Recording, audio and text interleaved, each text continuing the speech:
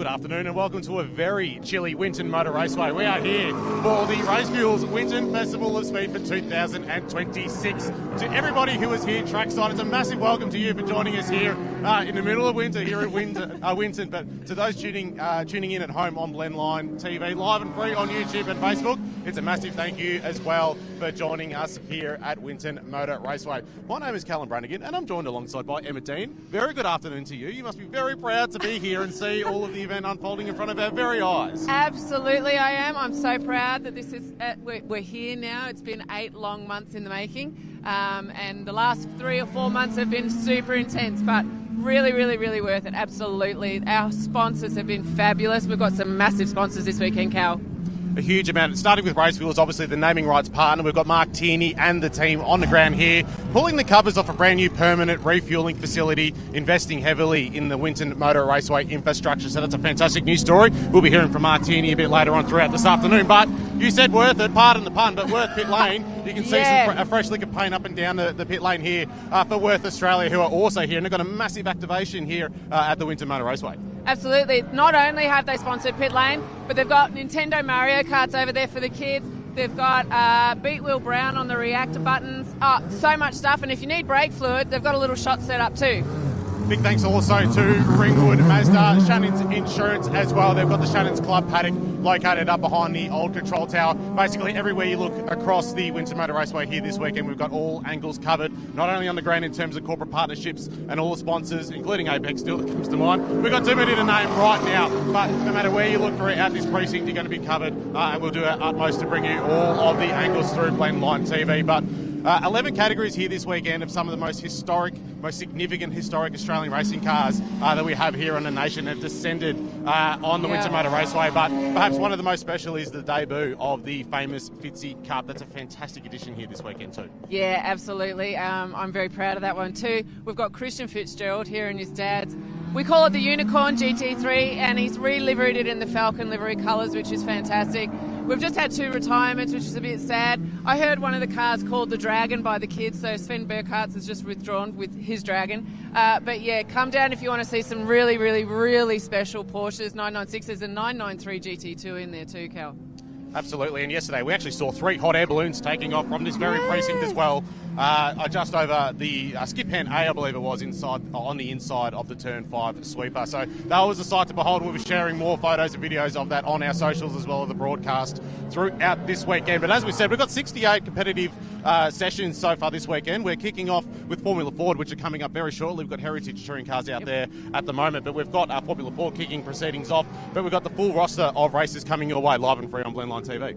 Absolutely. But what we also have is a Brown Brothers Trackside Lounge, Cal. So if you're sitting at home and you can get to Winton, get down here, get into the Brown Brothers Lounge. You can sit inside, have one of their lovely Prosecco's or a craft beer, sit out on the lawn and watch all the cars go by all weekend. Absolutely. Tickets are available at the gate, or you can get them online as well. So we highly encourage you to go to your nearest search engine, look up VHRR Winton Festival of Speed, Racefuels Winton Festival of Speed, purchase your tickets online, or you can get them at the gate, as we said before. And while you're going through the gate, you will see Winton CFA as well. So if you have some spare change in the car, please feel free to throw it into the bucket and support the local heroes that support us. And we haven't forgot kids either, Callum. We've got an indoor go-karting centre for the kids here. It's free, and there's also some colouring in of the Winton Festival of Speed posters, so that's fantastic. Without further ado, you're probably going to hear from us quite a bit throughout this weekend, so it's probably time to hand to our commentary team located up in the commentary tower here this weekend for the Racefuels Winton Festival of Speed. We've got Darren Smith and Matt Dunlop, and they'll be introducing this weekend's proceedings, and of course, as I said before, we'll be starting off with Formula Ford racing action. Thanks very much, Callum and Emma down there in the Worth pit lane. A very big welcome to his debut here at the Racefuels Winton Festival of Speed to Matt Dunlop. Matt, welcome to commentary as we just see some of these magnificent touring cars exiting the track, and we will be welcoming the Formula Fords into the competition realm in just a couple of moments. But mate, your first impressions to your first ever Racefuels Winton Festival of Speed. Thank you so much for having me. It's been incredible. I personally haven't had a huge amount of experience with a lot of historic categories up until this point, and it's such a cool event here, Racefuels Winton Festival of Speed, with the sheer amount of awesome machinery from all different kinds of motorsport, all different walks of life, I suppose, and all different eras of running that we've seen around Australia, here at Winton in the past, at other racetracks around Australia and even the world as well. And to have so many cool cars converging, so many cool stories as well, converging on one spot here for 3 days of what has been almost 4 days of action with all the amount of running that they've had so far. It's been awesome, and so really, really glad to see so many people have come out to appreciate this great event. And we're looking forward to bringing you a really ripping show.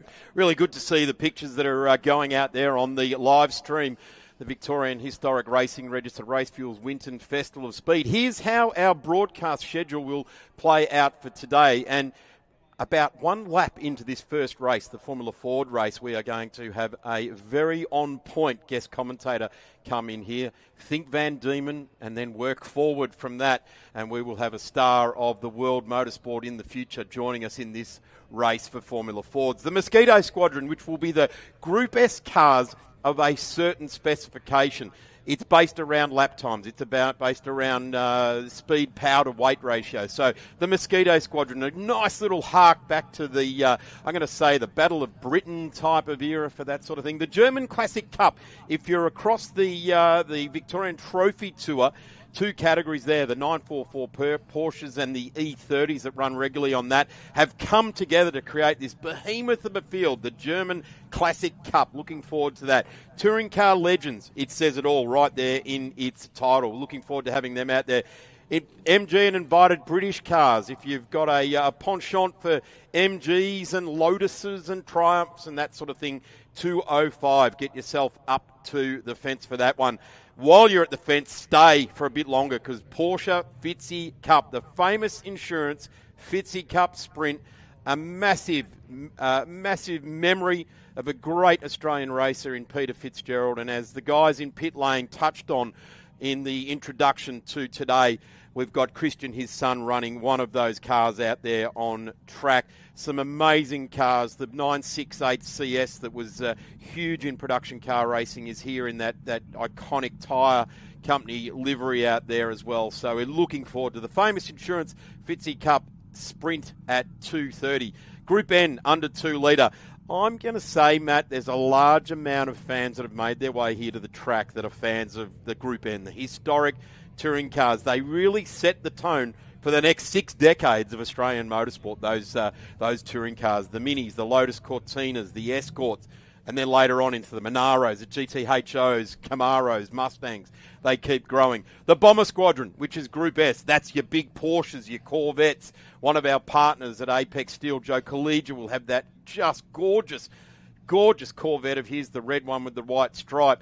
In fact, I touched base with Joe earlier today, and he's been rubbing the wall coming onto the straight here. So that amazing race car, he's put some scratches on the side of it. He's not proud of them. He's getting it fully repainted next week. It's already booked in to get all that work done. So looking forward at 3:35 for the Bomber Squadron. Touring car tributes, this is great. The VHR a number of years ago saw that some of these touring cars are of exceptional value, and there was a market growing with people building tributes, replicas of those cars. So we'll see them on track at 4:10.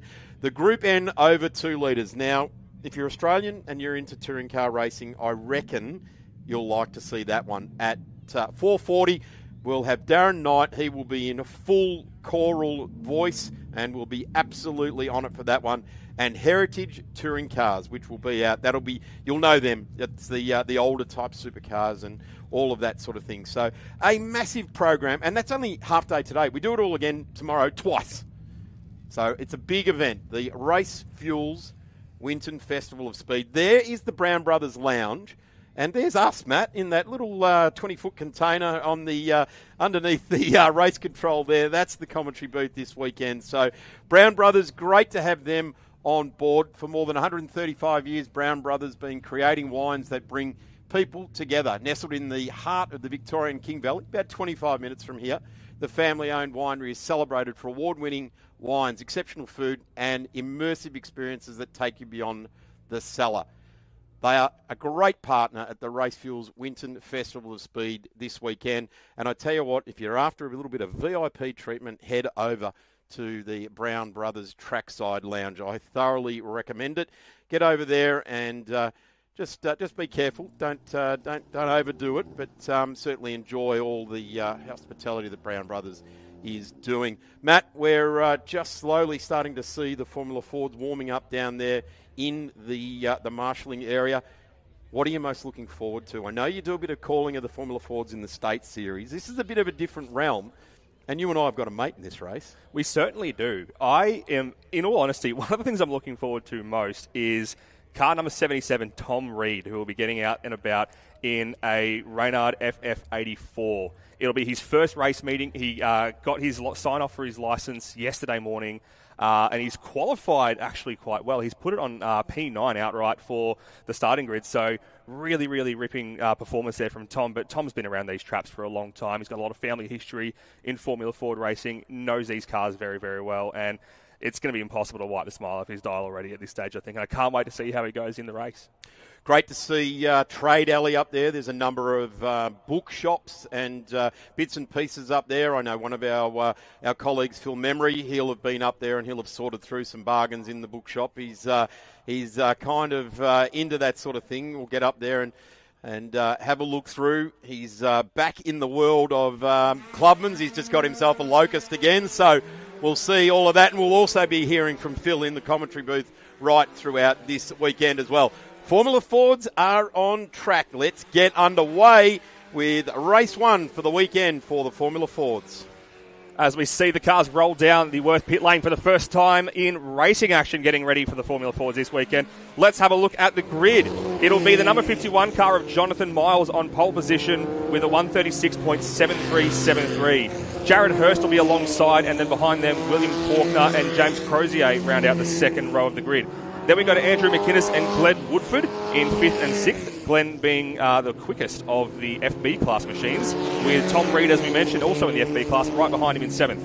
Then we go to John Gregg, who is also running another car, running both of those cars there, himself and Tom Reed, out of the same Mercury Australia stable.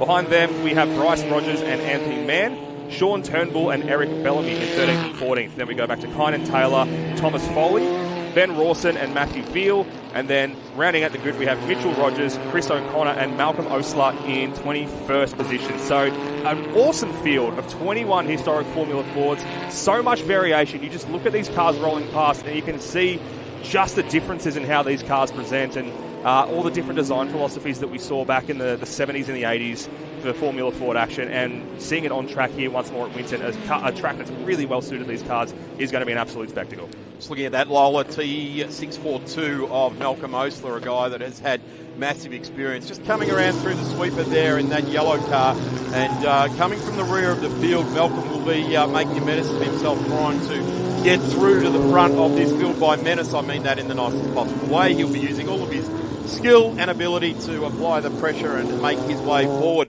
Entertained us no end at the Penrite 100 Classic in his Formula 2, and there is confirmation of the grid. Miles to Hurst, William Faulkner, Crozier, Andrew McGuinness, who after this is actually off to Brands Hatch and Silverstone to do the Walter Hayes and the Brands Hatch Festival, Formula Ford Festival. So looking forward to seeing what Andrew can get up to over there. Bryce Rogers, Anthony Mann, who's been putting in a fair bit of work in the background for the Formula Fords here this weekend. Turnbull, Bellamy, Taylor, Foley, Rawson, and there it is, the last car on the grid with Malcolm Osler. Cars coming around now, one more corner, and the front-running cars just coming down onto the grid. They'll have warmed up the brakes. They'll have wiggled the tyres around to try and get some heat in them, on and off the brake to try and generate heat out through the hubs and into the tyres. Very chilly day here at Winton. No rain about. In fact, it's actually a perfect day for going racing. Nice, dense, cool air to keep the engines going very well. High oxygen content in the air. We would normally, from this shot, be looking over to Mount Buller with snow on it, but you can see the fog.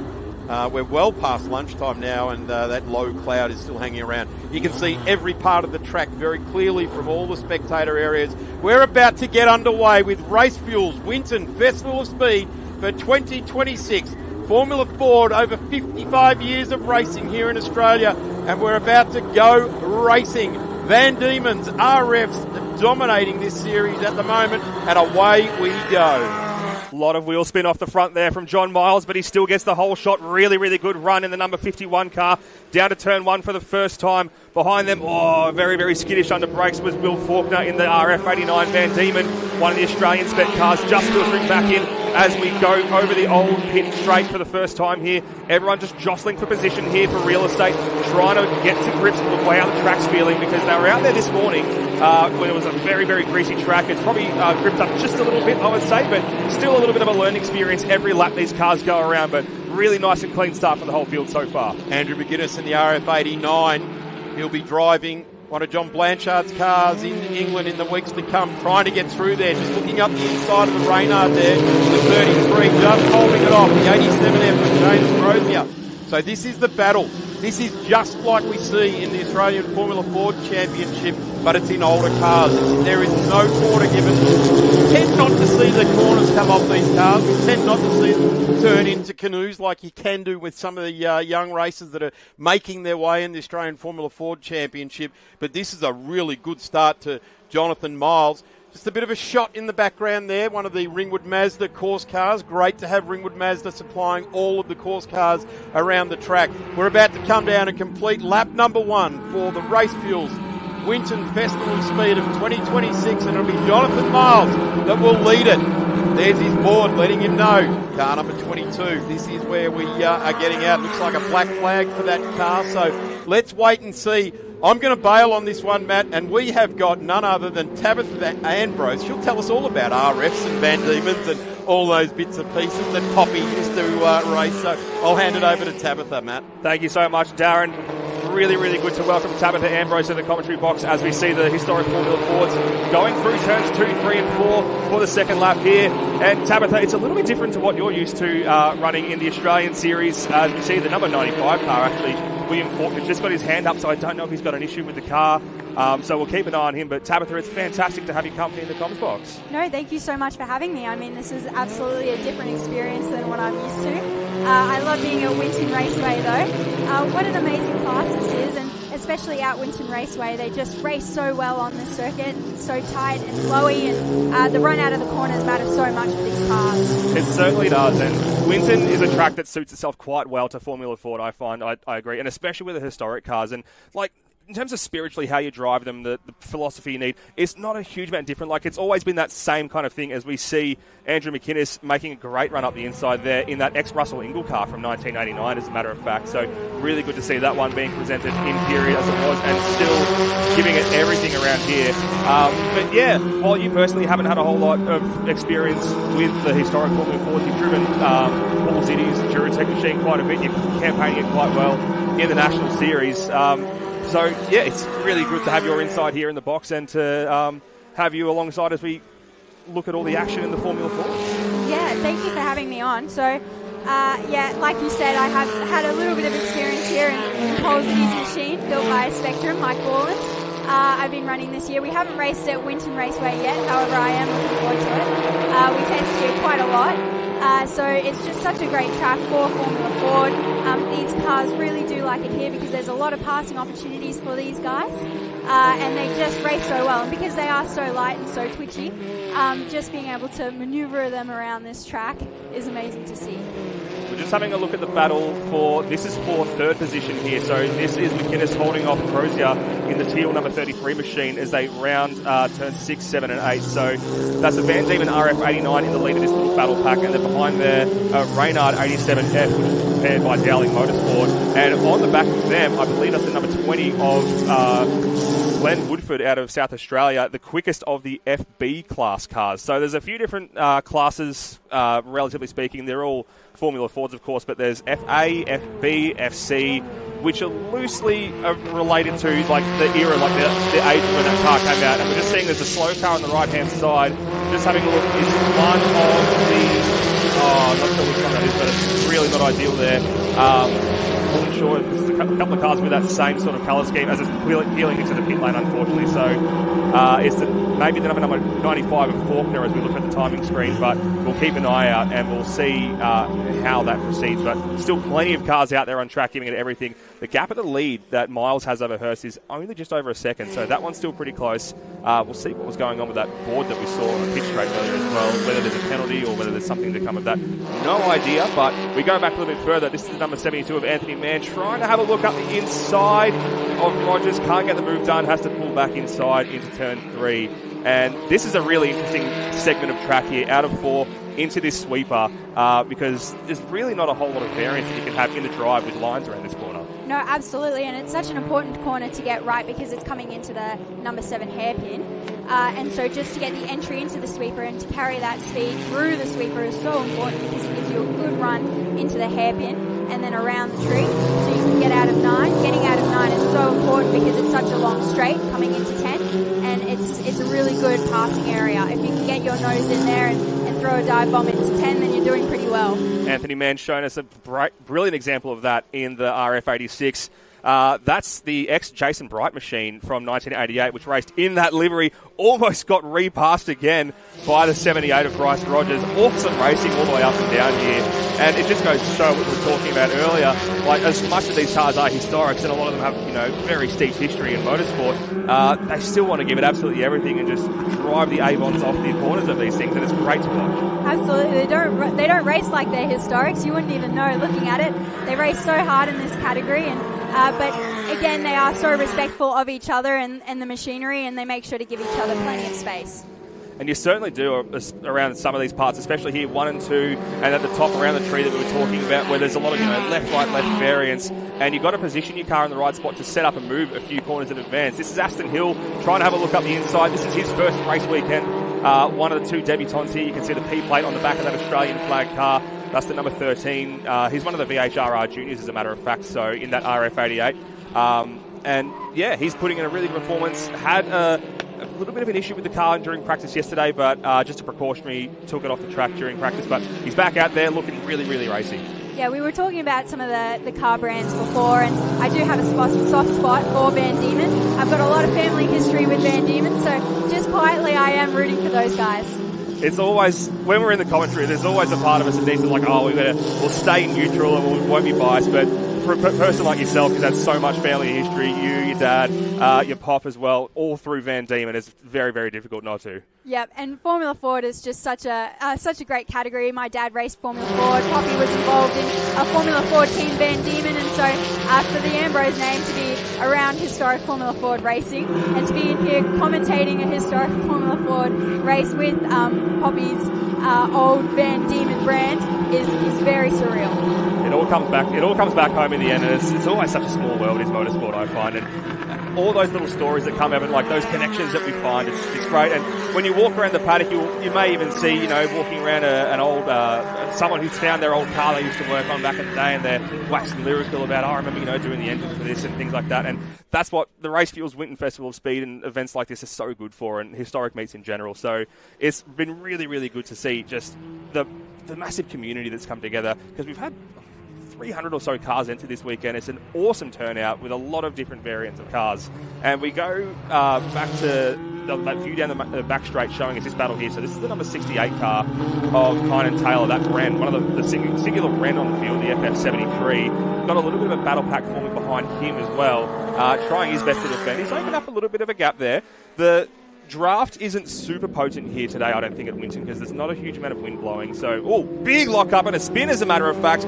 Tom Foley in the Image FF3 was having some exhaust issues earlier in the weekend. Was back out on track and just had a bit of a lock up there, locked the rears and spun it off, but back out on track, no harm done, thankfully. Absolutely easy to do. I've done it a few times there myself. These Formula Fords, they do have a brake bias in them, so you can control how much front brake and how much rear brake you want. Looked like to me he had a bit too much front in it, so he might go back and put some more rear brake into that Formula Ford and try again. And it's tricky because you've got to really dial it in every race you come out, especially here at Winton this weekend, middle of winter. It's pretty cold, and it goes from freezing in the morning to a little bit less freezing, and depending on how much cloud and sun cover, the conditions do change a bit. And this track can be pretty greasy when it's cold and blustery, so you've got to make sure you manage it. And now let's have a look. So yeah, that is Thomas Poley, as we mentioned, just locking those rears. Whether he caught a little bit of dirt on the outside as well, it's hard to tell, but back out on track, which is the main thing. That's great. That's great to see, and he's going to fight his way back up. So Kynan Taylor, that we were talking about earlier in the Ren FF73, doing really well to hold off there. So this is the battle for 15th. Behind, that's the number 17 machine, I believe. I may have that completely wrong. As I'm looking at my lists here, so many cars that I'm wrapping my head around here, so much variety. Going down the main straight, and yeah, this is a really good opportunity too, because you don't get many spots like this at this Winton circuit where you can just put the power down, get a good run through. A lot of it is about just maintaining your momentum and keeping it as neat as possible. It's the 28 of Mitchell Rogers. That's the Van Diemen RF86. Trying to have a look in turn one. Can't get the job done. That is an ex-Peter Verheyen 1987 championship winning car, as a matter of fact.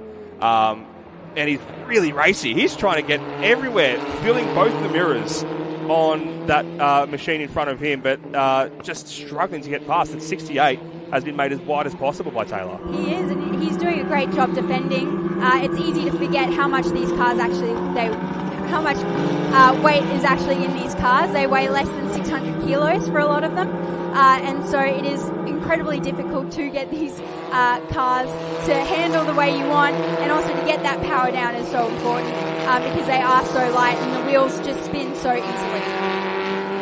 And what you'll also notice as they go around, especially this part of the turns 2, 3, and 4, which curbs the drivers will touch and which ones they'll leave alone, because there's a lot of varied geometry in the curbs here at Winton especially, and if it's a greasy track, the curbs are not going to be your friend either. So some of them you can get a little bit of advantage, but some are going to upset these Formula 4s just a little bit too much, so you've got to be really, really careful. This battle for third is still kicking on big time.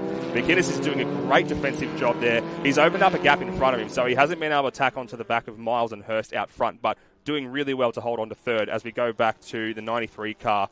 Ben Rawson, the Van Diemen RD82. Oh, there's been another off track there just on the exit of turn 10 as we wait for the field to filter through.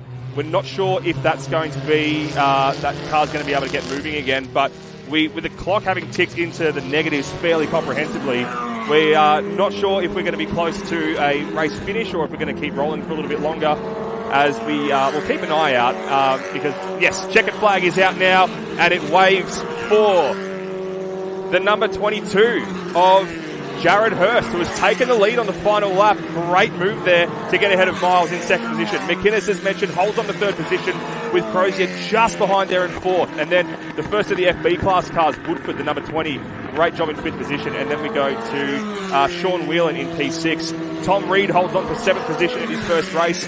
And then Anthony Mann in eighth. Then we go to John Gregg, and Malcolm Osler from the back of the grid has recovered brilliantly to finish in 10th position. That's an awesome recovery drive. He's been having a few gremlins with that car that he's been trying to sort out all weekend long, and he's going to be stoked with that. As we wait for the last few cars to cross the stripe here to end race one, let's have a quick look at what went on here. So this is the number 28 car of Mitchell Rogers, having a look up inside. Oh, did they almost tangle? It's so hard to say. Number 68 of Kynan Taylor certainly wasn't happy about whatever happened there.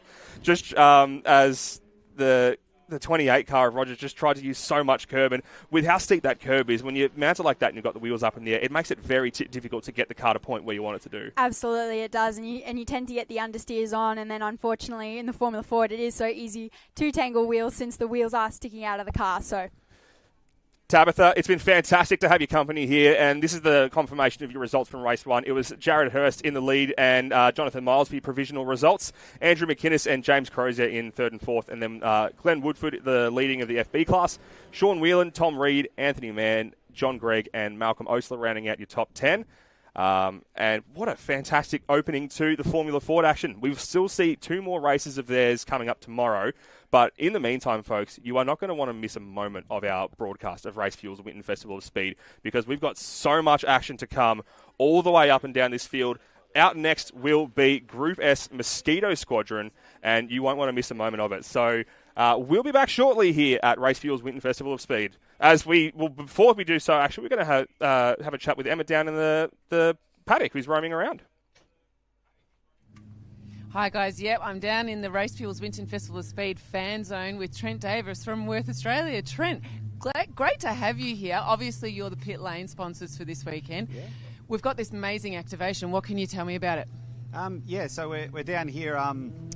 We're showing off some of our different products and stuff. So some of our systems and different articles that we sell. But we're also excited to have our first ever sort of family fun zone.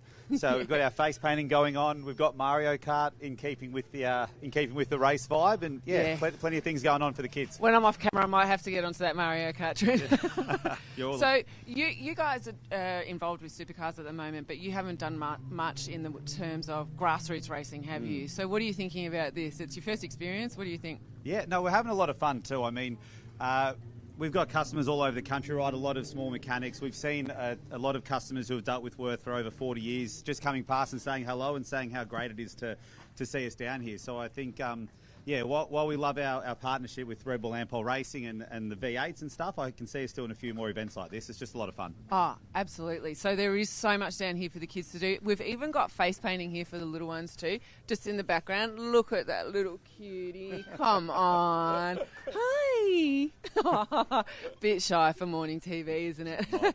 Anyway, Trent, is there anything else that you want everyone on track to know? Because you do have some bits and bobs here that are useful for the guys. Yeah, absolutely. So, for anyone who's out there racing today, if they find themselves a little caught short, do feel free to pop on down. You know, plenty of nuts and bolts, and we've had a few people come past chasing cable ties and some race tape just to keep things moving. As well, come on down. Some of the activations as well. We've got this reflex games. You can go and test your reflexes against Will Brown and see how your timing goes. So for big kids and small kids alike, we've got something. I think I'll be doing that one off air just in case. Save face a little bit today. Anyway, back to you guys. Thanks very much, Emma. We have got a program that we have got to keep up with, so we're running pretty hard here to keep this rolling on. The next race is the Apex Steel Group S Mosquito Squadron race. Great to have Joe Collier and the crew on board from Apex Steel. Of course, Apex Steel Group is one of Australia's largest privately owned manufacturers and distributors of steel building products, supplying residential, commercial, industrial and rural construction projects across Queensland, New South Wales, Victoria, South Australia and the Northern Territory. With a network of manufacturing facilities and distribution centres, the group delivers end-to-end steel solutions including roll-formed roofing, wall cladding, rainwater goods, structural and light steel products, purlins and framing, custom flashing, custom sheet metal fabrication and sheet and coil processing. Commitment to quality, innovation and service has enabled Apex to become a trusted partner to builders, trades, manufacturers, resellers and major construction projects throughout Australia. The strength of Apex Steel Group lies in its integrated manufacturing capabilities and customer-first approach. From precision form rolling to cut-length processing through to custom fabrication, logistics and customer support, they provide tailored solutions designed to meet the unique requirements for every project and customer, supported by significant manufacturing capacity, modern equipment and an experienced team. They pride themselves on fast turnaround times, dependable delivery and consistency, high-quality Australian-made products backed by industry-leading services. We thank Apex Steels for being a big part of the Racefuels Winton Festival of Speed for 2026 and throwing their support behind the Group S Mosquito Squadron. There's the Formula Fords, Matt. As all Formula Fords do, they do have to go to Parc Fermé. Parc Fermé is a pretty classy French word like fiancé, all of those ones, champagne, different bits and pieces, but certainly Parc Fermé is a very important part of motorsport. Great to see some people braving the camping here this weekend, right over the back of where we're looking at this group here with their great barbecue. In fact, I might head over there just quickly whilst this Mosquito Squadron races on and try the wares of their barbecue. No, in fact, I'm going out to the activation zone to see the crew out at Worth have a kick of the soccer ball to take on Will Brown on the Reflex Challenge and also the corn throw challenge that they've got out there as well. Lots of great food trucks. Make your way down to right behind Race Control in the pit lane there, you'll see the amazing course cars from Ringwood Mazda in the mix down there. You'll be right on the edge of Worth pit lane. And, of course, on your way back to the top end through to the Shannon's Club Paddock show, you can go past the Brown Brothers Trackside Lounge. Cars are on track, Matt. I'm going to hand over to Matt Dunlop. And for the first time this weekend, a legend of this part of Victoria, our great commentator, Phil Memory. No pressure, mate. I'm just giving you the big talk up. Thank you very much, Darren Smith. Matt Dunlop is indeed my name, and it is such a pleasure to have Phil Memory alongside me in the comms box as we gear up for Apex Steel Group S Mosquito Squadron. So we've split the Group S field into two categories, the Bomber Squadron and the Mosquito Squadron. Mostly, you'll see a little bit of variance throughout the categories because it's mostly down to lap times and ensuring that the categories that we have out there are putting together fairly similar lap times and we can have some really competitive racing.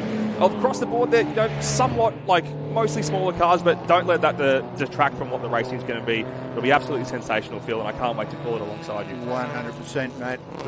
Going to be fantastic. And the old Datsun 2000 now, there's not very many of those around, and we see one on pole. John Geist there in his machine rolling around the track on the warm-up lap.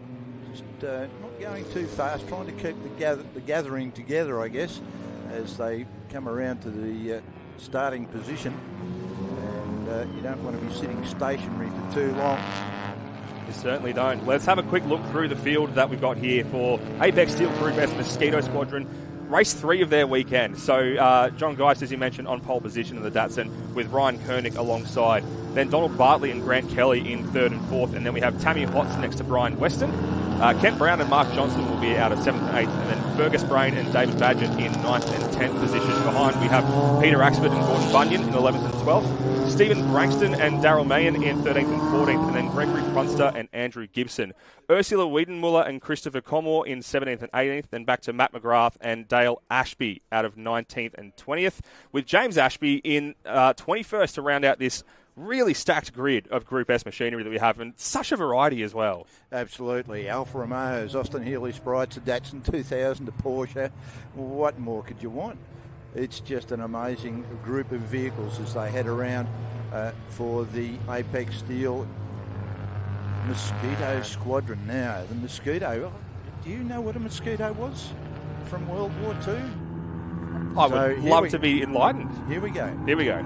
A wooden airframe with fabric for the surface of the wings and the fuselage, and two 27.5 litre V12 Rolls-Royce Merlins, one on each wing.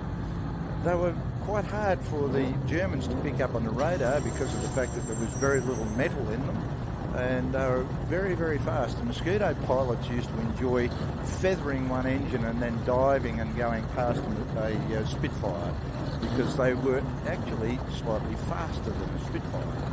So just a couple of little things. I was lucky enough to be able to see one last year at Duxford in the UK. That is a terrifying concept for an aeroplane, as a matter of fact, I will say. But these Mosquito Squadron cars are going to be bringing the action to do justice to the spirit of the Mosquito. As we're underway here for race 3, really, really good start for Koenig in the 911, who has walked away by a country mile already.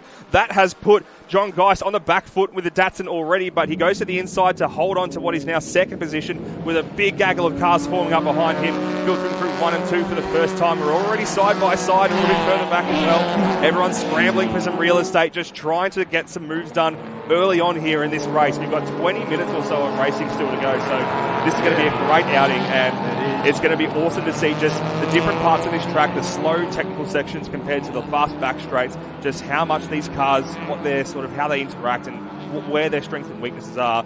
And it's anyone's game to see what sort of vehicle is going to come out on top here. Yeah, and no surprise there in the Porsche getting away off the start line. Engine and gearbox all over the back axle. Used to watch McCormick in his Porsche at Mount Lura Hill Climb down in Western Victoria. He would basically put his right foot on the firewall and then just drop the clutch, and it would just grab the road and disappear. So amazing off-the-line performance from those Porsche cars. There's a second one in the field, as we saw. So there's our leader, the number 50 of Koenig, and then further back we were looking at Mark Johnson in his Porsche 911L. which we'll see where he position shakes out when they cross the stripe for the first time. But this is what I was talking about with how good that launch was. That number 61 car of John Geist and that Datsun has already caught right up onto the back and is trying to get through. Yeah, he's looking for a way around. The Apex steel in the front of his car. He's just looking to sneak past that Porsche wherever he can. Triumph Spitfire there, car 78. Beautiful machine. And they were so popular. And unfortunately, they suffered a little bit from unreliability. But the front suspension in those, just about anybody that ran an open wheel racing car back in the day had Triumph Spitfire uprights and discs and the calipers on the front of their car. The Brabham cars, so all the way through the Formula 1, the Triumph Spitfire uprights, if you don't mind. This is incredible at the front of this race.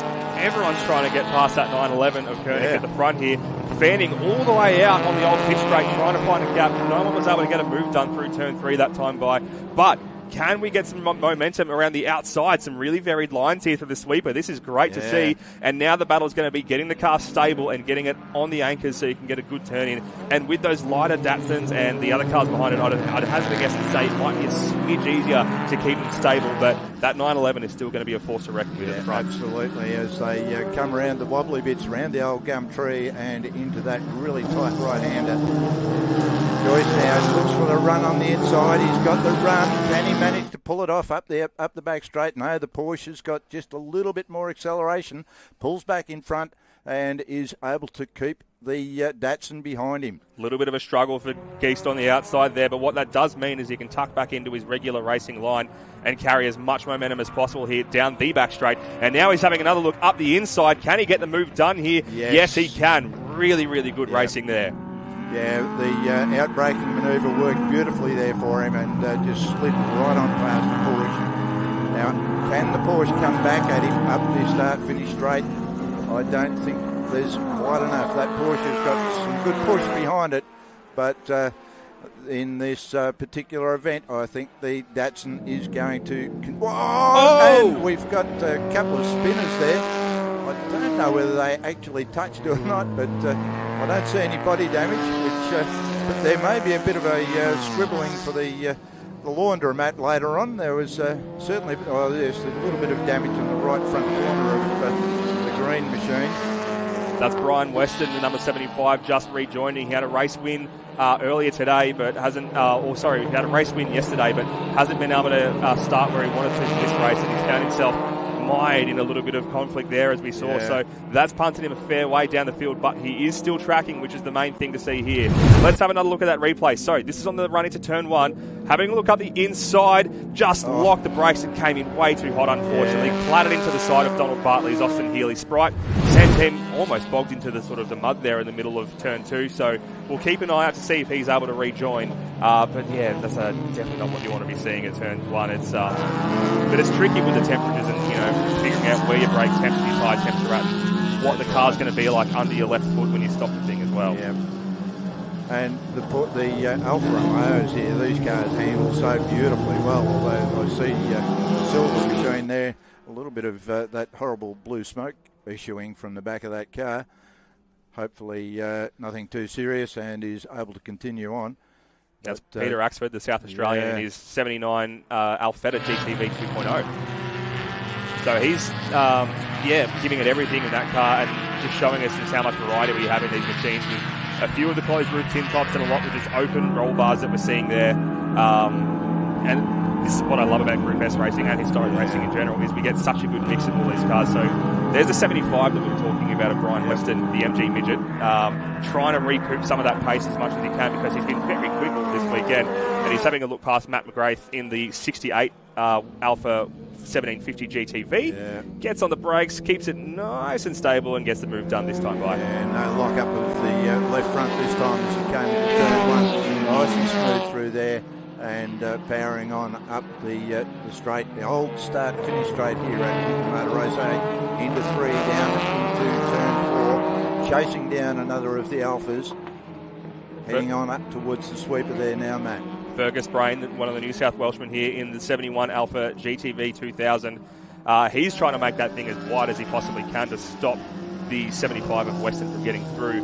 we look a bit further up now. So this is now the battle for fourth position. So Johnson's there. That's Mark Johnson in the 1968 Porsche 911L, doing a really, really good job, having started down in 8th position. So great recovery, but he's having to contend with Kent Brown in the 1963 MGB, who isn't able to get the look around the outside, tucks back in. But as we saw with Geist earlier on, can he get the momentum through turn 10, power down the back straight and have a look up the inside of that 911? I think there's a bit too much of a gap to make it happen this time, Vido. Too much of a gap there. Not going to happen this time around, but who knows? It's not over yet. We've still got some 12-odd minutes remaining in this Apex Steel Group S Mosquito Squadron.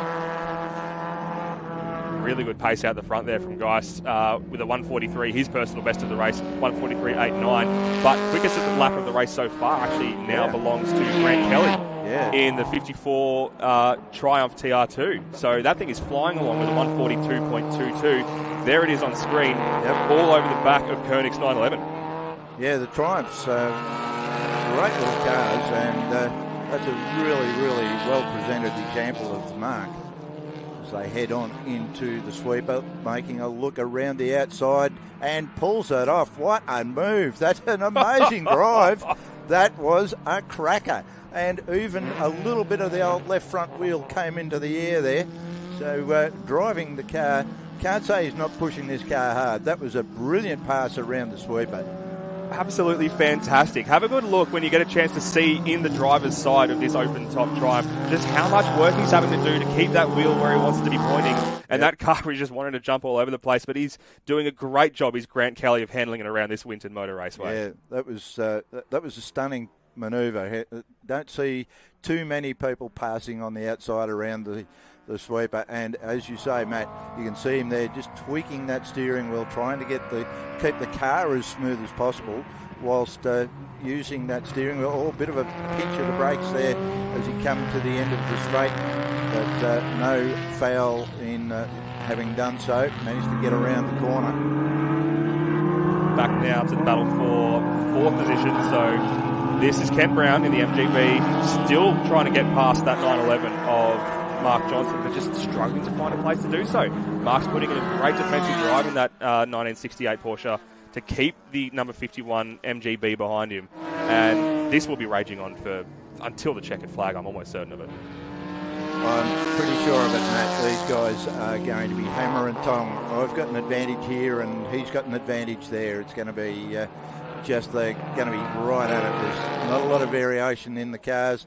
One will have a small advantage in one spot and somebody else somewhere else.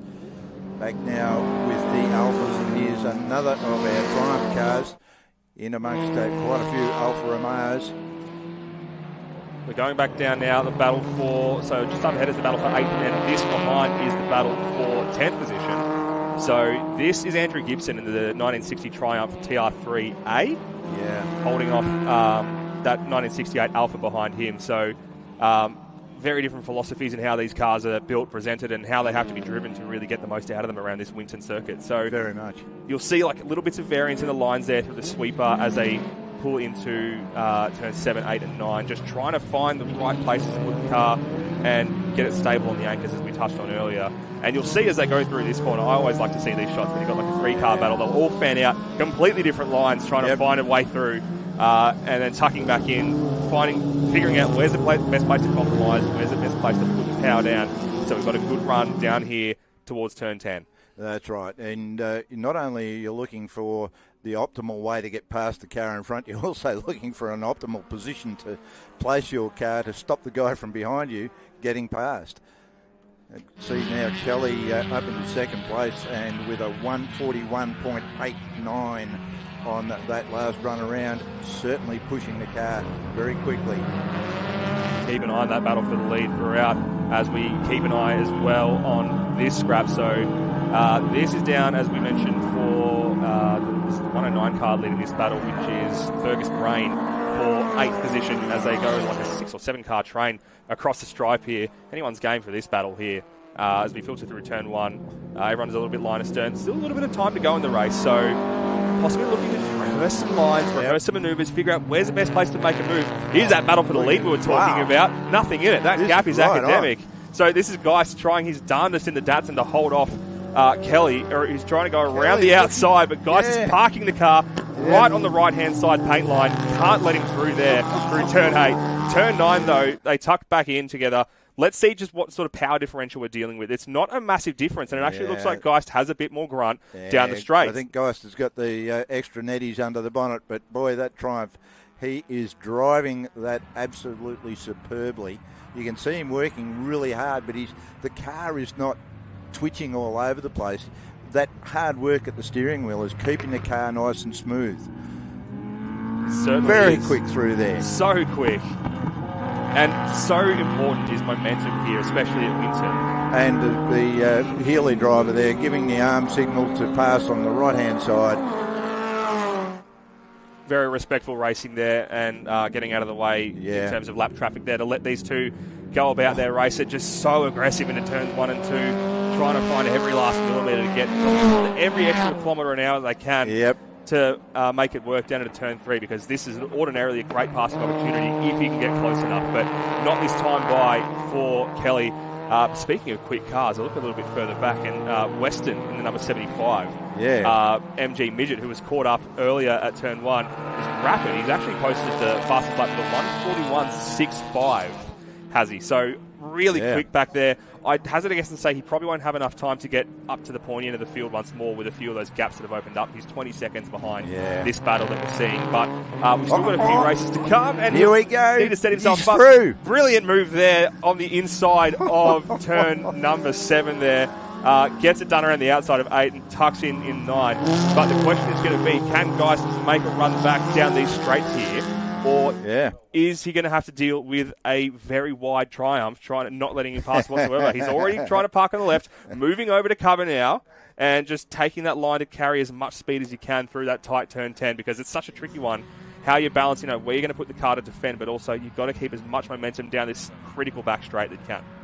Yeah, the Datsun has the power, the Triumph has the handling, and it's all in the favour at the moment of car number 30, Kelly, at the wheel of the Triumph, leading Geist in the Datsun as they head for the start-finish line to make another lap. We've got another just over 5.5 minutes remaining of this event, and it's all excitement out the front. Oh, big lock up there, but managed to retain it. Geist is putting the wheels up over the curb. They are trying so very hard out the front here. The pressure is on for both of these drivers right now. They're both feeling it, I would hazard a guess, because that lock-up is going to have cost him a bit of time. But I think Geist was just trying to go the extra little bit to capitalise and just mounted the curb a bit too much. Would have cost himself a similar amount of time. So they keep running as is. Different lines here through turn number 5. I feel like the Kelly machine, that Triumph, does like to go around the outside a little bit more. Yeah. Does have a lot of body roll and just leaning out there. So and he's finding a lot of pace in doing so. Further back in the field, we see some of these other cars coming through, with some of the guys taking a bit of curb and some electing not to. So it's a little bit of driver choice there. Car 43 is Bartley in the MG. Sprite. He was one of the cars caught up at that with Weston earlier in the race as well. So he has been able to rejoin, thankfully. And it's still looking pretty racy, but down in 11th position, so not where he wanted to be after starting 3rd, but still in the thick of it and still trying his best to make up as many positions as possible. But he's also got to deal with an Alfa Romeo that's got the go fast lights on in his rearview mirror, so piling on the pressure front and back here. Trying to have a look around the outside of this Triumph. He's not going to have a good chance to get that move done, so has to tuck back in the inside, but is carrying a lot of pace. Can he look around the outside of 9? No, he'll have to... he can have a look around the outside of 9. He's going to have a look, but that's not going to work out for him unless he manages to get the run. What that's done is it's also compromised the Triumph speed down this straight, so he gives himself a good opportunity to have a look up the inside, but thinks better of it, tucks back in.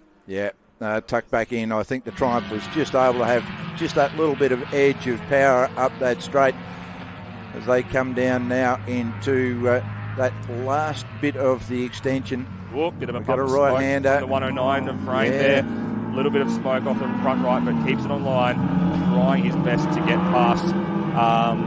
That's the 79 Alpha of Peter Axford in front of him, and has a big look around the outside, but Axford is quite quick off the exit of turn 12 there. being able to put that power down in that Alfa Romeo. Yeah, great machines. The Alphas known for their handling back in the day, and these guys are handling this Apex Steel Mosquito Squadron race really, really well. Big dive down into old turn 1, turn 3 this day. Oh, down the inside. You can just see how hard they're working to keep the car on the straight and narrow, and it was made so much tricky with the lap traffic on the outside there between 2 and 3, navigating that and trying to set yourself up for 3, but very well held there. And you can tell that it's pretty good stuff, Matt, because we both held our breath instead of talking about it. But, and I just noticed that Kelly has taken the fastest lap time back again out the front with a 141.33. So that fastest lap time has changed hands a few times during the course of this event. Certainly has, and he's opened up a gap of over half a second last time they crossed the line as well. So the game for him now is just to keep the foot planted and just put some banker laps and open that gap up as possible. Yeah. Last split has actually expanded out to a full second. So Grant Kelly in the 54 Triumph TR2, car number 30, is smashing it at the front of this race so far. Yeah. But back in the mix here, the number 47, another Triumph of Andrew Gibson. That's the 1960 TR3A, right in the mix as we've seen. As is Mark Johnson in this Porsche 911, who's still holding on that battle with Brown there. That's Kent Brown in the MGB. These two have not let each other go, and we see a little bit further back. That's, I believe it's Tammy Hotz there in the MG Midget, who's trying to catch onto the back of this battle pack as well, the 4th position. Yeah, they head down through 4 on their way now up towards the sweep up. The Porsche leading the MG. Can the MG manage to find a way around the outside? Not anywhere near close enough. And so they come now down into Old Tank Corner. Still line astern, not able to do anything there. They just work their way around under the old gum tree. Say hello to the Kookaburra while you're down there, boys. And onto the back straight they come. And you can see just how much Brown has caught up to the back of that 911 from the gap they had through the sweeper, where it's one of the fastest points on the track, through that very tight and twisty top section there to bring it right back in. But now, this is going to be the 911's wheelhouse, where we're back on the straights. Putting the power down out of those slow corners with the engine sitting over the axle is just so easy for them to put a lot of power down and put faith in those rear tyres that they're going to stay with. Pretty much what I'd call squat and sock. I'm not going to be able to unthink of that whenever I look at a 911 doing its thing around a racetrack. Out the front, Grant Kelly has not slowed down. 141.1 now the fastest lap, but Geist is a 141.18 as well. So pretty close timing between those two in the front. So the gap hasn't opened up a huge amount, but the pace at the lead of this race is lightning hot as the time ticks under 0. So we'll be getting a race finish pretty soon. No, that's the 75. Oh no, that's Brian Weston once again having another moment. Turn 1 has not been his friend today. No other cars involved this time, thankfully, but and he's able to get the thing moving, so hasn't stalled it, hasn't lost power, and is rejoining the race, but was a little bit of gunk on those tyres he's going to need to clean off, and that's not how he wanted this race to go. That may not be the only gunk that's hanging around there. There may be a little bit of a trip to the laundromat after that, because he sort of, it was a bit of a leap in the air as he went off the track. It certainly was, as we look to the race lead now. So this is Grant Kelly, who has been putting in a stellar performance, starting from 4th position in his 54 Triumph TR2, has brilliantly driven it to the lead of this race, opened up a great gap ahead of Geist there, John Geist, who put up a hell of a fight in that Datsun of his, but in the end wasn't able to keep the Triumph behind, and giving it everything on the exit of turns number 11 and 12 there, soaring at the steering wheel. Foot to the floor. This is the last lap board this time around, as a matter of fact. So they get one more tour of Winton Motor Raceway. Can he open that gap much more? Is Geist actually going to have a chance to catch up here on the back? But with a time like a 141.0, it's made it pretty difficult, and it's opened up a whole other second there since the last time they got this right. A 141.04 for Kelly. As we just flip back to a bit of a replay here. That's the number 275 of Weston once more. Look at that sort of leapt in the air. That was a little bit of a worry. And came out of it okay, but they're all rushing back to the pits now, the HT Worth pits, because there's, it's getting about hunger time, and there's some lovely food vendors down there behind the Worth pit lane. There certainly are. There's some great offerings. I'm keen to get out in a second once I've been relieved of my commentary duties and get some tucker in me. So if you're around the Winton Motor Raceway, definitely get out and explore behind race control. Have a look at what they've got available because it's going to help. Yeah, there's some nice warm food out there, which is really important on a day like today, which is a classic wintry winter day. You feel it in the bones here a little bit, but it's what we love about this place. It's one of the many things that one of the many challenges that Winton brings when we come along here for the racing. And exactly. Pinch of the left front there into that left-hander corner there for Kelly. Missed the apex just a little bit, but kept it on the track, on the exit, didn't run too wide there, and he's feeling pretty comfortable. So not going to be looking to break too many land speed records on the run home here. Just bring it home safe because you've got a great gap of 2 seconds behind you here.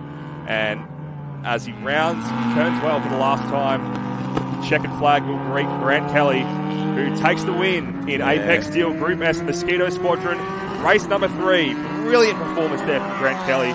John Geist brings the Datsun home in second position, car number 61, and a big gap of 20 seconds all the way back to the battle for third position. So Koenig in that number 50 Porsche 911, that is the 68 911E, is in a little bit of a lonesome third position, but a great recovery there from his front row start. So he'll cross the stripe in third. This is the battle, meanwhile, for 10th position. So still scrapping all the way up and down this field. The other triumph, the number 47 of Andrew Gibson, isn't able to get anything done there in turn number 10. One more major passing opportunity to come here in this, it almost feels like a double apex, 11 and 12 sometimes. Is he going to have a look up the inside? Can't get anything done here because there's a little bit of defence happening from Brain. But is there going to be room for a flip-flop through these last two corners? Don't think there will be. So foot to the floor as they race to the checkered flag. Ahead it's been Koenig, Johnson and Brown in third, fourth and fifth, and then Tammy Hotz. Weston recovers to seventh, and then Bartley in eighth, Axford in ninth, and then Fergus Brain in 10th position ahead of Gibson and McGrath, as we saw there in 11th and 12th. So really good racing all the way up and down this field with such a good variety of cars. If you're down here at Winton Motor Raceway, definitely check the paddock out. Have a look at these cars in person. Have a chat to the drivers. They've got some really great stories about these vehicles here. And, and there's so much variety in this machinery. This is the number 101 car who we've been seeing going around. This is Christopher Comore in the 1954 Austin Healey 100. A little bit further back and had become lap traffic by the end of it, but still brings it home in that beautifully presented machine. Absolutely gorgeous car, the Healeys, and that one is certainly no exception. So here's the provisional results from what has been race number 3 of the Mosquito Squadron, brought to you by Apex Steel. Grant Kelly, your winner, ahead of John Geist and Ryan Koenig. And then we go to Mark Johnson, Kent Brown, Tammy Hotz in P6, and then Brian Weston and Donald Bartley recovering to 7th and 8th, and then Peter Axford and Fergus Brain rounding out the top 10. So we will be seeing the Apex Steel Group S Mosquito Squadron back out on track tomorrow. But in the meantime, folks, you're not going to want to miss anything else that we've got coming out on track. Next up, we will be seeing the third race of the German Classic Cup. So that's our Porsche 944 Challenge combined with the BMW E30s. And they are going to be putting on a ripping show for us. So if you're not trackside, get trackside. If you're listening from the other room while you've got the kettle on, get back to a screen pretty soon because you're not going to want to miss a moment of that here at Racefuels Winton Festival of Speed. We are going to take a very quick break before then, but do not go anywhere here on Blendline TV.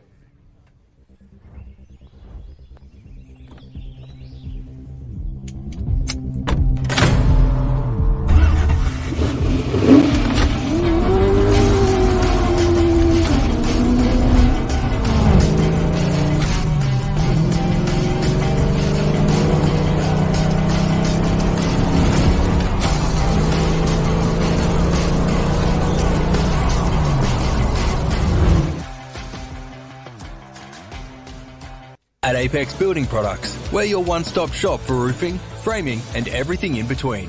Whether you're building your dream home, tackling a backyard renovation, we supply custom steel cut to your exact profile.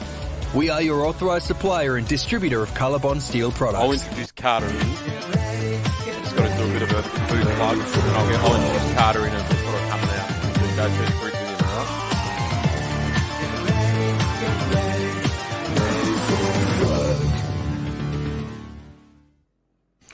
Welcome back trackside here for Racefuels Winton.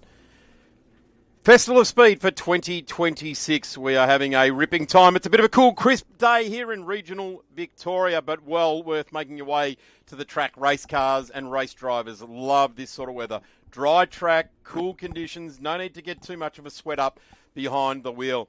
No need to get too much of a sweat up when you're here as a race fan either. Make sure you head down to behind the race control here down near the main pit lane. Right behind the Worth pit lane is all the great food vendors. Come down and have some ripping food.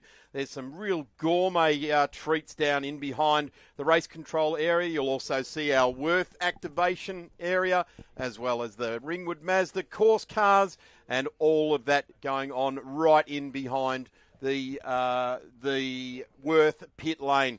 Of course, we've just seen the Apex Steel Mosquito Squadron cars head off. We have now got the German Classic Cup coming out onto track, a category that, Matt, you and I know both these categories very, very well. They make up an integral part of the Trophy Tour Victoria, which will be on at Sandown in just a couple of weeks' time.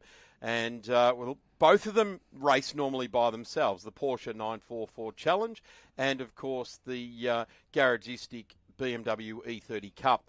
To formulate the German Classic Cup, we've thrown both these two categories together, and that is what we have got. Got a special treat, Carter Fox, who really should be out in the 944 races, and we'll poke him in the ribs and get his story as to why he's a commentator this weekend and why he's not out there racing, but very, very well known to our production crew because he's got a Blendline TV sticker right across the back of his car.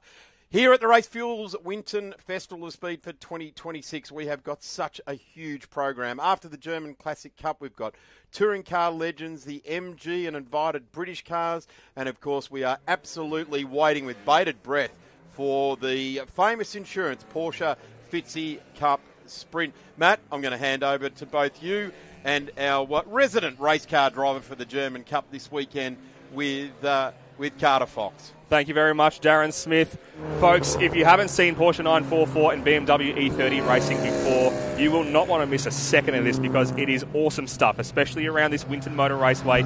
These cars really come alive. Matt Dunlop is my name, and Carter Fox, it is fantastic to have you alongside me, as much as I'd love to see you out on track in one of these machines, and we'll get into more of that. Whoa, bit of a spin there on the warm-up lap for one of our new drivers. That is Patrick Clean on debut in a car that we've seen stabled for a little while under some previous ownership and is back out there. So not the race start that he was hoping for in race 3, but no harm, no foul. Let's have a look at the grid. Ryan Woods is on pole position, having got his first ever race win in the Porsche 944s earlier today. So great performance from Ryan. Cameron Bella, the reigning champion, will be next to him in second position. And then Josh Brisbane, his first ever podium. Well done to Josh. He'll be starting out of P3. Adam Brewer, Mark Torbitz, and Sam Rofe behind. And then Nicholas Carpenter, Peter Grant, Kerry Bright, who's normally running in the Saloon Car Series, will be joining us in 9th position, with Andrew Goldman in 10th. We go a bit further back to Chris Lewis-Williams, Patrick Klein, we just saw having an excursion. Dominic Leo, another debutant here in 944s at the very least, will be starting next to Jamie Westaway, who had a throttle body failure in the last race, and his dad, Tony Westaway, out of 15th. Then we go back to a bit of a staggered separation to the E30s. Royce Lyon will be on pole position next to Alex Jory. Brett Stevens and Brian Burke in the second row, then Sean Bell and Shannon Cooper. Christopher Bell and Zach Dunn will be starting behind them, and then Rory Plant and Jess Bell rounding out the 5th row of the E30 grid. We go a little bit further back behind them to see Graham Bell and Tim Traynor will be rounding out the 6th row, then Roderick Martin and Tristan Blaufelder. Clay Douglas, and then next to Marcus Hancock, which is actually an invited car, not one of the regular E30 runners. Ben Munro and Tim Freeman rounding out our grid. It is a stacked lineup of a lot of German cars, and Carter Fox, I can't wait to commentate them alongside you. Wow, thank you, Matt. That was a big intro, and obviously we had a little bit of a elevation of the heart rate on the outlap, which is unusual to see. It'll be interesting to see if Pat can actually get back into position in time for the grid. Obviously, it's his first race weekend here, so it seems, I think that's him there, so he should hopefully be back in the right spot and good to take the start.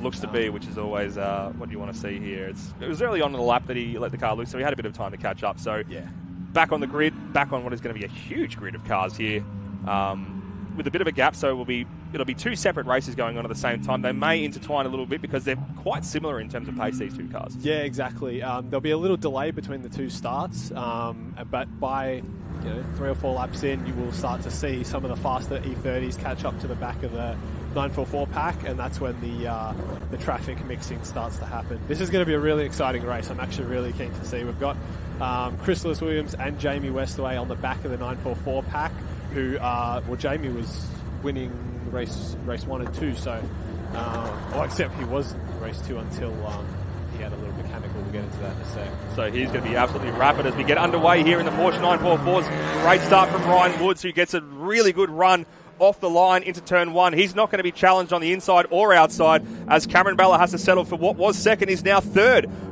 Really not a great start for the reigning champion, Cameron Bella. Has to drop back to third. Adam Brewer sneaks up into second to benefit from that. Chris Lewis-Williams, as you mentioned, in that number 37 car, having a look as well. Adam Brewer, big puff of smoke from the front right, trying to have a look. And now we go back to the BMW E30s, who are scrambling for position out the front here. So really, really good racing up and down. A lot of sliding there. Contact in the back as well for Warren. There certainly was, and these cars are all over the place trying to find bits of real estate and get underway. A couple of stalled cars at the back by the look of it who are able to finally get underway, or they may have been pit lane starters, but everyone's underway here as we see Shannon Cooper now trying his best to hold off the number 40 machine of Roderick Martin here. So Shannon Cooper, we've seen a veteran of this BMW E30 category in that beautifully presented car. We go back up to the 944s with some side-by-side action between Peter Grant and Jamie Westaway, who is already carving through this field. Peter Grant's got some double duty this weekend, also running in the Fitzy Cup in the 968. Yeah, it's interesting to see Jamie go around the outside of turn 7, or maybe it's 8 there, through the middle of the track section around the tree. He was telling me about his exploits around the outside of that section of the track earlier this weekend. So Chris Lewis-Williams carrying a lot of pace in front as well. Both he and Jamie Westaway just filing past Nicholas Carpenter there through turn number 10. So these two are really hot on the pace, and they've got just under 13 minutes of racing to go. So definitely keep your eyes on those two as they make their way up the timing totem. We can show you here on screen because they will be red hot. We look a little bit further back to the E30s, who are still jostling for position all over, with Royce Lyon carving out a little bit of a gap at the front of that E30 field, but with how closely matched these cars are, he's going to have to work really hard to hold that gap and keep the challenge behind him from reappearing. Shannon Cooper, as we mentioned earlier, getting right into the thick of it against Rory Plant there. The two blue machines as they race down to take the stripe for the first time in anger. It's interesting to see the difference in these cars because from a numbers point of view, both the Porsche and the BMW are actually quite similar. From a driving point of view, there's a few little differences in that the BMW has an LSD where the Porsche doesn't.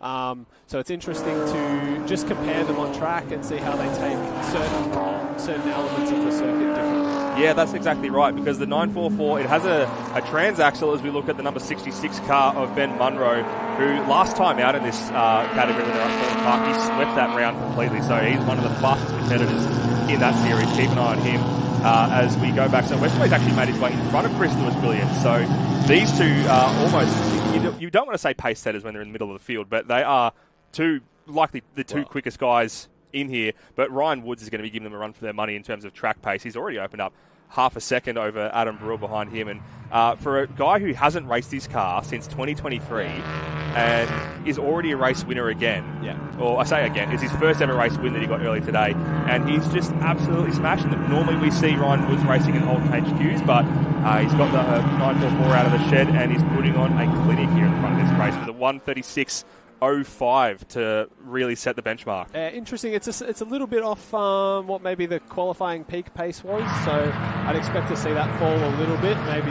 tyre pressures and heats and stuff coming up to 10 still, as well as drivers getting into a rhythm. So as there's still 10 minutes to go on the race, we'll take a little bit of time to get into a flow. See too wide through the turn 12 here onto the main straight. Good move there from Graham Bell, previous champion of the E30s in 2002, going side by side with Zachary Dunn. As they keep side by side, Zachary gets that pace down again and is going to have the line into turn 1. And the number 31 car of Graham Bell gives plenty of room there. Jeez, that was close to the outside wall there though. really, really close with that the number 122 of Jory, who is giving it everything there. Sticking around the outside there. That's nice. Good move. Absolutely everything is Alex Jory there. He started out in 4th position and he's sending it, finding pace everywhere around this Winton Motor Raceway. And I've been talking in the last couple of categories about just you get to see some interesting variants in lines through the sweeper, 6 and 7, trying to get the car stable before you jump on the brakes. And it's not a science, it's an art. It's a really tricky way to, and you'd be able to attest to that as a driver as well. It's not an easy series of corners to be able to nail every single time. And it varies depending on who you're on the track with as well. Yeah, and like we just saw with the 122 car, if you've got someone on your inside, you've got to account for, okay, I'm going to cross onto where the racing line has that extra rubber laid into it, so the grip changes as you turn in, middle, and exit of the corner. It's a really dynamic art, like you said, and to be able to manage that at high speed and on the edge of adhesion is a really impressive ability. And then you've got a mode switch. You come out of the tight and twisty section and then onto these 2 consecutive straights here. You've got to really change up how you drive the car and where you put the power down. Yeah. Alex Jory, defending from the outside somehow, doing a really good job of it. But a bit of a train has opened up behind him for what is 3rd in the BMW E30s. But you can see how much power he's been able to put down there on the exit of 12. Yeah, he's got power under his right foot, and that's exactly what you need for this part of the track and for the run to the line if it's a close finish. Exactly. And the same thing for turn 10 exit, like on that first part of the circuit extension, as it was back in the day. It's always a key exit with a big slippery exit curb if you get it wrong, and you don't want to play with that in the wet. Shannon Cooper parking the car in the middle of the road there between 2 and 3 on the old pit straight, not letting Rory Plant get past at all and making that E30 as wide as he can. We go back to the 944s. This is Andrew Goldman holding off the Patrick Clean, one of the debutants. And behind them, we have seen Mark Torbert's driving that car previously. It is one of his 3 cars, the Apple machine. Yep. Tony Westaway behind the wheel of that one this weekend.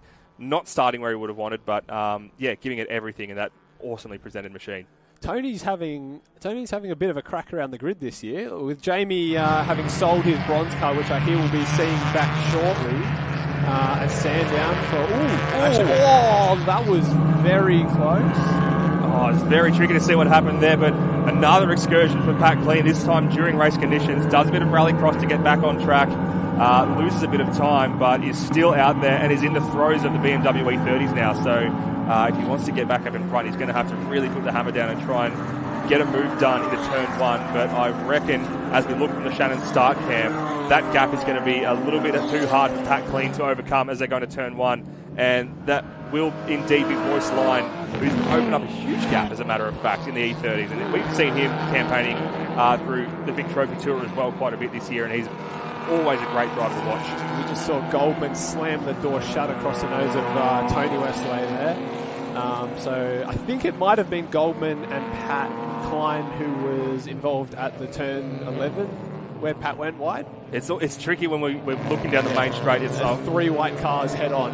I'll be keen to get their accounts when I go back to the paddock after this and have a chat with everyone to see if they're all still friends and shaking hands. And the good thing about the 944s is they almost always are, because they race hard, as you can see with the smart of these cars, but they race fairly as well. Yeah. And there's a lot of camaraderie up and down the paddock. This one I've always loved that one. Yeah. And when there are incidents, they are addressed, reviewed, talked to, and if there's any punishment needed to be handed, like championship points or a grid drop or whatever it may be, that's addressed in due course, so it keeps that driving standards up. So. Yeah, Goldman's having to really try his hardest to defend in that 333 car with Tony Westaway swarming. He did miss his apex a little bit through turn 10. To the inside. So that's going to give Tony Westaway a great window of opportunity into 11, and he gets that done convincingly.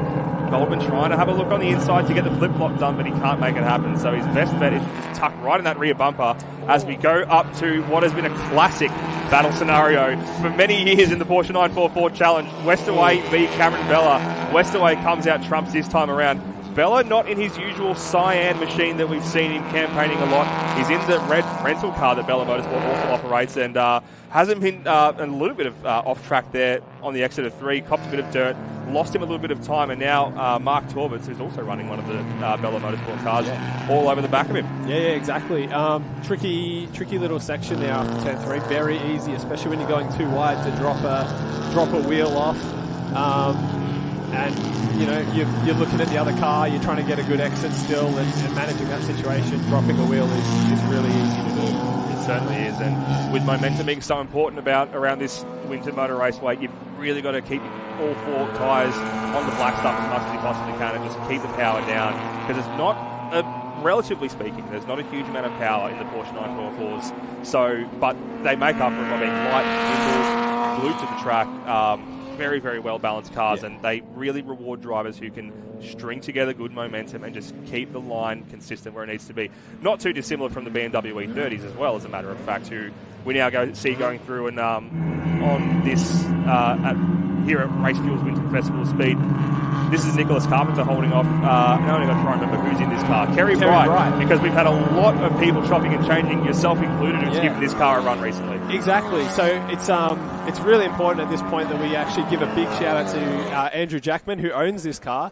He's actually in hospital at the moment with a knee reconstruction. So we wish him all the best. We miss him. We wish he could be here with us, and we wish he could be in the car. But while he hasn't been able to be, he's been super generous to give guys like myself, Kerry, Ryan Phillips, who normally campaigns in XL, and obviously Tony Westaway at the start of the year, access to the car to be able to keep it running, keep the Poolmaster Bayside name out there, as well as get us some seat time and some experience, and guys like Kez and Ryan an opportunity to jump into the class. And it's great to see Kerry, who I mentioned at the top of the race here, normally one of the campaigners in the Holden Commodore in the Saloon Car Series, having a red-hot crack in the Porsche 944 to try and have a look up the inside of Nick Carpenter in Turn 7, but not being able to get the job done. Nick admitted to me earlier today that because this is his first time this weekend that he's been racing the car all year, almost 11 months since he last drove the car, so he's still got a bit of rust to shake off, but he's doing quite well to hold on.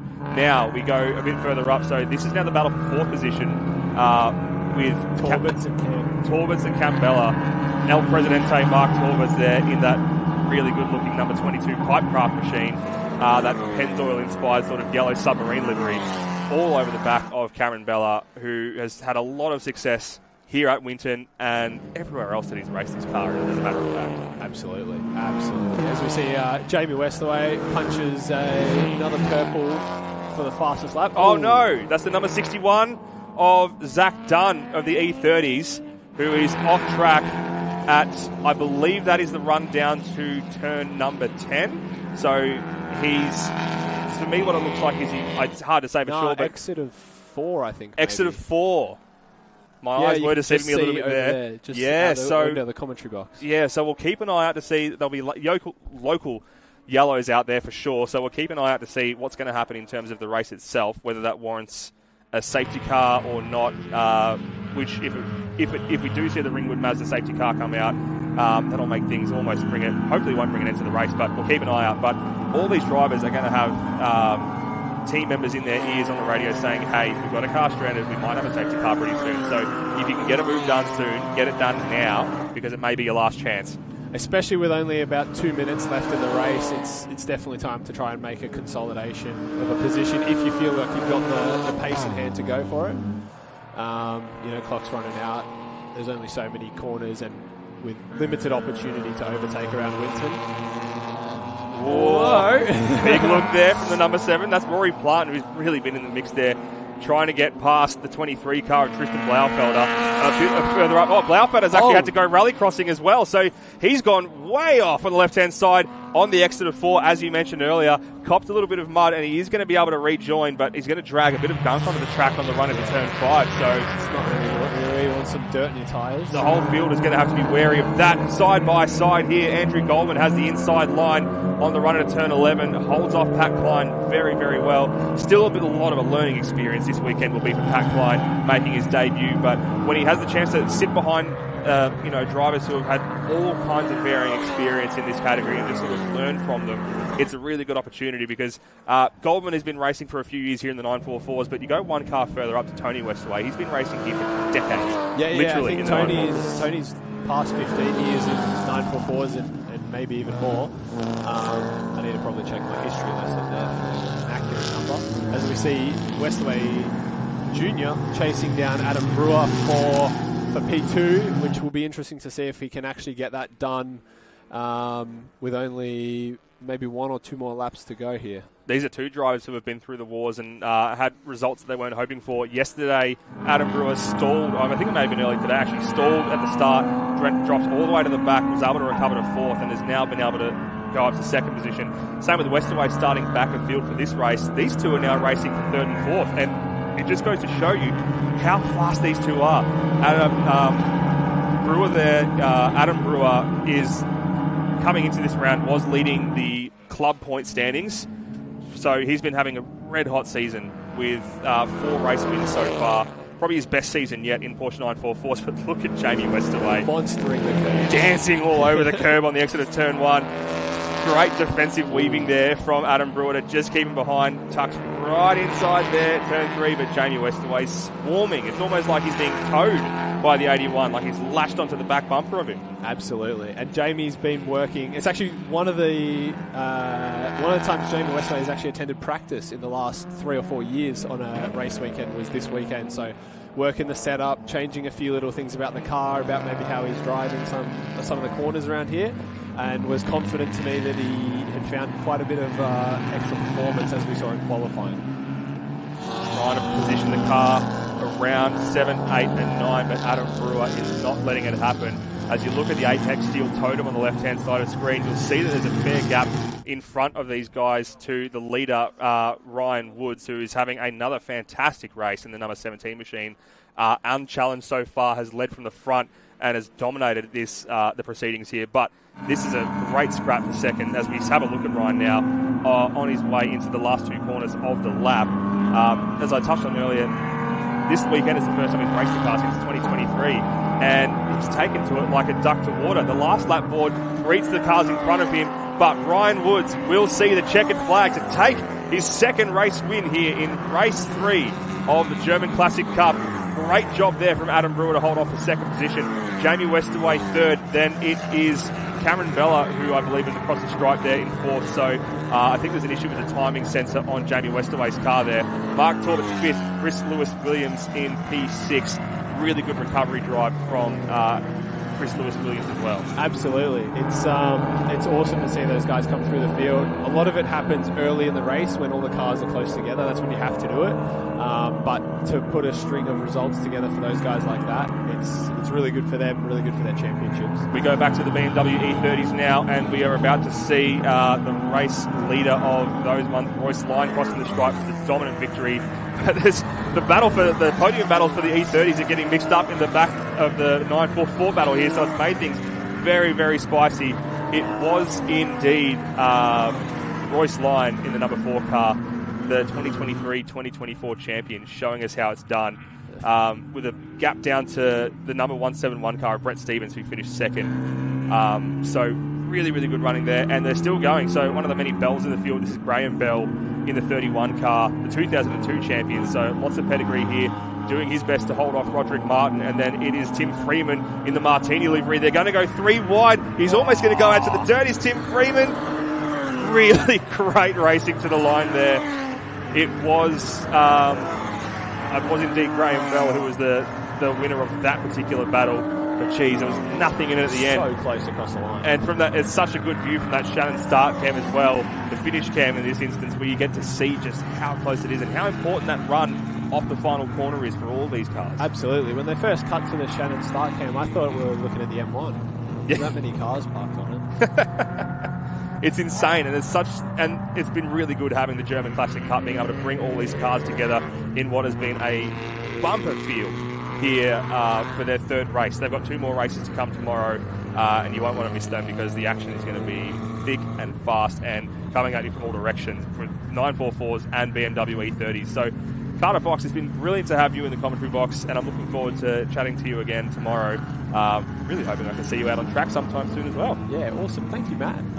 Super keen to jump back on the mic tomorrow and call the final 2 races for the weekend. It's going to be really good. It certainly is. And let's have a look at those results from race 3 once more. Ryan Woods gets his 2nd race win ahead of Adam Brewer. Jamie Westerway, Cameron Bella. Then we go Mark Torbett's, Chris Lewis-Williams in 6th. Josh Brisbane dropped down to 7th. Not a great race from him. Peter Grant and Sam Rofe in 9th, and then Kerry Bright in 10th position there. So that's the top 10 from the Porsche 944s here as they ran. So we will see them again tomorrow with some more racing to come, but we've got plenty of action still upcoming here on this Saturday at Racefuels Winton Festival of Speed. We are going to take a very quick break before that, though, and we'll be back in just a moment. You won't want to miss a moment of Racefuels Winton Festival of Speed.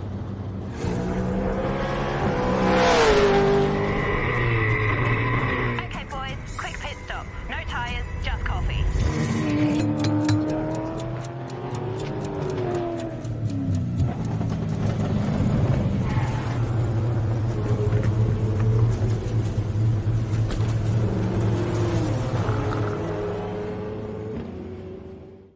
At Shannon's, we insure for an agreed value because we get what your investment is really worth. Get cover from Shannon's, Australia's original insurance for motoring enthusiasts. Call 1346 46 or jump online.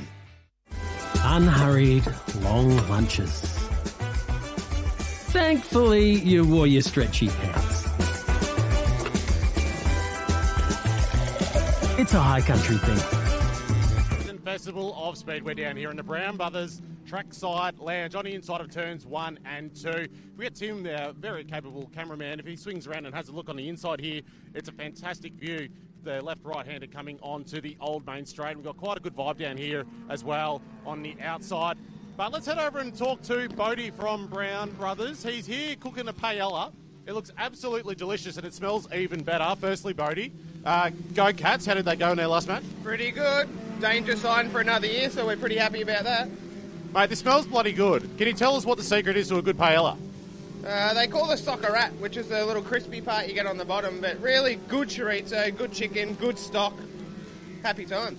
And you're going to give me one for free, is that right? We'll see how you go.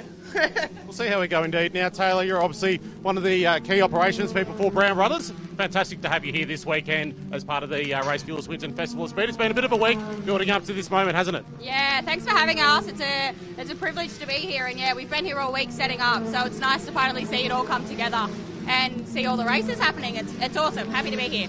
So we say a massive encouragement to all of the drivers who have finished their racing for the weekend to maybe come down and have a few sensible wines at the end of the day. But there's also a lot of non-alcoholic options as well for people who are wanting to enjoy the taste of Brown Brothers without doing it irresponsibly, I guess. Yeah, absolutely. Come and have a wine or a non-alcoholic wine when you finish the race. We've got a bit on offer today, so come and have a little look.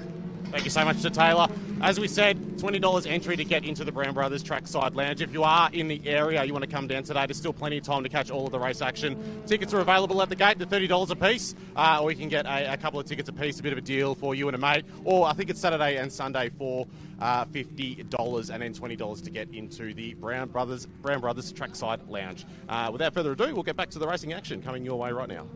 Thanks very much, Callum. The paella looks yummy, and so does all of the food in the gourmet food area. Right at the base of the race control tower, there's some really good offerings of food in there behind the old media centre on the hard stand down there. So come down, check out the Worth pit lane and the Worth activation. There's lots of games there. There's face painting for the kids as we get a great shot of that big balloon starting to inflate up over there. But if you're anywhere around the track, wander down straight in behind the race control tower. You'll see the Worth container there. You've got baked potatoes. You've got gourmet coffee. There's the Lee Kum Kee Chinese stuff down there. And there is some great Mexican, Darren. Mexican, and there's also gyros over there. I saw that a little while ago. So make your way from wherever you are around the track in behind the race control tower, and you'll see all of that gourmet food. Have a look at this. That voice that we just heard in the background there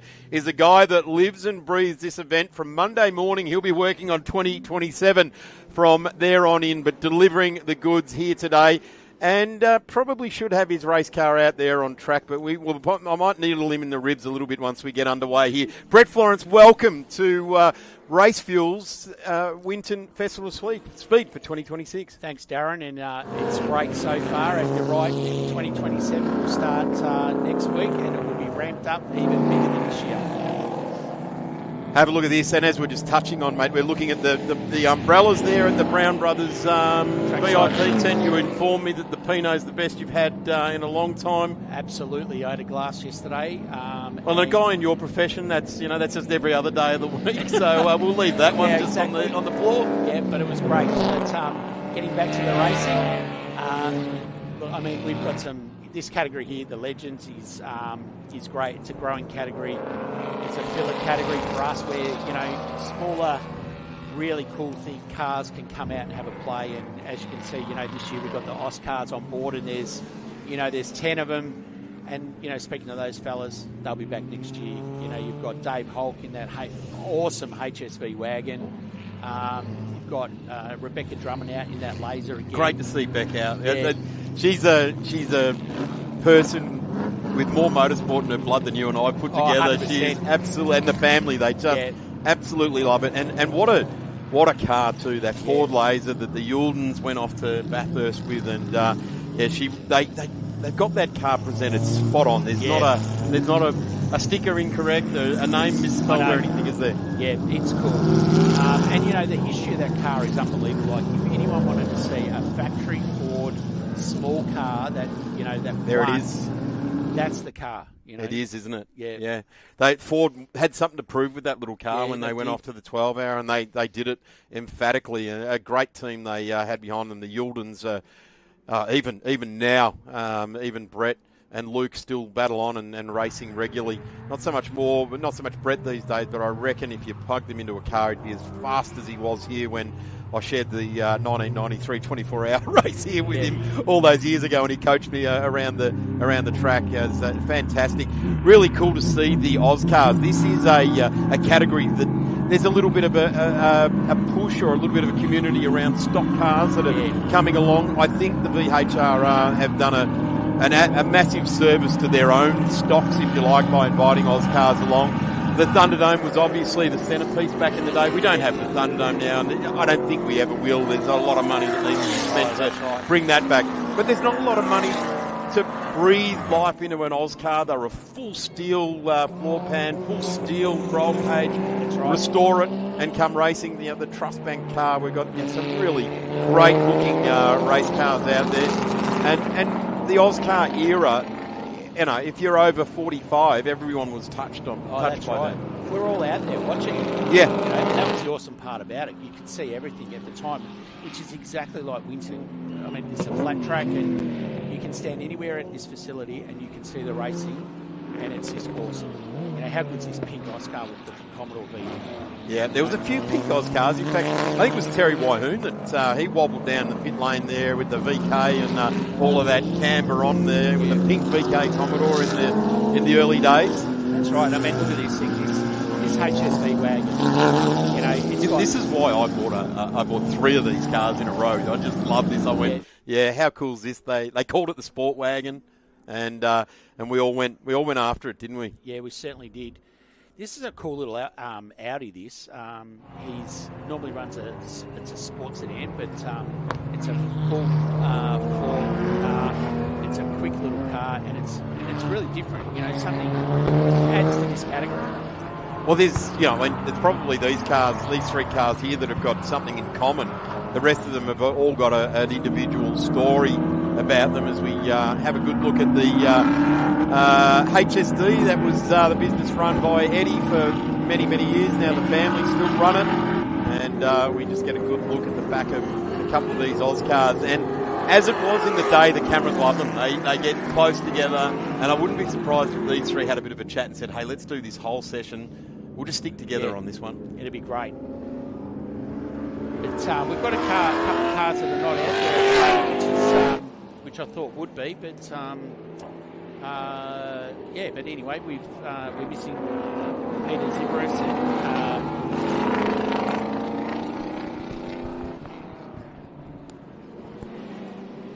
and we're missing. Well, actually, no, we're not. The boys are out there now, so.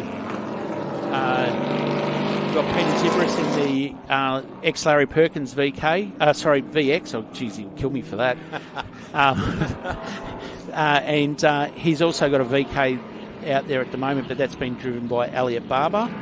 That's in the Group A, Group C. Yeah, the Group A one. Yep. Then you've got Peter Aboud, he's out there in another supercar, which is the Super Cheap VE. And I think Kane Fitzgerald, he's out there in the Orcon Falcon AU. So we've got a couple of supercars out there as well. And then you've got Rod Templeton, which is in the Future Tourer. So, and look, there's another category that there's a couple of cars left, and unfortunately the rest of them were, butchered in the day and left, and robbed for parts because it was a category that ended up dying. Like some of the Oz cars, they ended up going to dirt track racing. Yeah. And an Oz car, sadly for those in Oz cars, but once they had nowhere to race, the dirt track really became their home, and they were very easily transferred over to dirt track rules. There's Beck. We had a good chat about her, and there's Peter Aboud in the super cheap car. Great to see the Rodney Lloyd Mercedes-Benz 190E as well. Rodney has done a bit of improved production racing as part of the Trophy Tour Victoria over the years as well. I know the Nerabekis have got one of these cars as well, which I thought might have been here this weekend. Big shout out to the Nerabeki family, a very motorsport orientated family with now 3 generations of racers and car builders amongst their family. Just having a quick look at the timesheet, being this is a sprint, so we're not actually flag-to-flag racing or light-to-flag racing here. We're doing a sprint. Alan Foley in that Audi S3 that we were talking about, the black car, has gone 139.0. The interesting thing here with these cars doing a sprint is that getting tyre temp, particularly just looking at that number 11, the Legs 11 Larry Perkins car, just having a look at that, the tyre temp around here will be very difficult to get into these ex-supercars. Yeah, they carry that 1,300 kilos, but they've also got a big set of rubber under them. The Oz cars won't be having any problem. They'll be running those Goodyear treaded tyres. They always got lots of temp in them. Yeah, they lived in top temp. Yeah, non-contact. Yeah, they had heaps of temp in them. But Foley at the moment leading the way to the 77 in this sprint. So there is definitely a competitive aspect to this. Brad's in the Holden Tirana GTR, so we're seeing some, I'm going to say, some fire-breathing monsters out here in Oz cars and ex-supercars. That's not good. That's O'Connor. No, that's Kane Fitzgerald in the ex-Larkham Orcon Steels AU, which is an awesome-looking car, but unfortunately he's come to a stop. It's out on the back straight. Looks like he's got it fired up. There's certainly something coming out the side pipe, that's for sure. Here's the Tirana that's currently sitting second fastest. The 77 of Brad Robinson just been dropped back because Perry Spirides, and the 128 has now gone straight to the top of the timesheets. Of course, Perry's in the Porsche, which I think in early entries I thought he was on the Fitzy Cup entries. Yeah, he switched over to the Legends. He chose to switch over to this category. But that little Tirana's such a consistent little car. Like he's lap to lap, he is so consistent in that thing. Harry Firth wasn't mucking around, was he? Nah. And it's like in the day. Yeah, you just look at it and you go, wow, the Silver Fox was on it, wasn't he? Yeah. Just slowing down now in the 77. So Robinson, as we got a red flag being shown at the Shannon's start cam, and that's because we've got that AU Falcon parked up between the run between 10 and 11. Red flag being waved here for the first time at Racefuels Winton Festival of Speed. Racefuels are Australia's largest provider of racing fuels and is a long-time supporter of the Victorian Historic Racing Register. Of course, the Victorian Historic Racing Register being the club and the promoter that put this event on, and another couple of events throughout the year as well. But Racefuels Winton Festival of Speed, and Racefuels being the naming rights partner for this weekend. Racefuels is delighted to unveil its brand new permanent fuel infrastructure here at the Winton Motor Raceway. This notable investment includes the installation of fuel tanks for Racefuels 98, Ron, the E85 and Alf Race 102. A lot of that this week, and the Race 102 being the race, the Avgas partner or product that you run if you used to have Avgas out there as well. That's off the right or left-hand side of turn 12, the new fuel dump.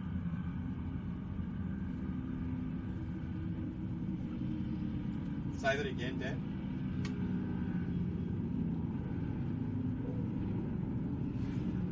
Right on cue, we have got Mark Tierney from Racefuels with Emma Dean. Welcome back. I'm here with Mark Tierney from Racefuels. Obviously, Racefuels is the naming rights sponsor of the Racefuels Winton Festival of Speed 2026. Mark, you guys don't normally do naming rights sponsorship type deals. You guys are pretty much quiet and in the background, but obviously doing a lot of supply to the industry. Yeah. Why this event?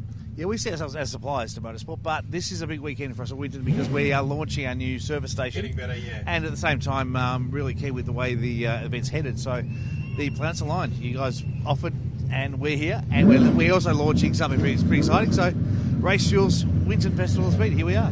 Great. So we've got the new Bowsers here at Winton too. Can you tell us a little bit about those and why that's so special? Gotcha. So we are only moments away, only metres away from pit entry here. So this is right on site for the event. You've got Elf Racing Fuel from France on tap, E85 on tap, plus 98 RON. So the competitors have got access to fresh fuel in new above ground tanks right here at the track. So what are the future plans for this type of Bowser at tracks? The next step for us will be to put the payment terminal on, so this will become a 24/7 site where the entrants can use their credit cards or their account cards to get fuel. And that's important to Monday to Friday, test and tune. Any day there's track activity in Winton, the fuel will be available. And we've seen really spiking sales when we do this in Queensland Raceway, at Sydney Motorsport Park, down at Sandown and Phillip Island. So this really just makes it so much more convenient to the entrants to run quality fuel and also not carry fuel into the circuits into their cars. True. So it was a bit of a rush to get these finished for the event. Yeah, ideally we would have the permit terminal ready to go, but we're happy to do the driveway service this weekend. Yep. But no, we finished up at 6 p.m. on the Wednesday, and we were pumping fuel at 7:30 a.m. on the Thursday. Just in time, perfect. So Mark, the Racefuels Winton Festival of Speed. What's your pick? What do you go to? What's your soft spot here for cars? Oh, look, as soon as we heard about the tribute to Peter Fitzgerald and the Fitzy Cup, we were in for sure. Love those cars, love the Porsches, and it just to see those old liveries and those old cars on track is really special. Oh, well, close to my heart. Thank you. Thanks, Mark. And what can people, if people are tuning in now and want to come down, what can you tell them to come and check out? Look, we've got a little trade stand here. We've got a few cars on display as well, but we want to talk to people about, hey, if you are a regular to Winton, what fuels do we now have that have been here for the first time? Particularly the Elf Racing Fuel. That's a product that replaced Avgas a few years ago. It's relevant in modern cars as well. So it's the control fuel for Carrera Cup, but it's also the control fuel for Carrera Car Masters, and it's very popular in Group S and Group N. So if you're down here, or you perhaps might be an E85 user, this is the closest E85 Bowser to Winton. Now the previous one was out of Shepparton, 70 k's away. So there's now good fuel right here in the community of Winton. Fantastic. Mark Tierney, thank you so much. Thanks, Emma. Come on down. Thanks very much, and thanks very much to Mark Tierney as well. An amazing benefactor to motorsport. He's not a soft touch, but he knows value when he sees it, and he's seen great value in being the Racefuels Winton Festival Speed for 2026. Part of a big plethora of fantastic partners that have been put together. Joe Kalia and the team at Apex Steel doing a wonderful job. The Brown Brothers Trackside Lounge is absolutely unheard of. A business that is under half an hour away from here. I've never ever done anything with this facility. I can't believe it. Either can I. Yeah. But it's just amazing, and I hope it's something that we see here next year and the year after. We're working on it, that's for sure. It really is a great blend for this northeastern community to have it there. Shannon's is been a big part of all sorts of motorsport. The Shannon's Nationals for 15 years, they threw their support behind that. They've thrown the support here for the Shannon's Club paddock right throughout this weekend. Of course, we've got Worth with the naming rights to the Worth pit lane and a great activation in behind race control. There's face painting for the kids. Right opposite there is the big screen where you can watch all of the live streaming. Our commentary is going through to there. And you can have a gourmet feed in that zone there as well. There's numerous food vans down there. There's Asian, there's Mexican, there's Italian. And, wow, I tell you what, this hot air balloon is... that's not smoke. That's actually a little bit of fog starting to roll across the northeast of Victoria here this afternoon. No, it's not 8 o'clock in the morning. We're mid-afternoon here. And that hot air balloon is just starting to go up into the clouds there. They'll be nice and warm with that big flame looking above their heads, won't Yeah, they? he's absolutely right, mate. But, yeah, look, and, you know, one of the great things with this event is the Shannon's Club. With all the, you know, spectator cars, there's some absolutely cool road cars up there at the moment. And if you're in the facility or, you know, if you're looking at coming, please go and have a look at those. Speak to the Shannon's staff up there. Talk to them about getting some insurance. But, you know, Shannon's have been a great supporter of VHRR and, you know, and this event for a long time. And, you know, we really appreciate that. But, like I said, there's some awesome cars to go and have a look at. Just not race cars, road cars. Talking about awesome road cars, Ringwood Mazda have jumped on board. Ringwood Mazda, where cars meet great community, proud course cars and fan zone big screen sponsor to the Racefuels Winton Festival of Speed. Passionate about supporting the communities they're a part of. Ringwood Mazda is there for every stage of your automotive journey, whether you're purchasing your next vehicle, keeping your current one running smoothly, and everything in between. To celebrate this new partnership, Ringwood Mazda is offering Racefuels Winton Festival of Speed attendees 5 years of free scheduled servicing on any new Mazda purchase. Yeah, let me say that again. Ringwood Mazda is offering Racefuels Winton Festival of Speed attendees 5 years of scheduled servicing on any new Mazda purchase. That will test if people are listening, won't it? That is absolutely amazing offer. Simply mention the code Winton at the time of purchase. Visit ringwoodmazda.com.au to explore their range. Terms and conditions, of course, apply. You're starting to feel hungry? It is well and truly lunchtime. Food vendors in behind the race control tower and the concrete apron down there, so it's not wet underfoot. Nice and dry down there. Plenty of vendors with nice hot food and drink to keep you happy right throughout the 2026 Racefuels Festival of Speed. We're just watching the AU Falcon being pulled up onto the truck here, and I would say Race Control have called this this session. Perry Spirides will take out the sprint number 3, a 135.80 in his Porsche. Toffoli, a 137.86. Robinson O'Connor, Pete Zibris, a 141.09. David Hulk there as well, a 141.17. Leeton, a 141.65. The second car entered by Peter Zibris. I'm not too sure which one that is. The 62. Yeah, so that's Elliot Barber, mate. Yes. Yeah. So Elliot last year brained everyone in the yellow RX-7. Oh, yeah, that's right. Group A's and Group C's. That's now moved on to a new owner who's also doing a tremendous job with it. Peter Aboud is 10th, and it's Lloyd in the Mercedes. Eddie Woods in that HSD Oscar. Manton, Shearer, Perishon, Templeton, Beck Drummond down there in 17th. We continue on well and truly outside the 20 cars, just making their way back into the paddock area. And there's Perry Spirides right at the back of the field there. He was the fastest car in the Apex Steel Touring Car Legends Sprint number 3. Thanks for joining us here, trackside here at the Racefuels Winton Festival of Speed for 2026. We're going to take a quick break. And coming up on track in just a moment is the MG and invited British cars. Back in a moment. Thanks, Darren.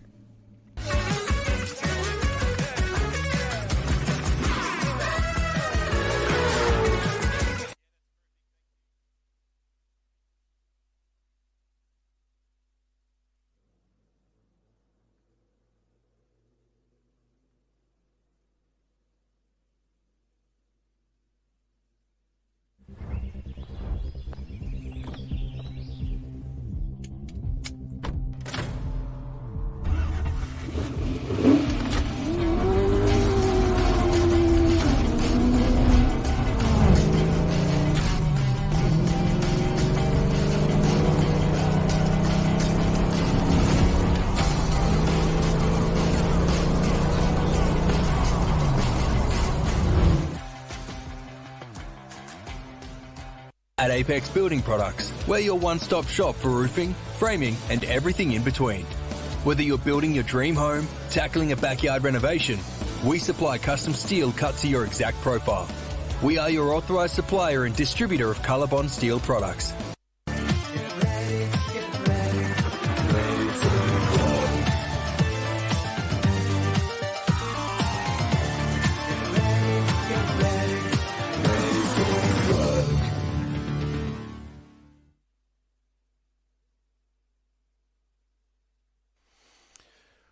Plenty of food offerings here. I like the look of the baked potatoes van there. I also like the look of the Asian, the Mexican, the great coffee, and of course the souvlaki's, which are down here right in behind the Worth pit lane, and you can see the Worth activation tent there. Face painting for the kids. There's a soccer simulator.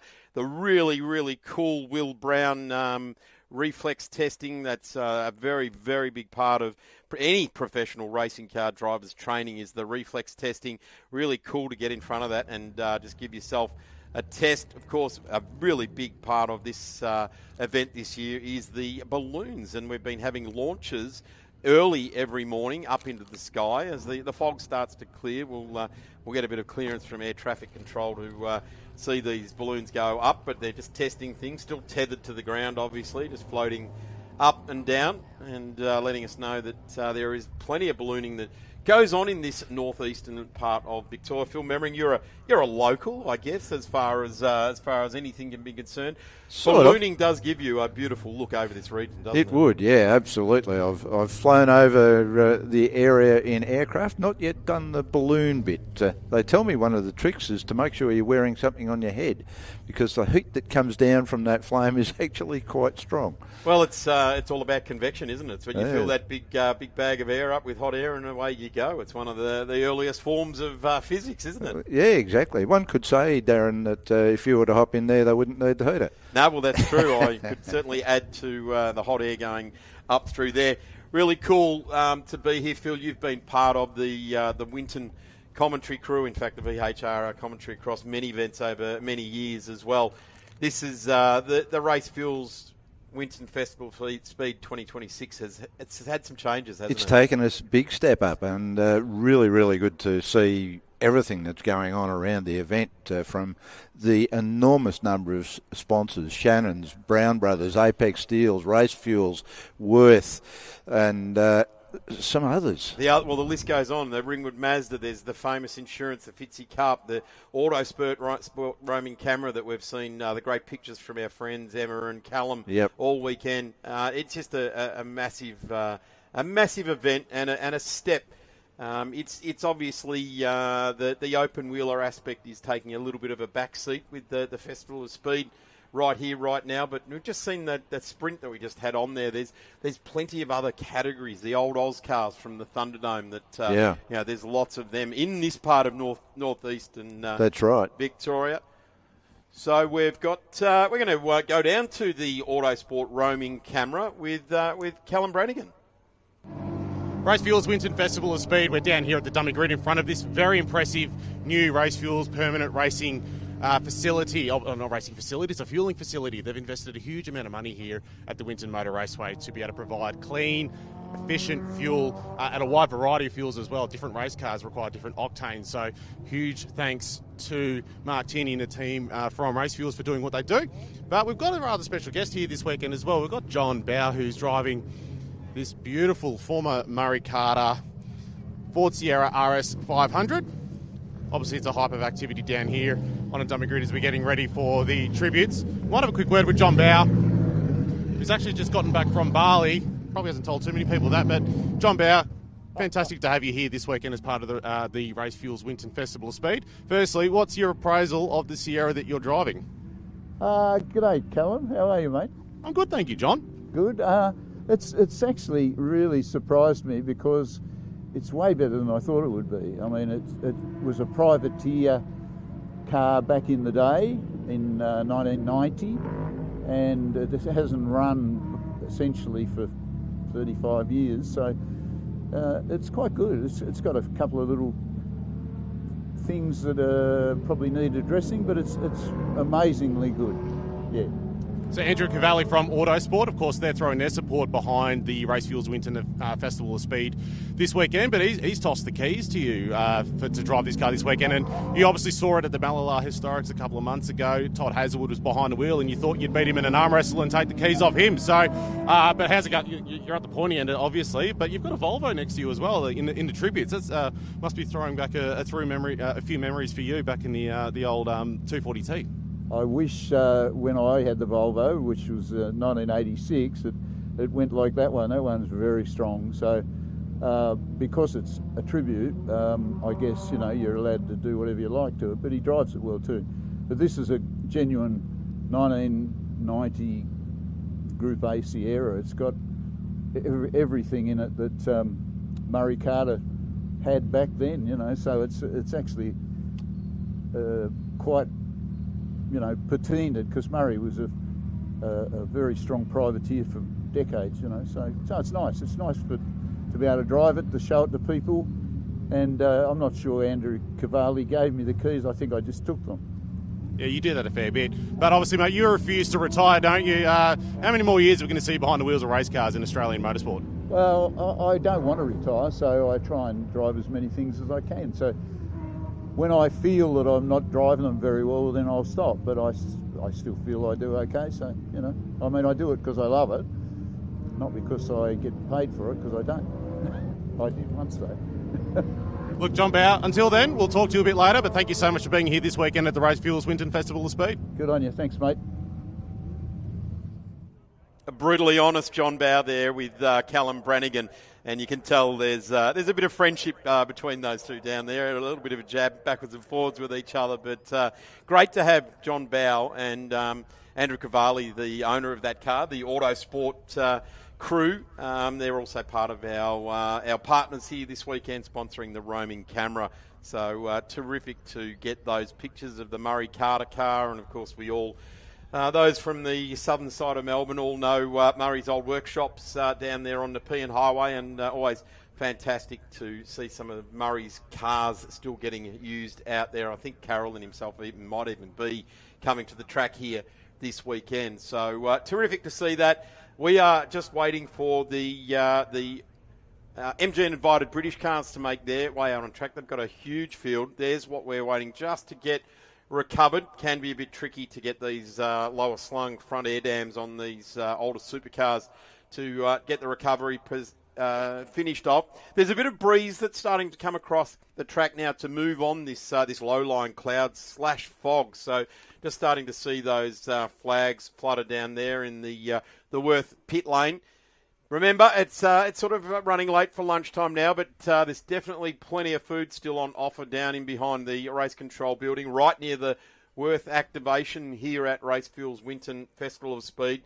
Plenty of food. There's Mexican, there's Asian, there's the souvlaki's, which just smell amazing. So make your way down to the just behind the race control tower. If you're up in the spectator area or around in the campground, it's a bit of a walk around or drive around the back part of the course. Great to see so many campers here this weekend as we see the MG and invited British cars just making their way down into pit lane, just behind the Ringwood Mazda course cars that are parked at pit exit there as well. So the partners here this weekend are very, very important. We all know the cost of going racing, and it's no different when you're organising a race meeting. To putting a race car on the track, you do look for other people that can take the benefit of advertising their businesses, their concerns at a racetrack. Fantastic to see these cars rolling out. Phil Memory right alongside us, alongside me here as we get a bit of a look at the MG and invited British cars, and the MGs have done a very good job filling the first few rows of the grid. Damien Meyer has done brilliantly, the New South Welshman. He has come right into it here, and he's bumped off Phil Chester, who has been absolutely dominant in his MG GT V8, but Damien Meyer in car number 13 will be on pole position. 1460cc of absolutely red-raging MG. It's an incredible vehicle, and Meyer drives that thing so very, very well. And it's full Group S spec too, Yeah, so it's the real McCoy out there. So he's doing a very, very good job. 133.23 to Phil Chester, a 133.28. So we're talking hundredths of a second there. And Phil Chester has been very, very good in this MG for an extended amount of time. He'll start out of P2. Braden Taylor will be out of 3. Michael Trathen in the number 1. Now, this is a 1200cc. That little car there, the blue one, and it is sitting on the second row of the grid. Last year, he had number 1 on the side of that car. He was the champion of the series. It is all about, I'm going to say almost a Chapman-esque. If it's not needed, it's got to be lightweight. Don't put it on there. Yeah, that's right. And that pays off in so many areas. If it just ain't needed, why carry it? It's going to make the car work harder. Today is probably the only time that Michael has to work really hard to get tyre temp in. Yeah. Because it's so light and the conditions are so cool that he has to work a lot harder. Tony Vollebrecht is next on the grid there. Danny Siama.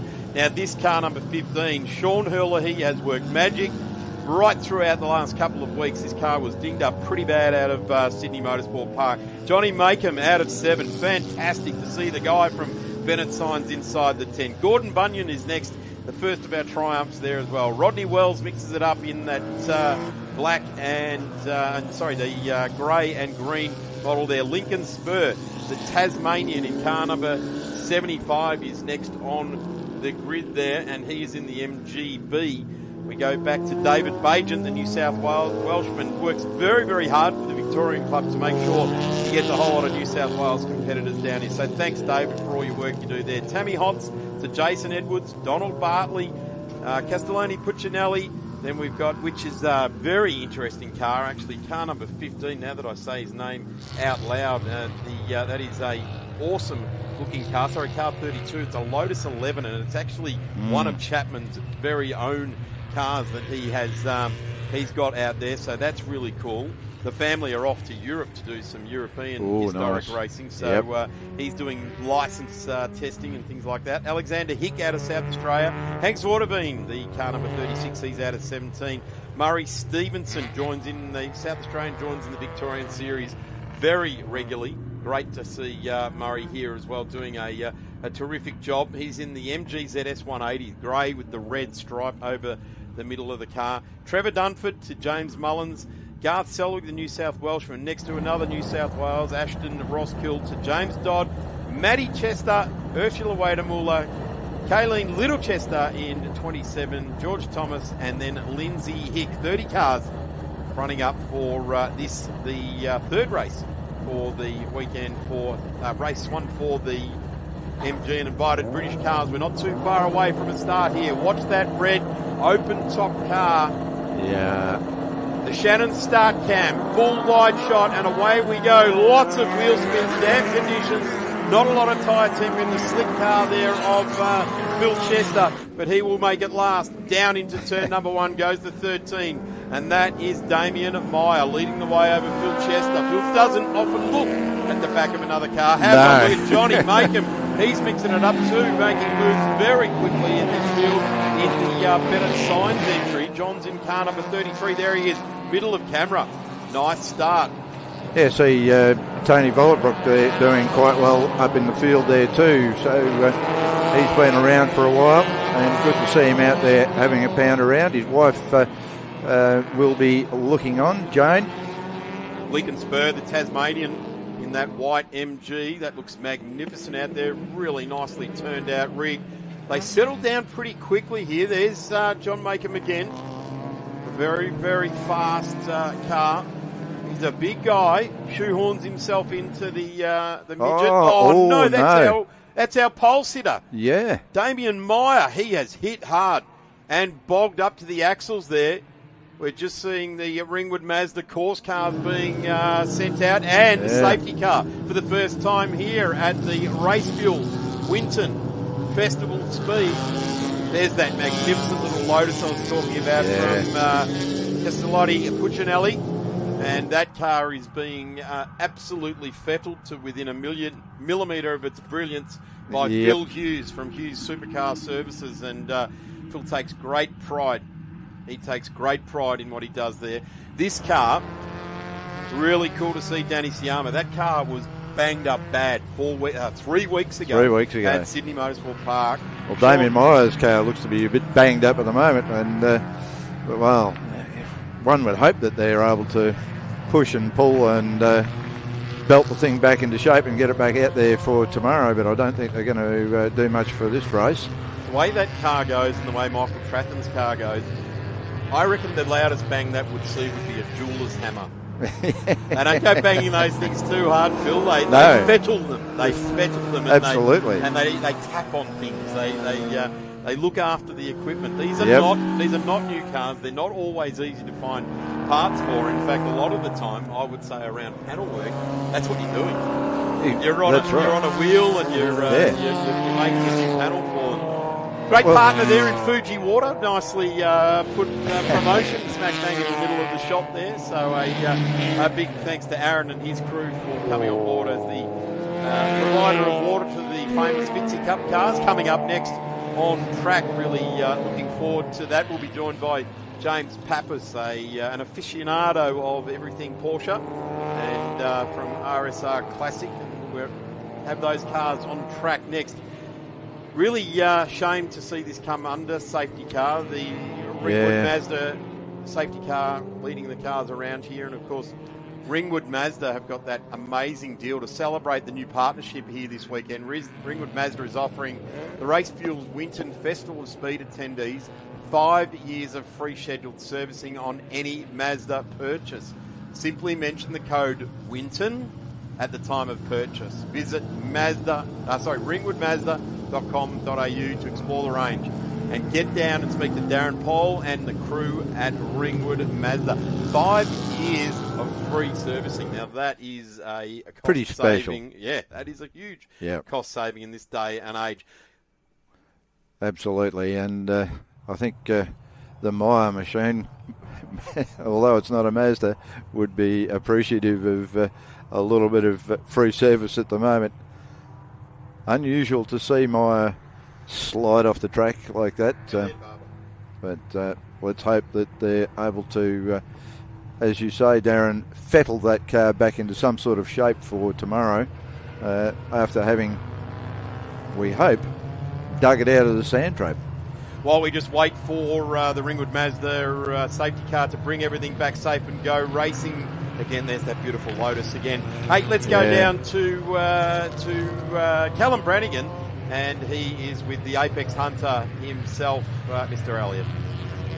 Thank you, Darren. Down here in the pit lane, the Worth pit lane here this weekend for the Racefuels Winton Festival of Speed. Now, while we're watching the MGs out there, they're definitely hunting Apexes, but that's not the case for you because this weekend you've been behind the wheel of the Bob Jane Team Arts Commodore. Tell us all how that all came about. Yeah, just by chance, really. I was chatting to Chad Parrish and Pete the other day, and they said they were out here racing, and I thought I'll come down and check it out. It's a great event. Love this event. I was here last year in the RX-7 in the Yellow Pages car, so just come down to see the boys and watch them go around. And Pete threw me the keys and said, "Do you want to take it for a spin?" I said, "Absolutely." So honoured to be able to drive the car, to be honest. Big thanks to Pete, Chad, and their team for letting me do it. Yeah, it's just such a cool event. So much history here. So I was very lucky to do a few laps then. I was really spewing that it got cut short with a red with the car stopping on track because I was just starting to get into it and really starting to enjoy the VK. So great experience, loved it. Is there something in the head, the driver's mentality, that changes when you've been thrown the keys to something like this versus the Trans Am car you're normally used to? Do you have to take it a little bit easier or do you go just as hard? What's your approach? Yeah, no, I mean, for me anyway, I know these cars are extremely rare. They're one of ones, and they're obviously quite, they're really valuable. So for me, it's just full respect. Nowhere near the limits of grip or as fast as the car can go, but just, for me, just drive it, enjoy it. We're still pedaling them fast. But I'm definitely not driving at 10 tenths or anything like that. Make sure it's always zero risk in these beautiful cars and make sure that it's pinpoint perfect around the track and puts a show on for the fans. So you've got to go fast enough to do that, but also make sure that it's zero risk and just enjoy the cars for what they are. And they're just, they're awesome. Pete's got an amazing collection with the Castrol car here as well. It was really cool to be out there with him, and he blew the doors off me down the back straight. So that was cool to see the evolution of the cars over the years. But yeah, it's just a really special moment, to be honest. As Trans Am or modern race cars come a long way from something like this? Yeah, 100%. To be honest, like the top speed and things haven't changed a lot, but tyre technology, brake technology, aerodynamics, things like that have really elevated, I guess, the lap times. But it's really impressive to see how quick these cars were and how well these cars were built so long ago. So, no, they're incredible cars. That's awesome. Thank you so much, Elliot Barber. Welcome to the Racefuels Winton Festival of Speed. We might keep this one going because I spotted Pete Gibberis just over here who has been driving this awesome Castrol Commodore, the LP car from 2002. Now, Pete Zibris, you've taken the duties off this weekend from Premier Hire Racing, of course, and you've actually helped out this weekend with the festival by donating some of the generators as well from the excellent hire company that you do operate. So, big thank you to you. But how is it racing this around Winton Motor Raceway this weekend? Yeah, this one's good. I'm not sure if people know this. So this is actually the first ever race car I ever bought. This is what got me the bug for buying race cars, and so I bought this one. I think it was about late 2019. Did a few days and enjoyed it, and then other cars come along, and so she's been sitting dormant for a few years. So when we were talking about let's what car should we bring to the festival, I thought, you know what, bring the first one. So we brought it here, and it's running really good. So really enjoying it.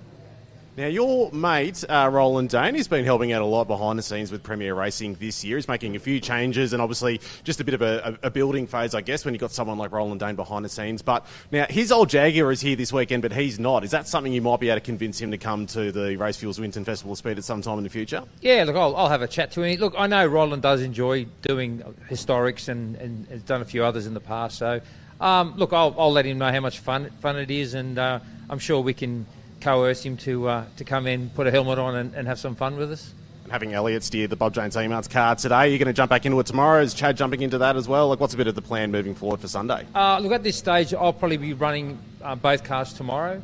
But yeah, just with Elliot being here today, it's just for me. I'm not from this world, and I'm not what you'd call a professional race car driver. So it's really good when fellas of his calibre can jump in and almost tell you what they think's right and wrong with the car, and what things would help and make it quicker and better, and all that sort of stuff. So having him here and putting him in the car is honestly, it's such a good thing.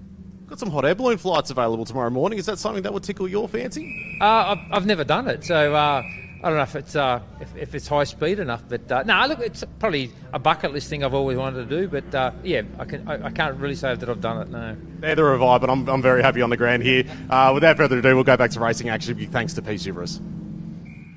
Well done, Callum Brannigan there, sales repping, trying to sell a hot air balloon flight to Peter Zibris there, and great to hear from Elliot Barber, a fellow podcaster with his podcast, the Uniteds, out there. So we are safety car in now, so the Ringwood Mazda safety car will be in. Don't forget that awesome offer that Ringwood Mazda have got. 5 years free scheduled servicing on any new Mazda purchase. Mention Winton as your code at the time of purchase of your next car. Green flag waves. We're back underway with Racefuels Festival of Speed 2026 with the MG and invited British cars. Phil Chester will stamp his authority as much as he possibly can with only a couple of laps left remaining in this one. Yeah, there can't be much time. We got 3.5 minutes remaining on the clock, so there's not much there as we're looking for car 15 there down the inside, that Chimera, but wasn't able to pull that off. Being chased by Makem. Makem looking to pull in a bit of a gap as they head on up into the sweeper. Around they come. Chester still nice and clear. Taylor trying to chase him down into Old Tank Corner. The rest of the field streaming through the sweeper there now. Quite a range of vehicles, as we've spoken before. Age is no barrier, they say. And we've got quite a bit of age discrepancy between some of the vehicles and probably some of the drivers as well. Car 7, Trentham up the back straight into that tight left-hander, more than 90 degrees. Vollerbrock right behind him, looking for a way around. I don't think he's going to be able to do it, but there's not a lot of difference in the performance overall of those two vehicles. Chester out in front, comes round onto the start-finish straight. Taylor right behind him. There is no gap between these two, really, but there is once there's a little bit of distance on that start-finish straight because Chester just opens up the tap and disappears into the distance. Taylor wheels onto the curb, wheels into the air. He's throwing this car as hard as he possibly can at the back of Chester. Down into turn 3 he goes. Terrific racing there. There's Siama there as well. Here comes Makem, followed down by this beautiful number 75 all the way from Tasmania. That car just looks the part out there. Really everything nice about an MG. Lincoln Spur entering that car here. There's the P-plater on the car number 32. This is Captain Ryan. We'll have to keep our ears out for that family. They're off to Europe to do a whole lot of historic racing with a Cooper. A couple of different pieces of kit that the family own there as well, but he's here, of course, trying to tick the boxes with getting his competition licence. And boy, doesn't that Lotus just look absolutely magnificent. Absolutely glorious. Now, I did speak to him very, very briefly this morning. I asked him how he's going. He's having an absolute ball. So, you've just got to be here. 1956 Lotus 11, I believe it is one of Colin Chapman's own cars that ran in Le Mans. And this is it. It's here in Australia. They've sent a couple of the other family historic cars over to Europe, and boy, are they going to live that bucket list thing to do there. This is car number 60 and car number 70, and that's Rodney Wells, a regular racer in the Trophy Tour Victoria, and Tammy Hotz from New South Wales in that midget, and they are having a red hot go. Ranging up in the 260, that's Jason Edwards in the MGF from South Australia, just coming into the back of shot now. There it is. And of course, we've got one of the triumphs there of St John Cox. I think that's Jeff in the white one, the TR7 V8. There it is, number 95, just absolutely thumping down the straight. The nimble little MG sneaks underneath, under brakes there, and the Triumph, just for the moment, the TR7 relinquishes that spot. And we are racing for just outside the top 20 here. So this is a real red-hot battle. It's like the World Championships in 20th at the moment. But that was a big move under brakes there. That was a very quick, rapid pass down into turn 1 as they now head on around the sweeper. The famous Winton sweeper. Set the steering lock, try and hold onto it in one fluid motion. It hardly ever works out like that because this flip-flop unloads the car and then you come into the old tank at the top end of the track. Here's car number 1, last year's, or the reigning champion for MG and Invited British Racing in the Trophy Tour Victoria, and Phil Chester always drives very, very well. And we have got the last lap board being displayed to Phil this time around, and he charges across the line on the Shannon start cam. There we get a good look at all the cars as they come to the line. There's Mike Traffin in car number 1, Danny Siama. This is an amazing story, as I've touched on a number of times. A matter of weeks ago, that car was massively hurt coming out of Sydney. Have a look at this. Yeah. The V8 versus the 4-cylinder. The TR7 holds on. 260 trying to angle it up, but not going to be able to match the power of the Triumph down that straight. Doesn't it have a bobtail wing on the back of it? I'm not sure that's a bobtail. It's about a foot higher than what a definition of a bobtail would be, but certainly Triumphs very, very popular, and just getting a good look at this rig as well. Just looking at car 14 there, the beautiful machine heading around 3. He's managed to get past the MG as well, and now looking at the back of the TR7. They head on up into the sweeper. Wrangles the car in there. So Phil Chester headed off on the last lap in the lead in front of Taylor, Michael Traffin, Tony Vollebrek, Danny Siama, John Makem, Bunyan, and the Tasmanian Lincoln Spur has made some good spots up here into 8th, Brodwells, Tammy Hotz from New South Wales as well. Then it's Puccinelli in the Lotus 11. Have a listen to this. Phil just gingerly on the throttle. Doesn't want to leave a number 11 on the track behind him. Checkered flag goes to Phil Chester in the MGB GT V8. He gets race number 1 for the weekend for the MG and Invited British Cars. A great run here. This is Gordon Bunyan, and right in behind is our very own John Makem. These two will have the biggest grin from ear to ear. They'll be wiping the sweat from their brows at about 8 degrees outside, and they'll look like they've played a game of World Series baseball, as we know that Johnny Makem will tell you all about it. Here's the Lotus 11 as well, charging to the line and being chased down by the TR7, and just V8 power. There's nothing short of horsepower there, just coming to the line, and there's got to be 30 years of difference between those two cars. Murray Stevenson coming to the line as we just get a good look at all of those coming to the finish line. So Makem to Spur, Rod Wells to Tammy Hodds, Jeff St. John Cox, Castanelli Piccinelli there in the Lotus 11, Roscoe Edwards, Hanks Waterbean coming through there as well, and doing a ripping job. Huge field, Phil. Absolutely, and apart from the little incident for Meyer at this very start, a good race.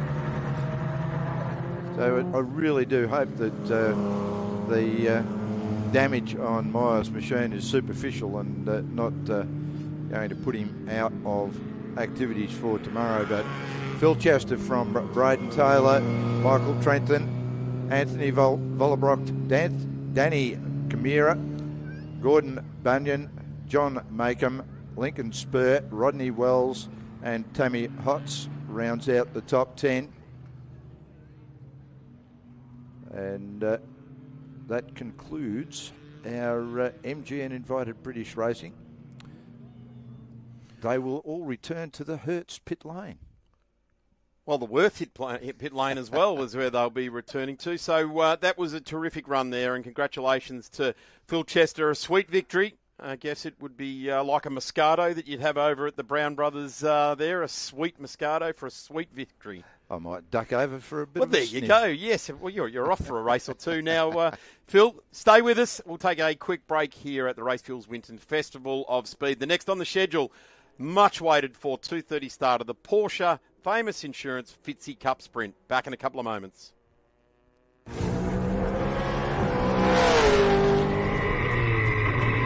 Okay, boys, quick pit stop. No tyres, just coffee.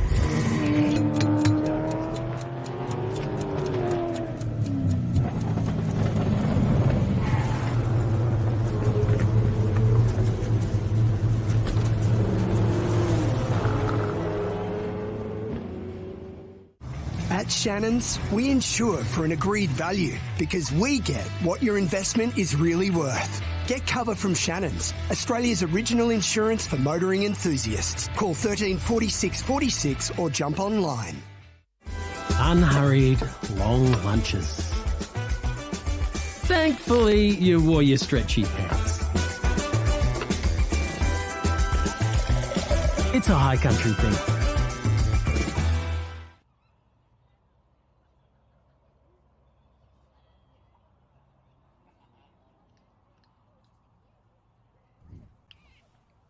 Great shots around the track here by the Blendline TV crew, just giving us the atmosphere around the track wherever you are. There's lots going on. Of course, the food vendors in behind race control, all the gourmet food vendors right where these cars are all just heading back into the pit lane, the Worth pit lane around the back to where all the yummy food is. There's Italian with the souvlaki's, there's Mexican, there's Asian, there's baked potatoes, there's great coffee down there as well. So make sure you head down. Up behind the old race control at the top of the straight there, the old straight here at Winton. We'll have to come up with a better name in the next 20 years of the old straight and work that into the vernacular. But certainly there's some vendors up in behind there. The Shannon's Club paddock is also around there. Shannon's Insurance.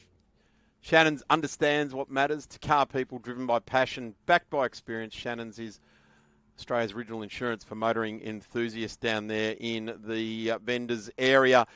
And we have got Porsches just coming out into pit lane. I'm Darren Smith and being joined by James Pappas for, no pressure, James, but an informed conversation about all things that we're doing out of here in a session now that is, of course, in memory of a great Porsche racer.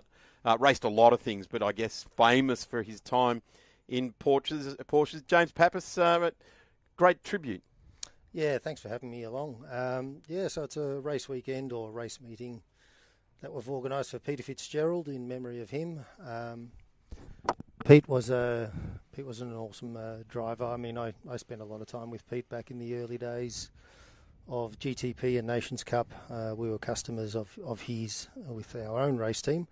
So all the guys that are in the field and the mechanics of back then are now in the field and working away, and it's a good tribute to him. Yeah, it is. And I mean, they're right on cue. The 968 CS rolls out of the garage there. The Ringwood Mazda safety car is just going to lead these cars around. But I guess one of the other good things that we've got on offer here today is these Porsches. And then no one of them are exactly the same as the other. There's a dot difference here and a model difference there. And, of course, you're in the RSR garage, the classic car sales. That's what you do. You live and breathe Porsches. For me, I love Porsches, and I've called Carrera Cup and the GT3 Cup Challenge, Michelin Sprint Challenge over the years, and they were pretty easy. Most of the cars on track were all 997.1s or 991s.1s, etc., etc. But we've got all sorts of letters and numbers after all of these cars as they start to roll out on the grid. I'll just run through the result from sprint number 2. So Jamie Lovett was fastest. Jamie's actually bowed out in car number 16 and putting his father Greg in that car, because Greg has had an issue with the number 4 993 GT2, which I was actually really looking forward to. The GT2s are the fire-breathing Porsches, but certainly Jamie was fastest with a 125.86. Sven Boykarts, who was also withdrawn with an injector issue in the 901. So the two fastest cars, one of the fastest car is still out there, but the fastest driver not.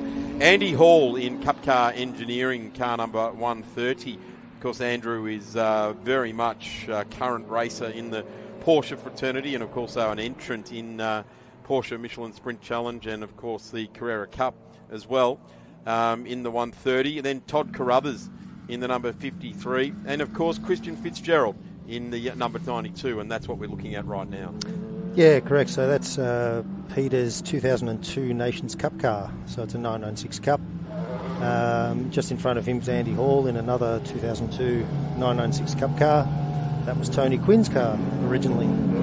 The Porsche we're looking at there with Christian at the wheel essentially was the car that was the precursor to the first Carrera Cup series, wasn't it? Correct. So 2002 was the first time we saw the 996 Cup. So it is one of the earlier spec ones, and it was a test bed. They call that car the guinea pig because it was one of the first cars here before the 2003 season of Carrera Cup, where we had a large number, 20 or so 996 Cups come in. Jim Richards had one in 2002, won the championship in that car. Peter also had his own, which is that one that Christian is driving today.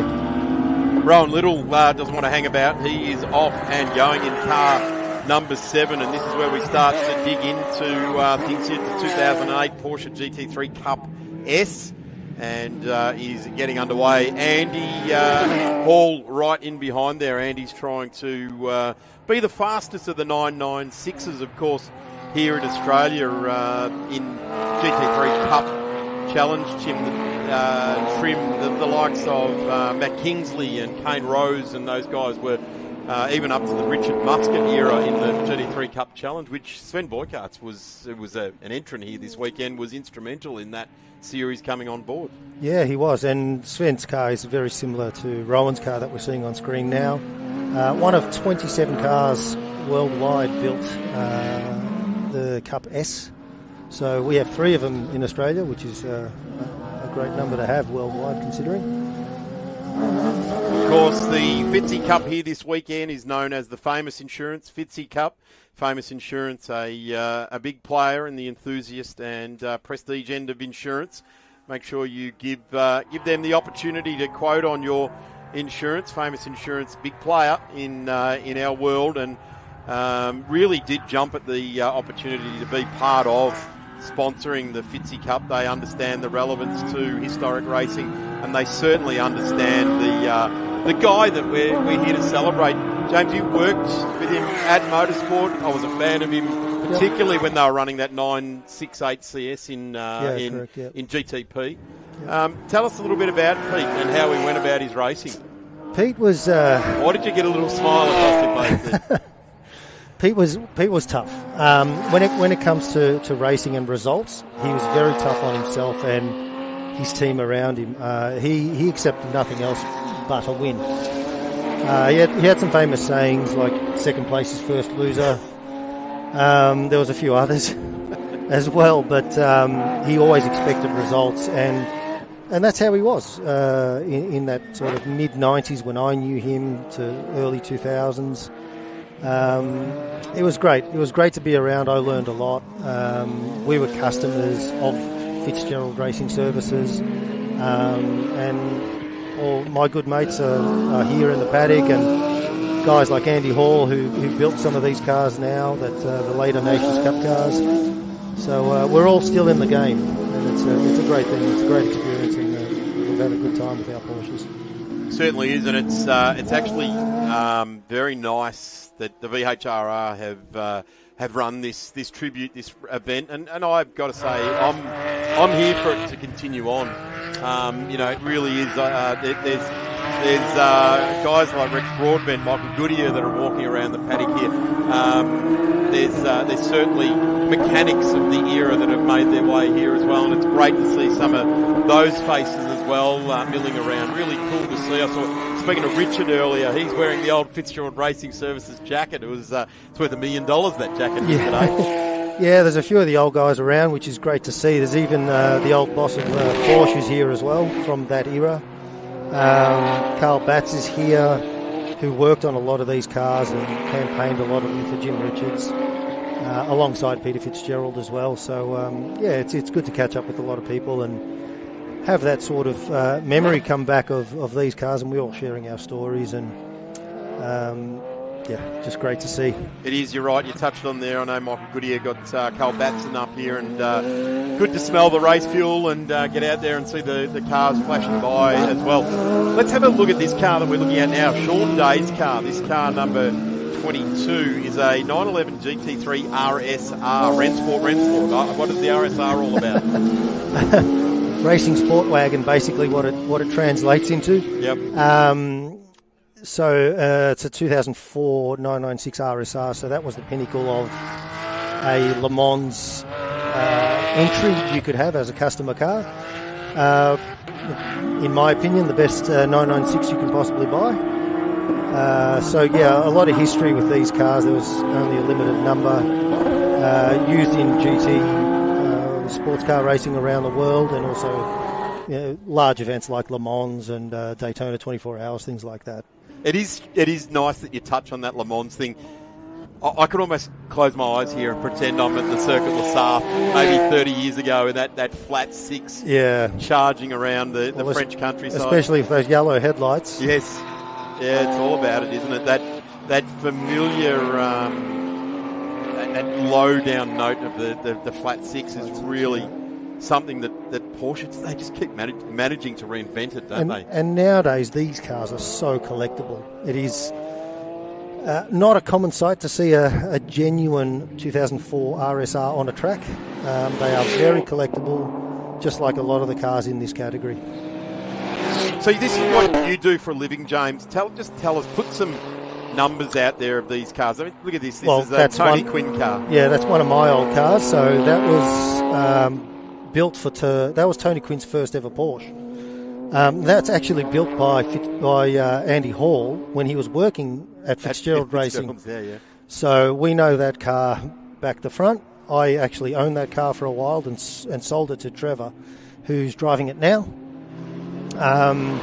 Limited numbers, only 308 worldwide. It is a road-going club sport, 996 GT3 club sport. And I've had many of those cars and sold many of those cars, so they're a fantastic car to go racing or even club level. I mean, they were a Nations Cup car. these were the cars before we got cup cars, essentially. Yep. So this is a road-going car. You can see the number plate on it. And this is what we raced from 2000 to 2000, the end of 2001. 2002 onwards went to the early cup car, and then 2003 was the 2003 cup car is that Enyo car there, which is Peter Fitzgerald's, another one of my old cars that I restored.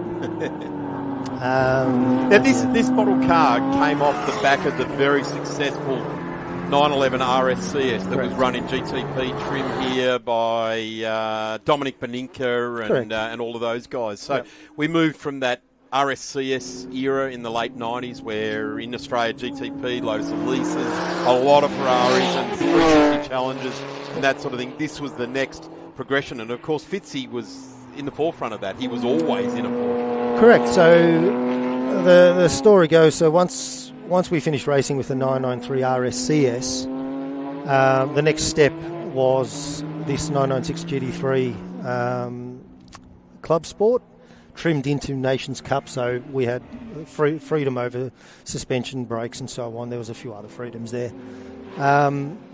Were they quicker than the RSCS? Yes, of course they were. It was a progression. And we didn't have another choice. We did not have cup cars to race.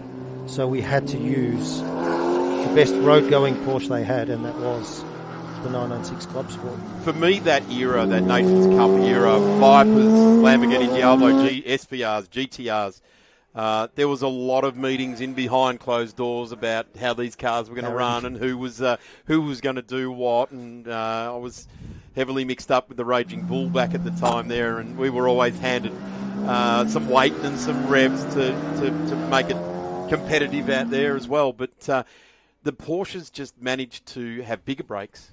Like they're synonymous with it, and all the clever drivers in Porsches used that to their advantage, didn't they? Yeah, correct. Look, a good driver in a Porsche will extract everything out of it, and you talk about balance of power, and in other categories nowadays, we certainly had a lot of that going on back then in Nations Cup, and the different variety of vehicles we had. That kind of forced their hand, and we got weight penalties to a certain degree, but it was great. It was great to see. It was an unbelievable era of motorsport, and I was talking with Christian Fitzgerald earlier this morning about that. Christian's out there at the moment, currently third fastest. It's Andy Hall sitting on top of the timesheets, and he'd be very proud of his effort right now. He was pretty keen to be the one in the fastest 996. We've still got well over 7 minutes left to go in this, so there is an opportunity. But Andy is racing. He runs a lot in the sports car category, which runs across the sort of southern states here in Australia. And in fact, this was the car that Ben Schutz drove for him going back a little while ago. Ben, of course, being the Victorian sports car champion in the Sin when he was racing for Richard Bendel. Nice to see that 944 there as well. Darren Bell, the 944 S2, which was, I guess, the precursor to what we're looking at here with the car number 84 there, that 968 RSCS. Well, that's the CS that we're looking at there. Yeah, correct. Darren was a mechanic at Porsche Centre Melbourne back in that era, late 90s, early 2000s, and worked on a lot of the Nations Cup cars that we've been previously talking about. The 968 we're seeing there is a tribute livery for Peter Grant, so that was one of the cars that ran in the 12-hour alongside Tim Wolf's 968. And a couple of the other ones, a couple of the other original cars are still around, but they're in collectors' hands nowadays.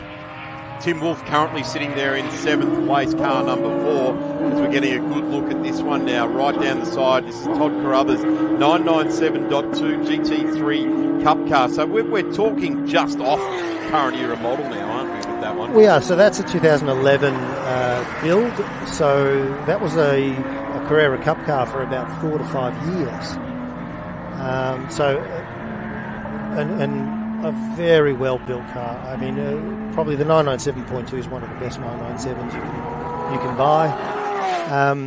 It was the precursor, I guess, to the 991, and nowadays we have the 992. And So, correct me if I'm wrong, but sequential box non-ABS in that one. The Correct. 2011. Yep. Correct.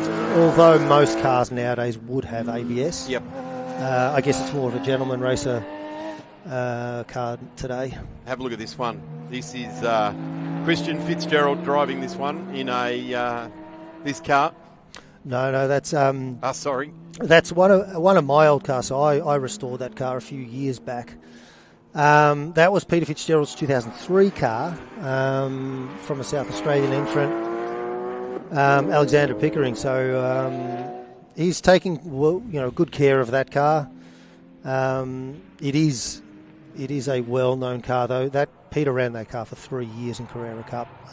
Very well known, with a good sponsor as well back then. In that era of Carrera Cup, we're talking Jim Richards, Craig Baird. Correct. Some big... Yeah, Craig Baird came back from an international career.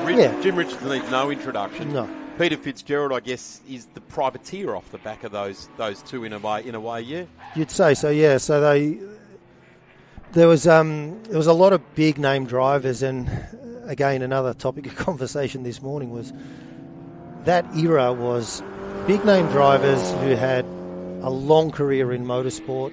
And after that era, once we got into the 997s and particularly the 991s, there was a lot of younger drivers, some not so well known, and the younger drivers obviously don't carry a 20, 30-year experience of driving these circuits behind them. Some very well-known drivers, and that's why I guess some of these cars are so collectible, because they had the famous drivers driving them. I guess the Porsche Pyramid, and we've got it on display here this weekend, the Porsche Club. There'll be numerous Porsche Club members out there on track at the moment as Andy Hall stays at the top of the timesheets, and Andy is there. Andy just in the back of shot there. Christian Fitzgerald in the number 92 is next. Then we've got Rowan Little in the GT3 Cup S 2008 model, and we continue on with Carruthers. Sean Day, now that's a very, very nice car. We touched on that, the GT3 RSR. And, well, he's given it a push now in the 92. That is gone to the top of the timesheets too. So Christian Fitzgerald in the famous insurance Fitzy Cup, named in the honour of his father, has just gone fastest. A 1:27.9.14 of a second faster. You could put your Brown Brothers Moscato down now, because the tears will be starting to well. That's the emotion attached to this one. A sweet wine is what it is all about. And Christian, with 2.5 minutes left to go, he's only he'd be big for a jockey, Christian. So great for a race driver size. But he is absolutely running on emotion. I was talking to him about his dad earlier today, very fondly remembering racing against him with the Lambos and stuff like that, and Christian said, I can't thank everyone that is involved in this. And I think he met you and I as well, James. He was that grateful and thankful for this. And have a look at it. He's turning up the volume for us, and I reckon some bubbly might be consumed a little bit later on once proceedings finish here today, because Christian Fitzgerald runs to the line. Does he go faster? No, he's eased back out of it. Maybe he's got one more run at this, one more dip. Doesn't look like it. He's up and over those ripple strips, isn't he? Yeah, he's certainly got the driving style of his dad. He was given an instruction by the owner of the car, is the rear dancing yet? And the answer was maybe just a little, so he's pushing quite hard, and I have seen the rear of that car moving a bit. So driving a 996 is a bit of an art, and to get everything out of them is you need to know what you're doing, and Christian certainly can handle that car well. Wow, 11 laps into this distance. We'll only see 12, maybe 13. We see Andy Hall drop out of the top three now. Little goes through in car number 7, the GT3 Cup S, and then we've got Carruthers also pushing through. So Todd in the 997.2 GT3 Cup car, one of the newer spec cars in this field, has just gone into P3. So Andy Hall He's just eased right out of it. Is he going to give it one last lunge at the line here to bring it to the line? Christian has certainly backed out of it in the last lap. He dropped 2 seconds off it. Where is the next challenger going to come for this sprint? Usually what you do in these type of Porsches is you go out, run some fast laps, back it off a bit, let everything cool down, and then turn it up again. Rowan Little's gone to the top now. We can clearly see a few of the guys are doing that. They'll be reaching for that Fuji water as well, just to refresh before they go and celebrate up at the Brown Brothers hospitality area. And Rowan has turned it up in number 7. 33 Cup S, an 08 model. And he is carving it up here. Andy Hall's just gone back to P2, a 1:27.9, so now 2 in the 27s. 0.14 between them. Andy likes that 0.14 difference. Checkered flag has now been thrown. And we are going to watch a couple of these cars just come to the line. There's Andy Hall pitching his way around onto turn 9, down to turn 10. So these two cars still in contention, as is Christian Fitzgerald. Sean Day, Greg Lovett, Tim Wolf, Fiore have all finished off their runs. Received the checkered flag. Here we go. These are probably the two contenders left for it that we're watching, with Christian somewhere in the background here. Andy Hall got the bit between the teeth. Worked with Fitzy. An emotional day for many of these Porsche races. Checkered flag comes down. What does Little do? Goes back to P2. Andy Hall in a Michael Schumacher-esque finish to that run. Andy Hall tops the timesheets. Christian Fitzgerald has to settle for P3. There was tears in the eyes only 90 seconds ago, as Christian was the fastest car out there. Comes home in P3. So that's a podium. And, wow, Andy Hall. He just wanted to be the fastest 996 Cup car. But for Cup car engineering, he puts the orange and black car into P1 with a 1:27.380. Took over half a second out of it in that last lap.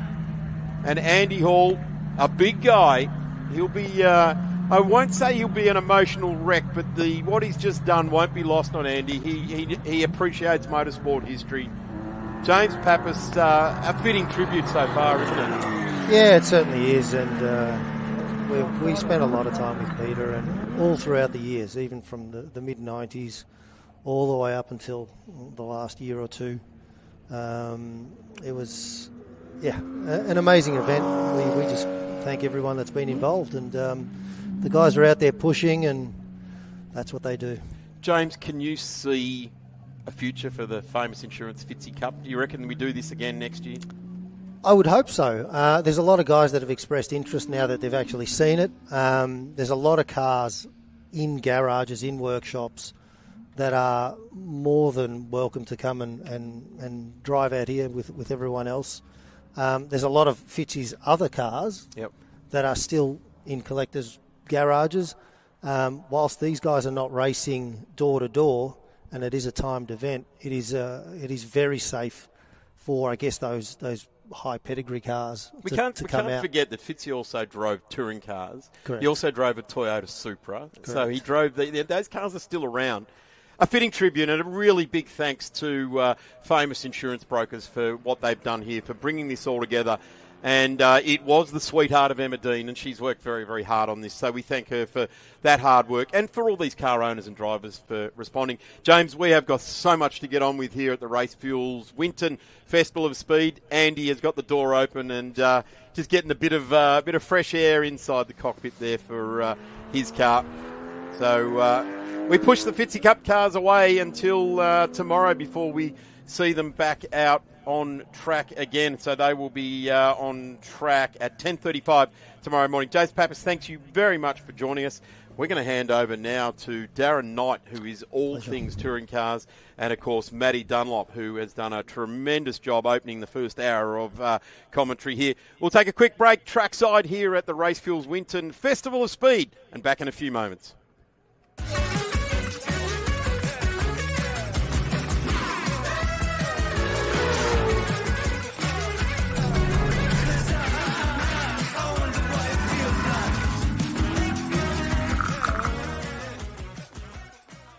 At Apex Building Products, we're your one-stop shop for roofing, framing and everything in between. Whether you're building your dream home, tackling a backyard renovation, we supply custom steel cut to your exact profile. We are your authorised supplier and distributor of Colorbond steel products. The original and still the best. Servicing the motorsport community for over 45 years. Come in store or check us out online. For the races, by the races. Autosport.com.au. Welcome back to the 2026 Racefuels Winton Festival of Speed here at Winton Motor Raceway, and we are getting ready for race 3 of the Group N under 2 litres here. The Cool Drive Group N under 2 litre cars are rolling down the Worth pit lane right now. So much rich history just pouring down the lane here. Matt Dunlop is my name, and I'm really looking forward to commentating this one alongside Darren Knight, who is one of the oracles of all things historic motorsport. So really good to have you in the box alongside. Thanks very much, Matt. Good afternoon, everyone. Great to be here on the cans for the first time. For race 3, in fact, we've been going since Friday for the Racefuels Winton Festival of Speed. Some fantastic battling between our front runners in this under 2 litre historic touring car field. Adam Bressington has taken 2 wins so far in that blue Cooper S number 8. David Noakes, he has pushed him all the way in the number 27 white and blue BDA powered Escort. There's been a B's appendage, if I can say that, Matthew, between these first 2 guys in the first 2 races, and I'm sure that will continue in this 30-minute race. So this is the long distance race for the Group N touring cars. The under 2 litres, the big cars, the over 2 litres, will have their longer race tomorrow. They certainly will, and it's I guess such a virtue of how many competitors have wanted to join us for Racefuels Winton Festival of Speed this year, in that we've been able to split the Group N's into 2 fields. And with Winton Motor Raceway and like the characteristics of the track, it does, make it a little bit more, like, it's a bit easy when you can split them off into those sort of like the over and the under 2 litres. And you won't want to miss the overs as well when you do get a chance to check those out, because they'll be thundering around here brilliantly. But this tight and twisty Winton Motor Raceway is so well suited for these cars, these Escorts, these Cortinas, these so many Minis as well, dancing around here. And like, this race will be a great example, and you'll be able to see, if you've read books and you've seen stats about how successful the Minis were back in the day, this race will show you why. Well, of course, the 60th anniversary of that famous Mini result at the great race at Bathurst filled 8 of the top 10 all those years ago, so the 60th anniversary this year, and Adam Bressington is definitely flying the Mini flag, starting out of pole there, 2 wins so far. Also has some very quick Minis behind him on road 2. Max McKay, who has really come on gangbusters the last 12 months, of the number 38 machine, alongside Richard Hill, who is definitely one of the quickest Minis in the country. That's a green machine with the white roof, number 12. We'll keep an eye on him. Patterson Draper on the next row of the grid. Then it's John Harrison, the first of the Cortinas, alongside Graham Hill. Tony Green is next, another Cortina, alongside our South Australian visitor, Graham Jarrett, the little Datsun 1600. Great to have Graham Mahovey here, his first visit to Winton Motor Raceway. Getting ready for the start of race 3, thanks to Cool Drive Automotive. Under 2 litre historic touring cars are away. Lights go out and we are underway here. The number 27 car, that's David Noakes, gets a pretty good start on the outside. Is he going to be able to get the run into turn 1 here on the inside of Adam Bressington? Does so in that number 27 Escort. Really well done. The RS 1600 there slots into first position as the whole field streams through turns 1 and 2 for the first time here. Well, I say the first time, it's actually the third time, because we've had a couple of races already, as you mentioned. So these drivers have all had quite a few opportunities so far to just see how the cars are feeling around this Winton Motor Raceway, getting used to the very cold conditions and how that's making the tyres behave underneath them, and getting the most out of these things possible. So really refining how they're approaching the track here, and they've got just over 23 and a half minutes in this race to be able to apply their trade. And this is what we were talking about earlier, these minis swarming all over the back of that Ford Escort. The Escort has been, like, on paper, would you say it's fair to say that it's got a slight house edge here at Winton with those straights? Yeah, the Mini's definitely very quick in the corner speed, one of the quickest cars you can race through a corner here at Winton. They just really don't slow down, they just throw themselves sideways. Great start from Max McKay, third in line there, the red Cooper S, number 38. He's got in front of Richard Hill off the line, so young Max doing a good job. A little bit of a brake lock up there for David Noakes in the leading Escort, number 27. Vic Draper did not have a very good start in his Datsun 1600. Is the blue machine with the white stripe down the middle there. It's just behind that purple Cortina of John Harrison from Sydney. So keep an eye on Draper as he tries to regain some track position after that slow start. They come to the line for the first time in anger here as they cross the stripe for Cool Drive Group and under 2 litres first lap. It is Noakes leading the way ahead of Bressington, Mackay and Hill, those 3 minis right behind. And then we go to Luke Patterson, who's currently sitting in 5th. Harrison and Vic Draper, as you mentioned.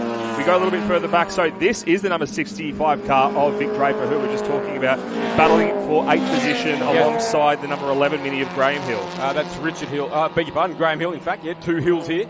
So as you mentioned, Matty, that is Graham Hill, the number 11 machine, blue with the white stripes, chasing the similar coloured machine of Vic Draper.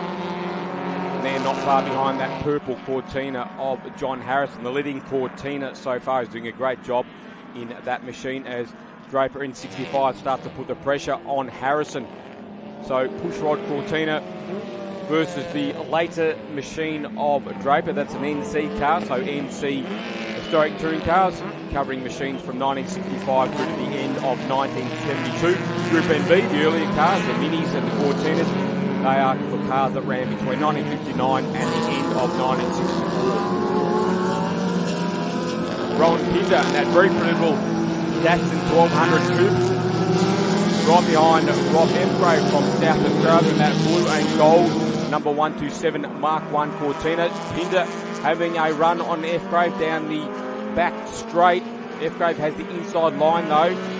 Just nips a break as he tries to stay in front of Pinder in that orange Datsun. And Pinder has several minis right on his tail as they head towards the second last corner. A few gaps starting to open up throughout the field. And here's that battle once more. The number 88, Rowan Pinder, going up the inside of the Cortina there of Rob F. Grave to South Australia, as you mentioned.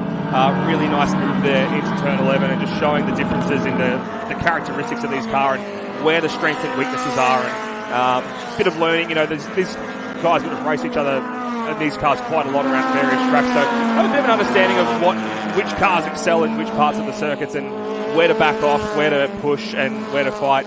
And it's great because the end result is you have this shot of the cars cresting the hill with a Datsun, a Cortina, 2 minis, and then a Holden FJ in the background as well. Yeah, Phil Barrow, he's been having some engine issues all weekend, but has had to bond it up for a lot of that time, but he's back out there. Car misbehaving a little bit in the earlier races, but he's back on track now and always likes hunting the Cortinas. Really good to see the FJ here. It's one of the crowd favourites, that one. It's a beautiful looking machine, and it's always good to see the local representation alongside so many of these machines, which a lot of them from the UK, of course, the minis, the Escorts, Datsun's Japanese as well. So a bit of variety, and it's just a great snapshot into the F-Grams have his mirror full of the minis of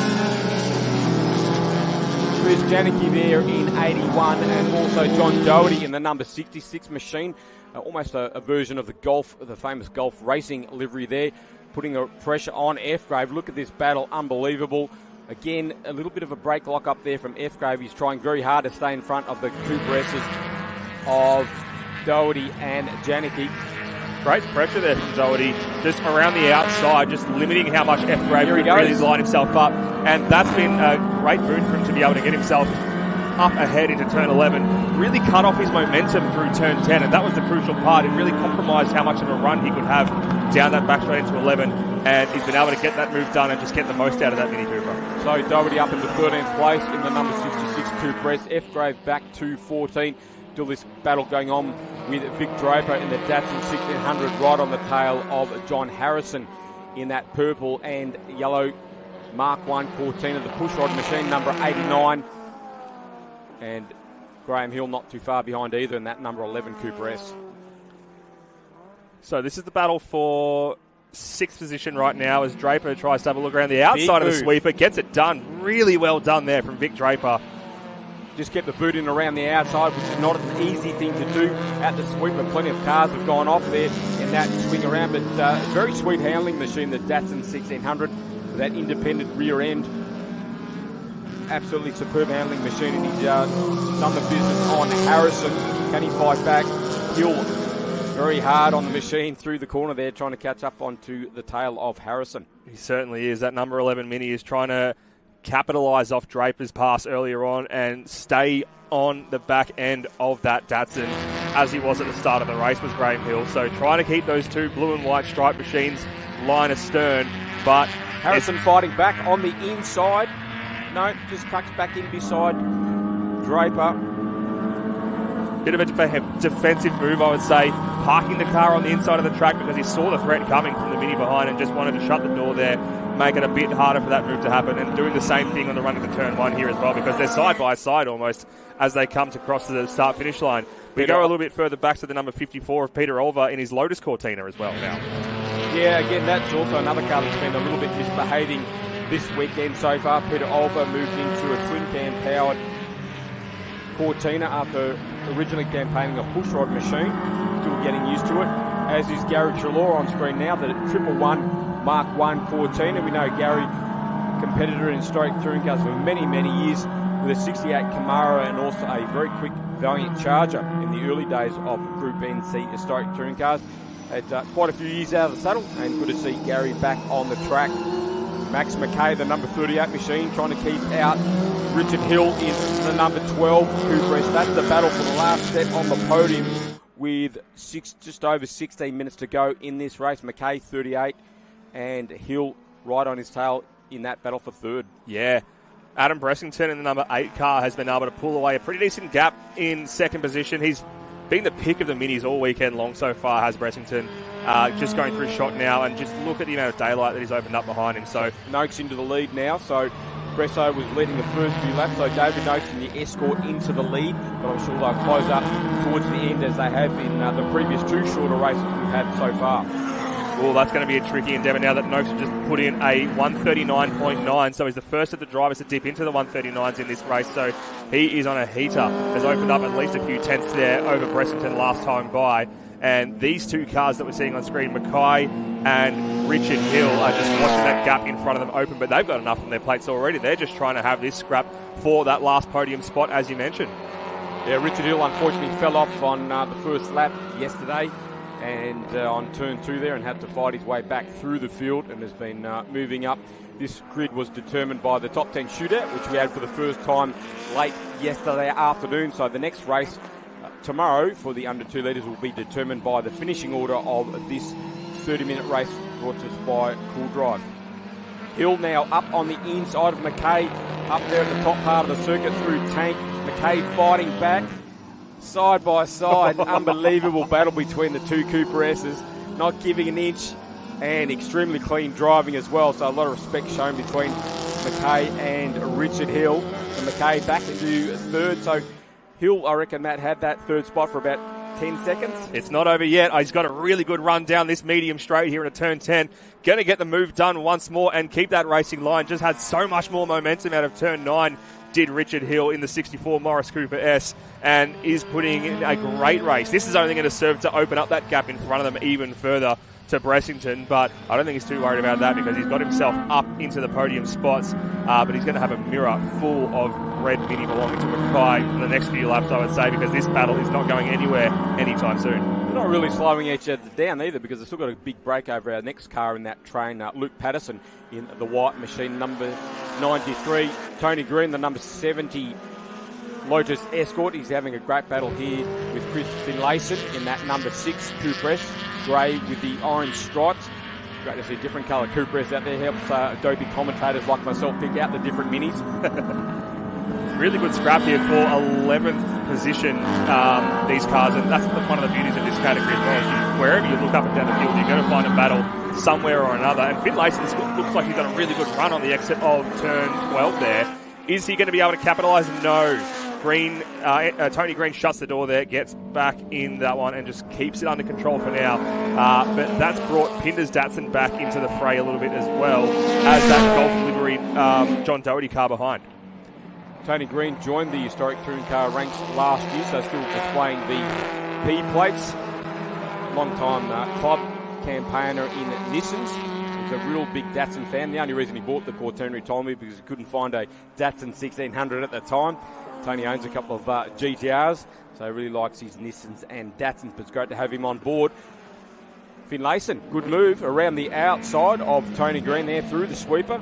On the run into the sweeper in the first half of that corner as well, so carried so much pace out of turn 4 and was able to really leverage it and just power around the outside and as much as possible.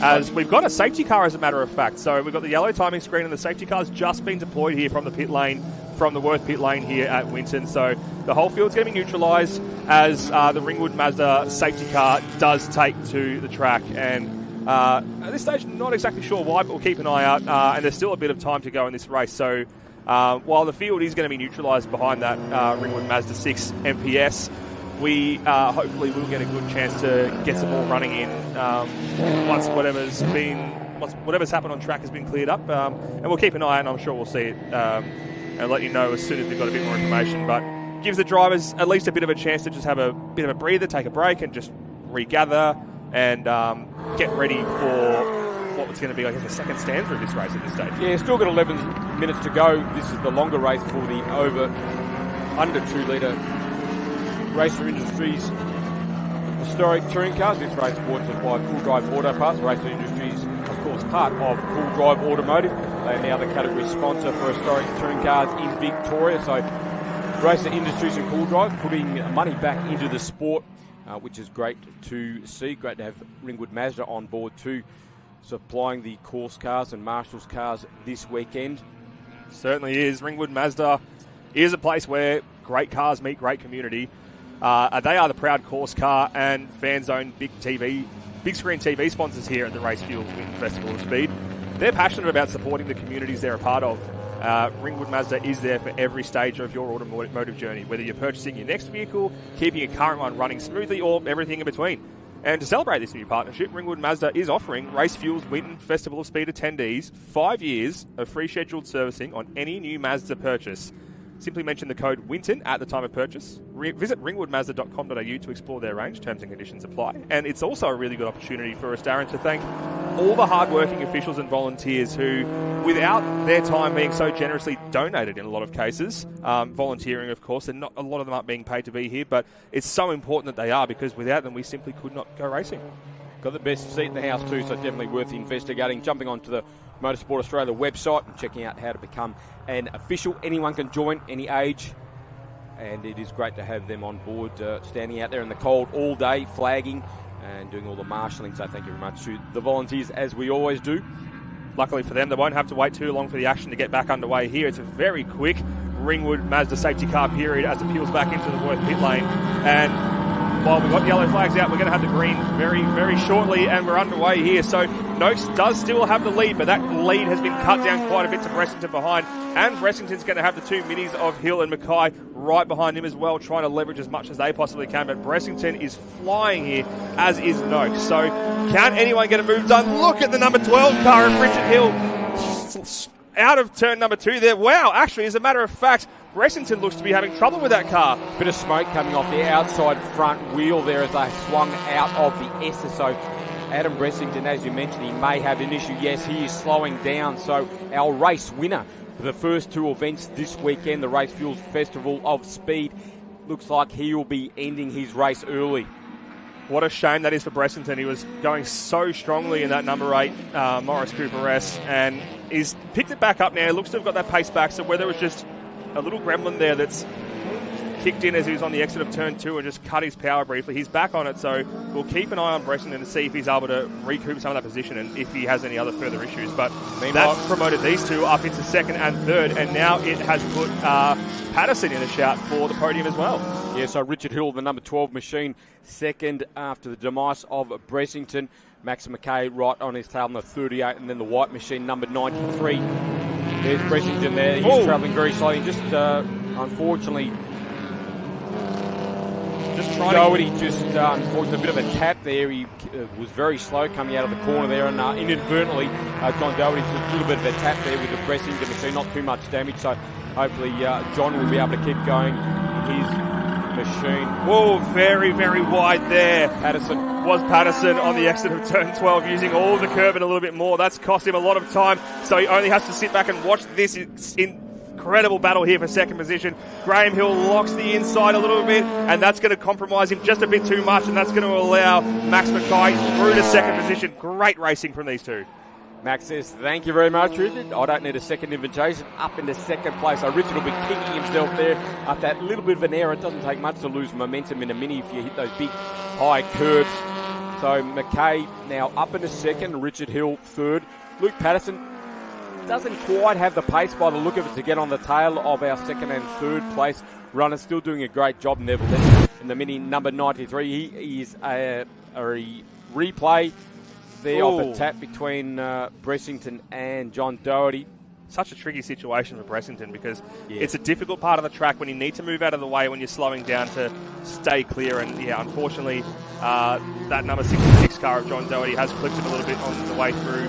But the race is still green, so we're still going. And Luke Patterson isn't losing touch of this battle for second place so far. Noakes, in the meantime, has been streaking away at the front once more in his 72 Escort RS 1600. But these three minis here are making it a really close scrap for second position, and it's gone straight back to a three-car battle. Vic Draper and the Datsun now up into fifth. Good recovery from Draper, having started a little bit further down, as a matter of fact. Well, he started in P6, but he dropped down to 7th at one point, so still holding on and just doing a great job to keep his nose tidy. As we go back to the battle for second position, McKay will be just far enough ahead at turn 1 to not let a move happen here, and he's able to just focus on putting his head down and peeling away and seeing how much of a gap he can start building behind him. And in fact, Patterson is right now on the tail of our number 12 machine of Hill. A little bit of panel damage there, so that must have happened just out of camera shot there, Richard Hill. So not sure where that has happened, but he's now falling into the clutches of our fourth place runner there, Luke Patterson, in the number 93 Cooper S. So a little bit of trim just coming off the left-hand rear of that car, as we just caught a glimpse of there, the number 12. But he's still giving it everything. He's still carrying a bit of pace through the sweeper, and he's not leaving the back bumper of the Max McKay machine just yet. So lots to play for. It's good to see. It's interesting to see the different lines as they're trying to just find some spaces through, and different parts of the track where these drivers are strong. Minis are so small, you can basically chuck them wherever you want. So we've got about 14 different lines through a corner. They're an amazing machine. Really don't slow down through the corners. They just boot it. Front wheel drive, of course, hooks up nicely, and away you go, and provides some fantastic racing with no one using the same line. Absolutely. They'll be tucked in somewhat, just trying to keep a good clean line here on the run into 11 and 12, and they can see how just far that gap is. Just over 3.5 seconds last time across the stripe was Noakes' lead, and that's going to be continuing to expand. So we go a little bit further back to the battle for what is now 9th position. So Finlayson has made his way past Tony Green, and Tony Green himself has the Pinder machine right behind him. That is the... That's the 1200, I beg your pardon. Indeed, yes. He'd love a 1600, but it's a 1200. And he's giving it absolutely everything to get the most out of it. But Finlayson with the Go Fast lights ablaze on that Mini is doing a great job to head off this battle pack right now for 9th position. Probably needs to turn the headlights off, actually. Might get a couple more horsepower. Not that the steel beams of the 1960s were that powerful, drawing that much current. But they are English electrics, of course. You can see just how much the bumps make an impact, especially with the Minis, the little bit of chatter at the rear end. You've seen a few of these corners with the inside rear wheel just coming off the deck here and there. I saw a little bit from the exit of 12 as they go almost side by side. I think that's more of an effort of Chris Finlayson just trying to defend a little bit and just park on the inside to not give Tony Green too much of an opportunity to get that forward to Cortina. Yeah, tiny 10-inch wheels. you've got bigger wheels on your wheelbarrow in your backyard. They're just an amazing motor car, the Minis. They never cease to amaze me. Your front-wheel drive, tiny little 1.2 litre engine, 10-inch wheels. You think that's not going to make a race car? Well, John Cooper had something to say about that in the early 1960s, and what a machine that it is, and still providing great entertainment today. They've created such a heritage for motorsport as a result of that as well. And, you know, they're legendary around the world in all sorts of facets, whether it's circuit racing, hill climbing, rallying as well. The great Paddy Halpkirk, which we unfortunately lost a few years ago, what the absolute whiz he was at the wheel of a Mini on the gravel stages. Battle really holding up now between Pinder and that bright orange Datsun 1200 Coupe, number 88, right behind the Tony Green Lotus Cortina. Good to see Rowan's got those JDM mirrors on the front, right there, pitched out right on the front guards of the Datsun 1200, which the Japanese had for some reason. Don't do it these days, of course, but there they are, right on the front edges, and puts the move on Tony Green. So Rowan Pinder now up into the top 10. Great move there from Pinder in that beautifully presented number 88 car, the Datsun 1200 Coupe, as you mentioned. The job now for him is to put the foot down and see if he can catch up to the back of Chris Finlayson in that Mini, but I think that's going to be a pretty tricky task. Behind a little bit further, this is the 81 car of Christian Janik, the 64 Morris Cooper S, who's just been holding on to the back of his pack as well, sticking with these guys a little bit where he can. And now we look to a couple of the Cortinas having a scrap, one of those being the 92 car, so this is the battle for 14th position. That's Don Knight, the number 32 pushrod Cortina, battling the similar machine of Stuart Bailey. That's a car run for many, many years by Fast Johnny Luxmore. I'm pretty sure he gave himself that nickname, but everyone calls him that anyway, Fast Johnny Luxmore. And great to see the battle of the pushrod Cortinas. Unfortunately, their nemesis, the FJ Holden of Phil Barrow, he has retired in the FJ Supercar, so hopefully he'll get back out there for the fourth race tomorrow. Meanwhile, this battle goes on between Knight and Bailey. A lot of Cortinas represented in the Group N under 2 litres category, all the way up and down, as with the Minis, as we've been touching on. With Richard Hill still holding off the second position. That gap out the front is gone to 4 seconds, just a note, so he's almost coming out of our camera shot when we look at the start there. We just got a quick glimpse of him. But Max Mackay is making this a very, very difficult second place for Hill to hold on to. Yes, I dare say they'll be liking a drink of water after this race. It's a 30-minute race, and particularly when you've been involved in a race-long battle, the whole distance, which Hill and Mackay have been involved in, they'll certainly be looking forward to a swig. Patterson now, he's dropped off a little bit there on the back of the third-place man, Max Mackay. Richard Hill trying to put some distance between him and the number 38 machine as David Noakes continues to lead in the BDA-powered Escort. Saw Max Mackay cop a little bit of curb through turn 7, I believe it was, which would have compromised him just a little bit, but not a huge amount because the cars are fairly, I wouldn't say they're low slung. They're relatively, if you look at any other car that's in the Racefuels Winton Festival of Speed, they're about as low as it gets, just by nature of their size, and that means that keeps them relatively planted as a result. So up the front here, meanwhile, we go back to the number 27 of David Noakes, who has been out front by a long way, all race long, and the last lap board will greet him now. So one more tour of Winton Motor Raceway for race 3 here. What a stellar performance it's been so far for the New South Welshman. Yeah, former state champion in New South Wales, a car originally campaigned by his father, David Noakes Sr. He's hung up the helmet now, David Noakes Jr. behind the wheel and winning that championship in New South Wales last year. And he has a very handy lead now over Richard Hill and Max Mackay. Hill will not want to put a 10-inch wheel wrong, though, because Mackay will be right with him on this final lap for race 3 of the Racer Industries Cool Drive Auto Parts under 2-litre Group N historic touring cars. Yeah.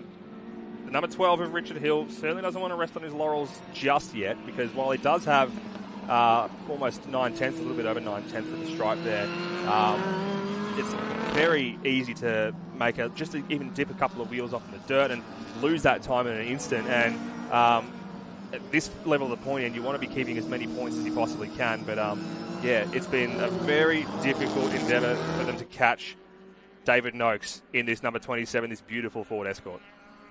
Yeah, a machine that took Frank Gardner to the 1968 British Saloon Car Championship with those big forest flares on the car, which we didn't see a lot in the local circles, the twin cams and BDAs running around, but certainly part of the rules. You're allowed to run those big forest flares, which we definitely saw on the rally stages. A magnificent motor car in all forms of motorsport.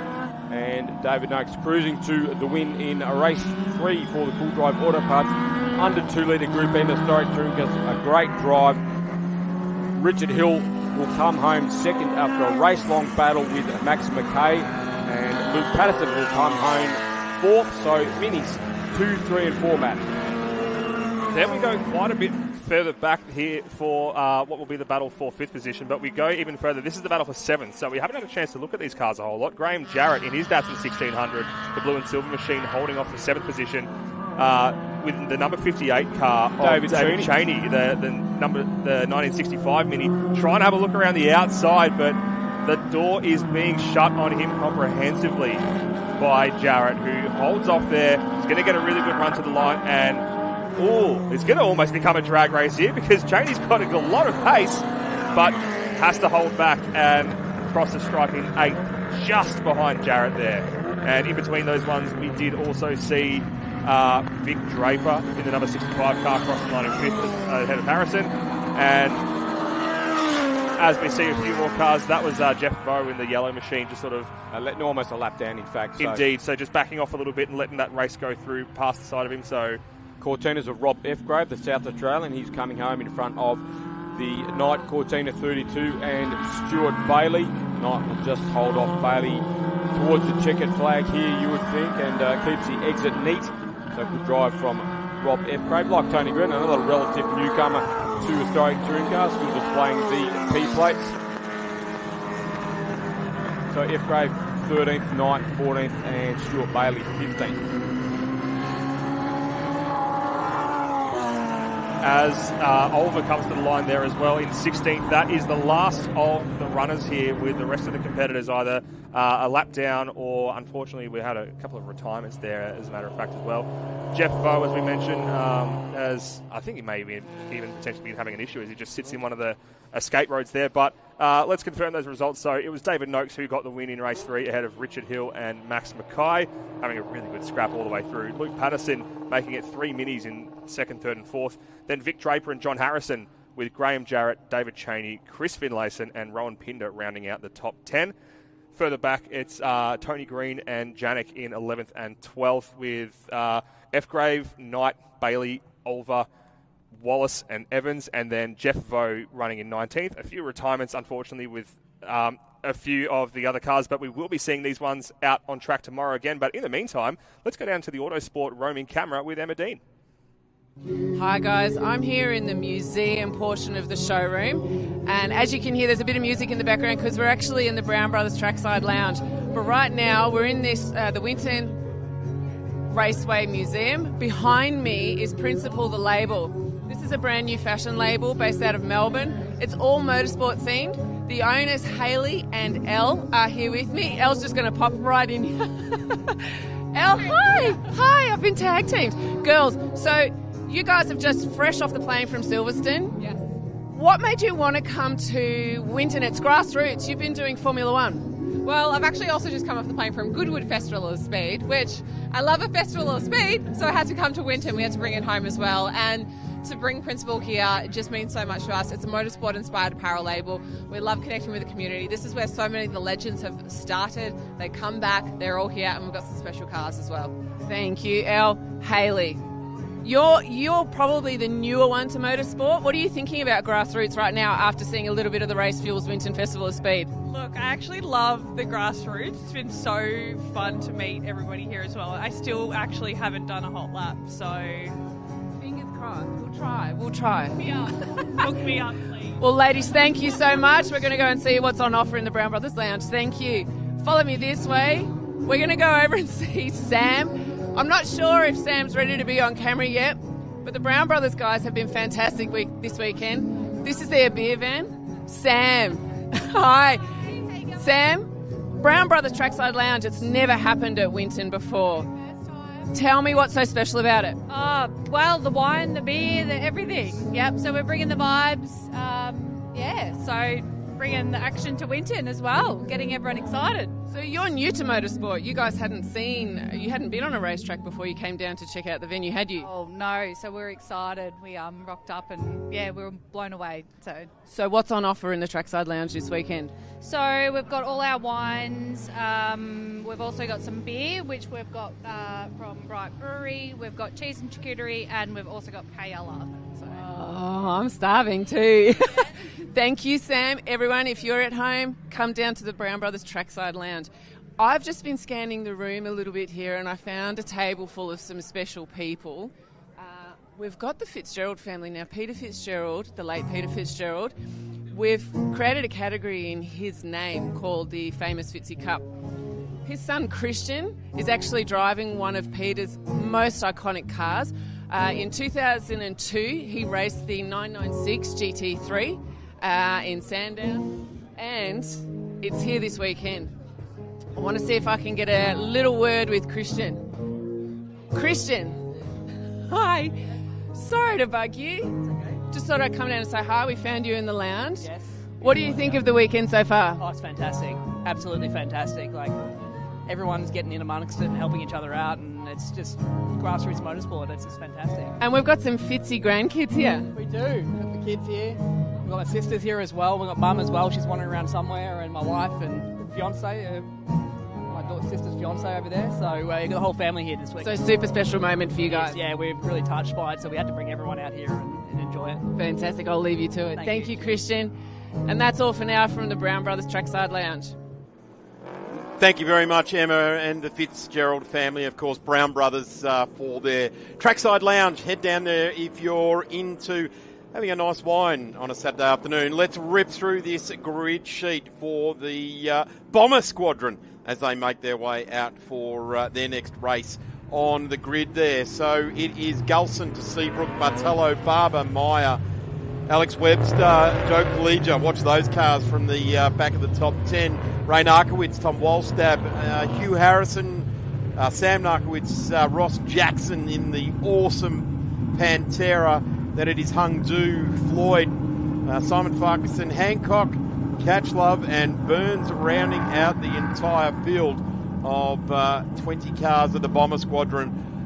Phil Memory right alongside me. I'm Darren Smith, and signing off out of the Brown Brothers Lounge with Emma Dean there, and we are about to go racing here. Bomber Squadron versus Mosquito Squadron. Hey, these are the big ones. These are the ones that come over and drop the blanket bombs. Yeah, they've got the four engines. They absolutely do, and this is something we've been looking forward to. Alex Webster starting from right back down there on the third, fourth row of the grid, and Joe Collegia alongside there as well. Joe's in that red Corvette. The big bangers, but it's the Narkowitz cars as well. The 911 getting away. There he goes, Barber in the 911. Oh, and Joe Collegia doesn't get off the line cleanly. A couple of alphas in the mix there. The 63 of Graham Gulson goes through very, very nicely indeed. And the second of those, or the blue Corvette, there's Tom Walstab there in the big Porsche as well. He'll come on strong, nice and early. Webster, who provided us with that amazing footage at Phillip Island for the Penrite 100 Classic in that white 911 of his. He started, as I said, out a few rows back there. So we will keep our eyes peeled for the performance on that Porsche. Here's car number 3, Tom Walstab. Back to the front of the race here. There's Doug Barber. There's Alex, as we were touching on. And it's our race leader, the car number 911. Doug Barber, the Porsche 911 Carrera 3. Look at the 13 right round the back there. That's Damien Meyer. Not to be confused with the red car that looks just like that. Unfortunately, well, dinged up. Just like it, apart from it's red.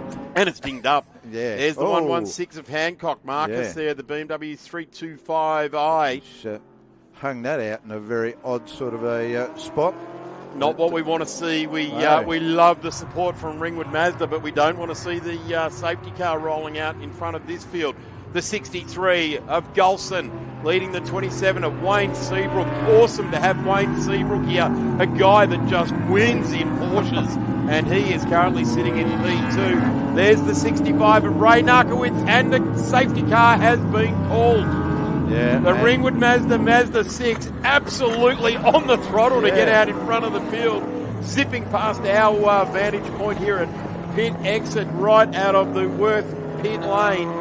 And the Ringwood Mazda 6 leads this field of fire-breathing flat sixes, the massive big V8s and big blocks in the Corvettes, and this flaming 1300cc, which passed one of the flaming V8s. And of course, we got the Di Tomaso Pantera 5.8 litre V8. Now, this is going to fall right into the hands of Marcus Hancock, who had speared off, and I would suggest was probably why the safety car from Ringwood Mazda was called out. He's managed to get it going. Got it going, so we really will probably just see one lap. We're going to keep a good eye on that safety car to see when they turn the lights out. If they're happy, they'll go out as the car comes down between turn 9 and 10. Yep. And we are being told that it is going to be a restart. So Race Control has confirmed it. So full restart. Wow, this will be interesting. Wayne Seabrook, love watching this guy go at it. And, well, take nothing away from Graham Colson either. No. These iconic 911 silhouettes. We touched on the newer ones that were running in the famous Insurance Fitzy Cup. But when you close your eyes and you think Porsche, these are the 911s you think of, aren't they? I remember Jimmy McEwen like that car was just such an icon, and so long ago, and these cars still, you can tell that it's from the same family. It's still the same sort of car, vastly different, but they've managed to keep that look of the original 911s just so good. Rear engine, flat six, amazing note out of a race engine, and you know the highly strung ones because they sound better. Yeah, they do. They really do. And they all sound good, that big flat six. Just what about this livery, though, Phil? The Golf? The Golf livery. That's fairly well known, that one. That and the Martini Porsche. The Golf, the Golf Fuel and your Martini. It's not a full restart. They're just a rolling restart, so we're all good. Well, we see David Barber.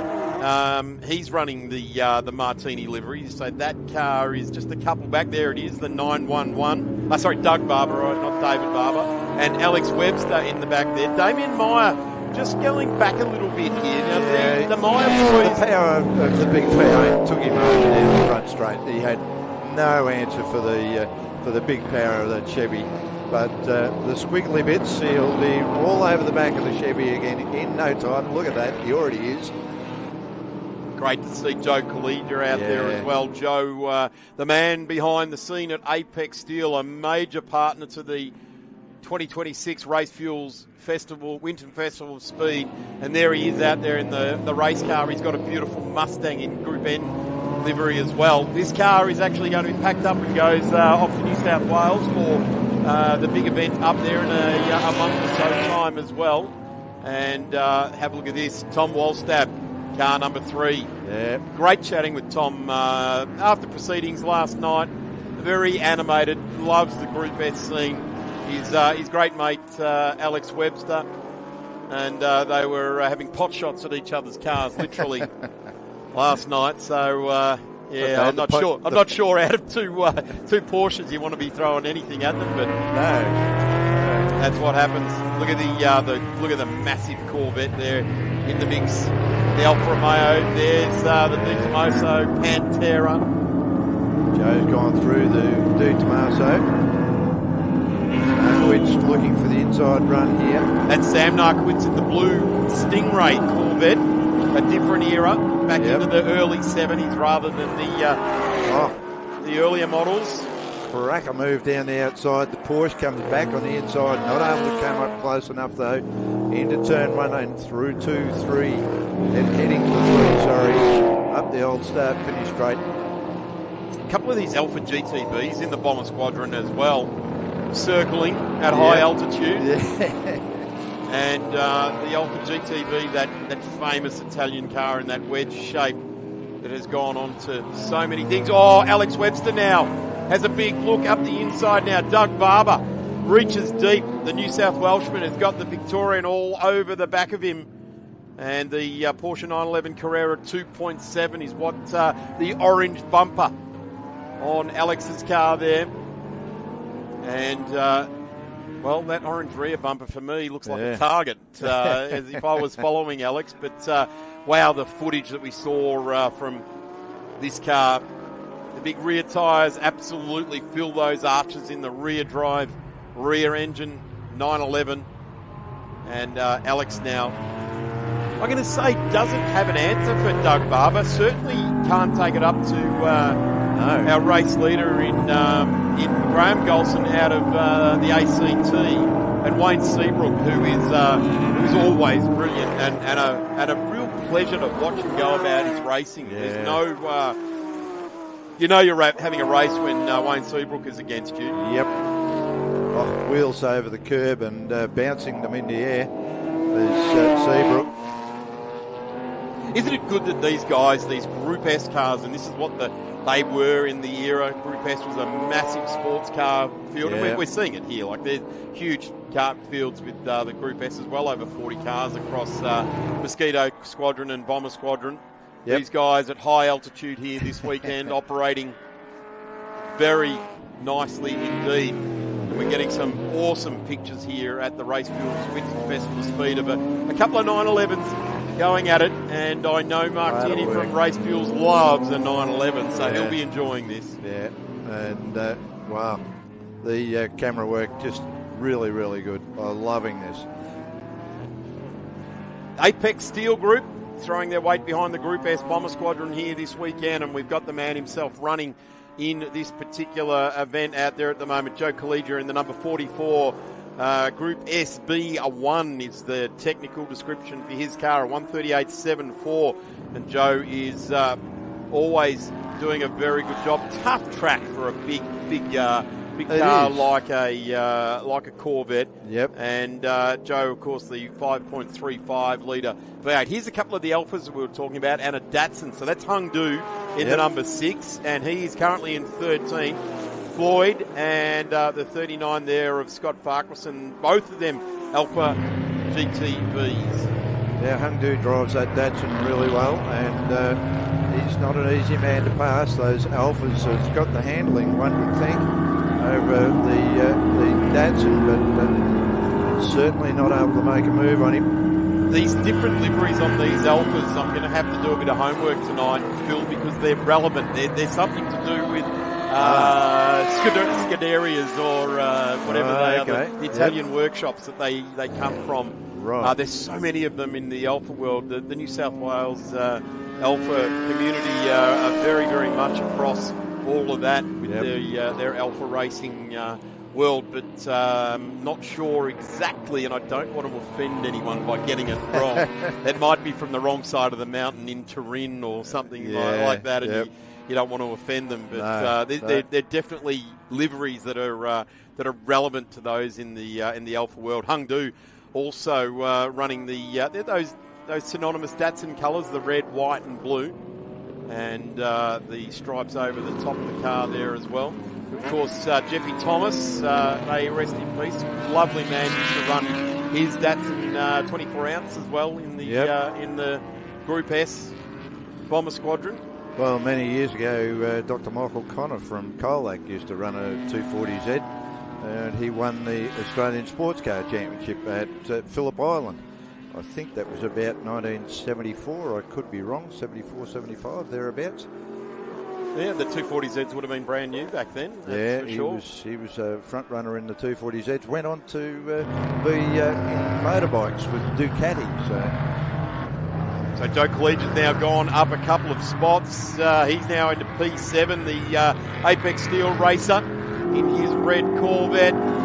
Campers starting to get the campfires going off in the background there, keeping warm as we start to push towards 4 o'clock here locally for those tuning in around the world. We know we've had Quite a lot of viewers out of North America and Europe today, getting up early and having a bit of a watch on. So terrific to have everyone watching us on the Racefuels Winton Festival of Speed broadcast. And a lot of photographers out there getting shots of these beautiful cars. And Alpha up the side now. That is the 79 entry of Hugh Harrison. It's a name synonymous with Alpha racing, that is for sure, here in Victoria. Joe Collegia there in the Chevy.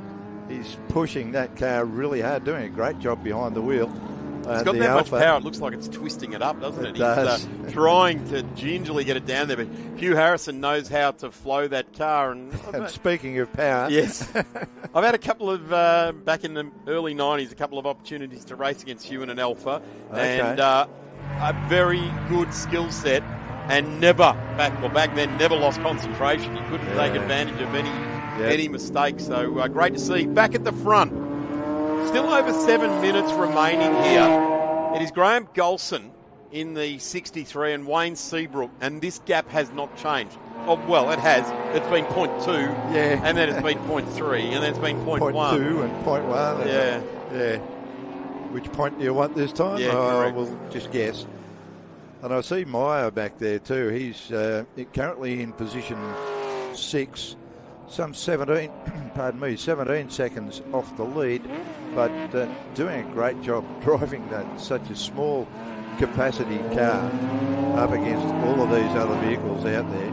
It's just amazing to watch. Yeah, let's put some context around that. Damien Meyer is in a 1969 MG Midget. That pretty much describes it. Until you go over the capacity, and it's a 1310cc car. We're going to have a lead change here. Wayne Seabrook has been circling like a shark. He wants to reach out for the Brown Brothers celebratory beverages at the end of this one. But just getting the... Yep, not yet, mate. I'm not ready to have you here's come a go through. down the inside. The He's 27, there is an absolute weight of expectation on a number 27. Alan Jones's World Championship winning number. And away they go. The magenta Porsche of Wayne Seabrook. Yeah. All over the back now of the Canberran racer and the number 63 Porsche. There's the 86 has gone off. That's John Floyd. Of course, the Alfetta GTV. And these guys are going through it. I tell you what here, Phil Memory. These two at the front at the moment are just eased out a couple of seconds. Yeah. You know who hasn't? Has remained in the 136s. These two in the front, last lap round of 137, is one Jay Bartolo. And that is that blue Corvette right there. Yeah, there the he comes. Stingray around the sweeper. Oh, beautiful slide through there. Isn't he carrying great speed? Really pushing the car. And this is going to become a three-way battle. Without a doubt, the guys in the Porsches will be hoping that the brakes go off in the big heavy Chevy. But well, it doesn't look like it yet, does it? It doesn't. No, he's sliding right in. Here we go with a replay of the Alpha. Wheels out in the ripple strips. Tank Bit of slapper. the old tank slapper, and whoop-de-doo, off we go. In the end, you've just got to let that take place, don't you? Yep. No good fighting it. The longer you fight it, the bigger the accident. So we've still got Golson, Seabrook and Bartolo now 1.78 seconds behind these two guys. I suspect that is going to come down unless the two Porsches go, oh my goodness, there's a big Chevy coming. Wow. I tell you what, though, 9 laps, and the Corvette is the fastest car on this lap. In fact, they're all 1, 2, and 3, all in the 136s. So they've noticed, they've seen it, and I'm going to say Wayne Seabrook has just taken the blowtorch off, and he's still got plenty of time. We're at 3.5 minutes left plus a lap before he has to make the main thing stick here. I guess the other thing, Phil, that we're watching for as well is the push by Alex Webster and Doug Barber in the 911 as well. Fair old gap back. We're well over 10 seconds back to there's Doug Barber and there's Alex. They've pushed into it. And there's been some good prizes put up by Porsche Cars Australia for the Group S's here this weekend, and the Fitzy Cup end of things, some online store vouchers and things like that. So big shout out to Alex. He's in the thick of things there, and he's in the thick of things in this race as well, in that number 7 right there. Hungdu. Now, where are we with these two guys? Hungdu, so 12th and 13th with Scott Farquharson. Yeah, and they're still fighting hard. They're not backing off and going, well, we'll just cruise in for our spots here. They're pushing hard. And what we've got to also remember, Phil, here is that the Group S have a number of different subcategories. So at the moment, Gulson is an SB4 car, Seabrook is an SC3, Bartolo SB4, Barber SC3 for Webster, SB1 for Damien Myers. So that's an older car, and it's only on 1300cc, and it's Damien's 137.4 is his best lap, and he's giving away 3 litres. Yeah, it's a massive difference in capacity. It's a good race. You can paint them red. One from the country of the rising sun, and the other one, the country from the tricolour, the famous Italian sports cars that I'm going to say we all know and love. And Jeremy Clarkson says you're not a true automotive enthusiast until you've owned an Alpha, and they've tested your resolve. Yes, they did have a little bit of an issue with certain things, but great race cars though. When you pedal them and you tickle them along, the geometry and the weight the weight positioning in the chassis. Yeah, you took those things out of the showroom and they just handled and brake beautifully. They do, and we're talking 70s here. This is an old car, mid to late 70s, the GTVs. And, there was some Australians, and they made a Cicotliato with a rear-mounted 5-litre Holden engine in them, and they started off. What was that, an Alpha Sprint or something like that? Yep. Back to the lead, and have a look who is right in striking distance in the Bomber Squadron. Yep, he's closed that gap up. Still got a little bit to go, but Bertello, can he make the rest of it? We've got 35 seconds plus the lap. I'm tipping that they're not going to get to the finish before the 25 seconds. This is Bartolo to Tower, Bomber Squadron incoming. We have delivered the goods, and we are now ranging up on the back of the Porsches. Tower, can we buzz the Tower? Bomber Squadron out there on track, having a bit of fun, the Apex deal. Group S Bomber Squadron, race number 3. The 27 being driven beautifully by Wayne Seabrook. It's just 1 millimetre here and 1 millimetre there that Graham Golson's just doing it a touch better. But when Wayne turns it up, he's there.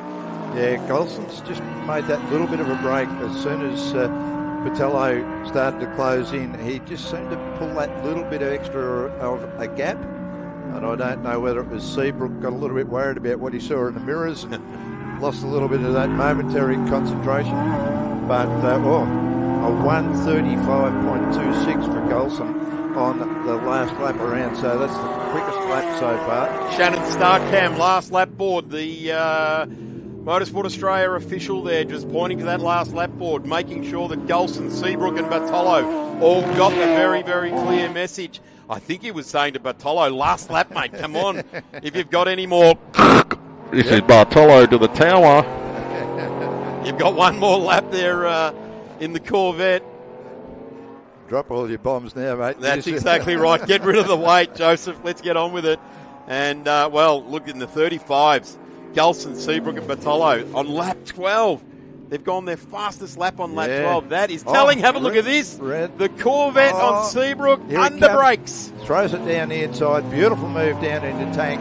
Wow. Picks up second spot. That is a cracker. You would not Seabrook. have put... Seabrook's got issues. He's run out of puff. within view of mission accomplished. The 27 is parking it off. I so hope that is not just out of fuel, but I hope it is just out of fuel because you don't want anything worse than that, do you? Yeah. Just a plug lead fall off, a spark lead fall off. Yeah. All 6 of them. Yeah. Well, Gulson now, what a classy drive. What a classy race by all 3 of them. Sad that we won't see Wayne Seabrook get to the line there, but Joseph Bartolo, he ranged hard on these 2 Porsches, and, well, he's going to get the second step on the podium at the end of this.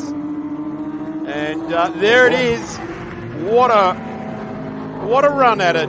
The Bomber Squadron Apex Steel Group S category has gone to Gulson in the Porsche.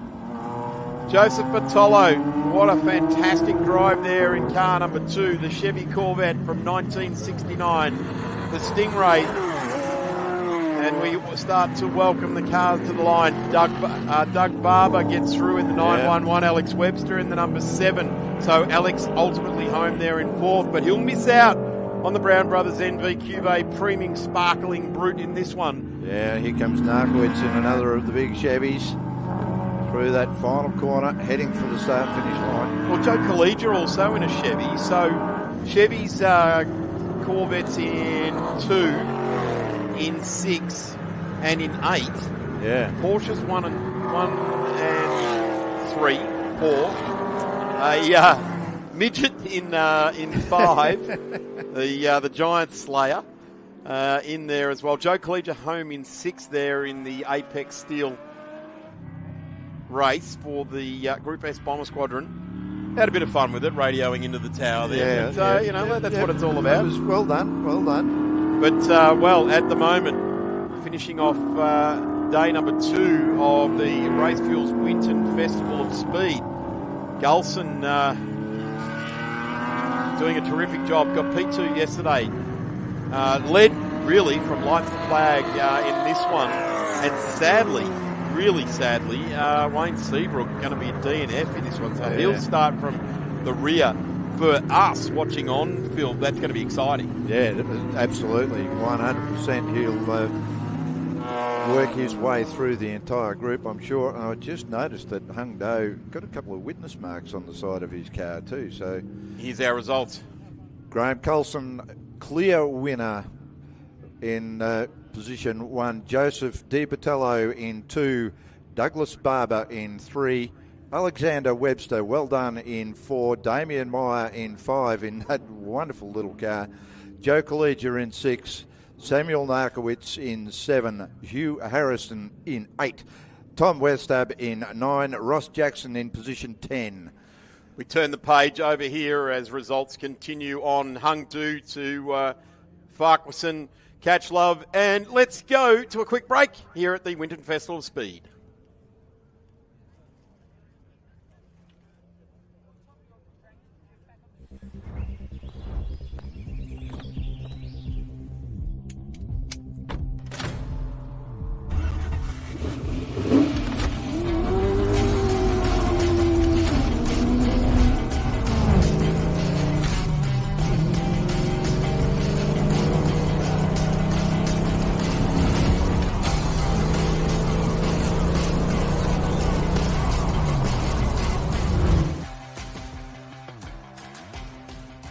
At Apex Building Products, we're your one-stop shop for roofing, framing, and everything in between. Whether you're building your dream home, tackling a backyard renovation, we supply custom steel cut to your exact profile. We are your authorised supplier and distributor of ColourBond steel products.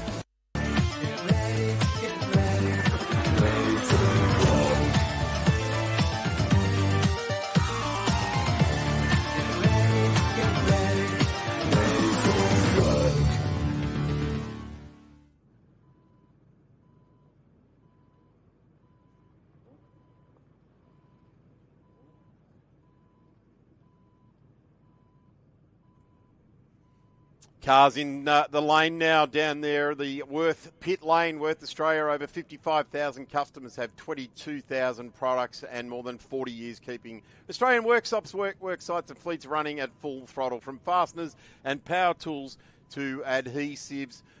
check it out. Worth have got a fantastic activation in behind the pit lane here in the shadow of the Winton Motor Raceway race control tower.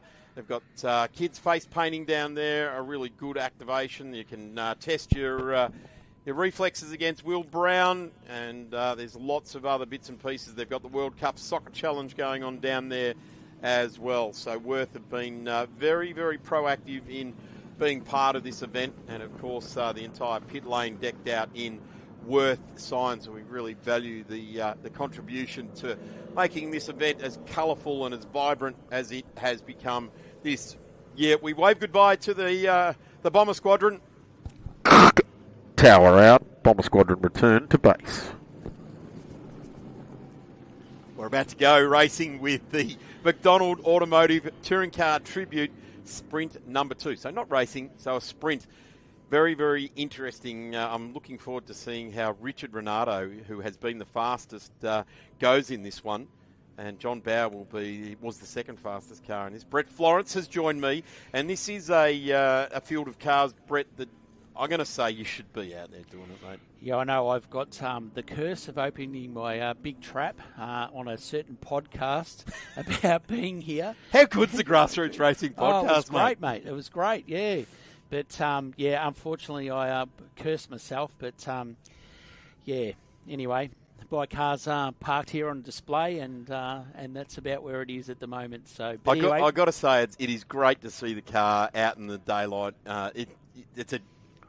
It's a tribute to you. Yeah, it really is, you. and to the car. It's a mint-looking car. A couple of mates of ours, Nick Higgins, is here as well, and he's just waxing lyrical about the car. Exactly. You've done a tremendous job. It really is cool fun. It's funny. I spoke to Aaron Noonan and showed him the car, and it's all his fault for giving me the photos in the first place. So Noonans was from AN1 Media, V8 Sleuth. So Noonan he did me a favour and probably upset my wife. But mate, you're talking about don't go upsetting wives. Let's not do that. leave that alone. But anyway, you talk about Richard Renato in that Volvo. That's the first time he's joined our category, and he's a local guy from Shepparton. And you look at that car, and his family used to own the Volvo dealership in Shep, and that's sort of where his background is. And his dad, Lou, famous production car racer, had the Leighton House Honda Civics. I know. Yeah. So, great family, great heritage. And he loves that thing, and he said it's not even wound up fast yet. Richard Renato, I did a 24-hour race here with Richard Renato in the team. They had a Mark I Cortina with one of these engines in it, one of these Volvo engines in it, and I think he was 17 at the time. Yeah. Went on and did a bit of Formula Fording, and like everyone, that life takes hold and different bits and pieces crop up. But Richard, an amazingly talented driver, like his dad.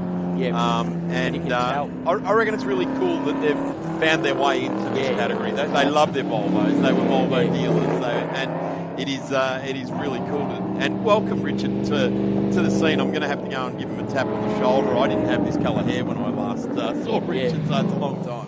But this is a great category. It's a really good feeder category. And interestingly, you look at this, the Stratfield's VN there. Reg, who owns it, again, he's a local guy to Shepparton. He couldn't find the wheels to his car, so he's actually invested into getting wheels made. And now there's guys with genuine cars lining up to buy the wheel because they need it for their car. And and it's starting a bit of a concept, and it's great.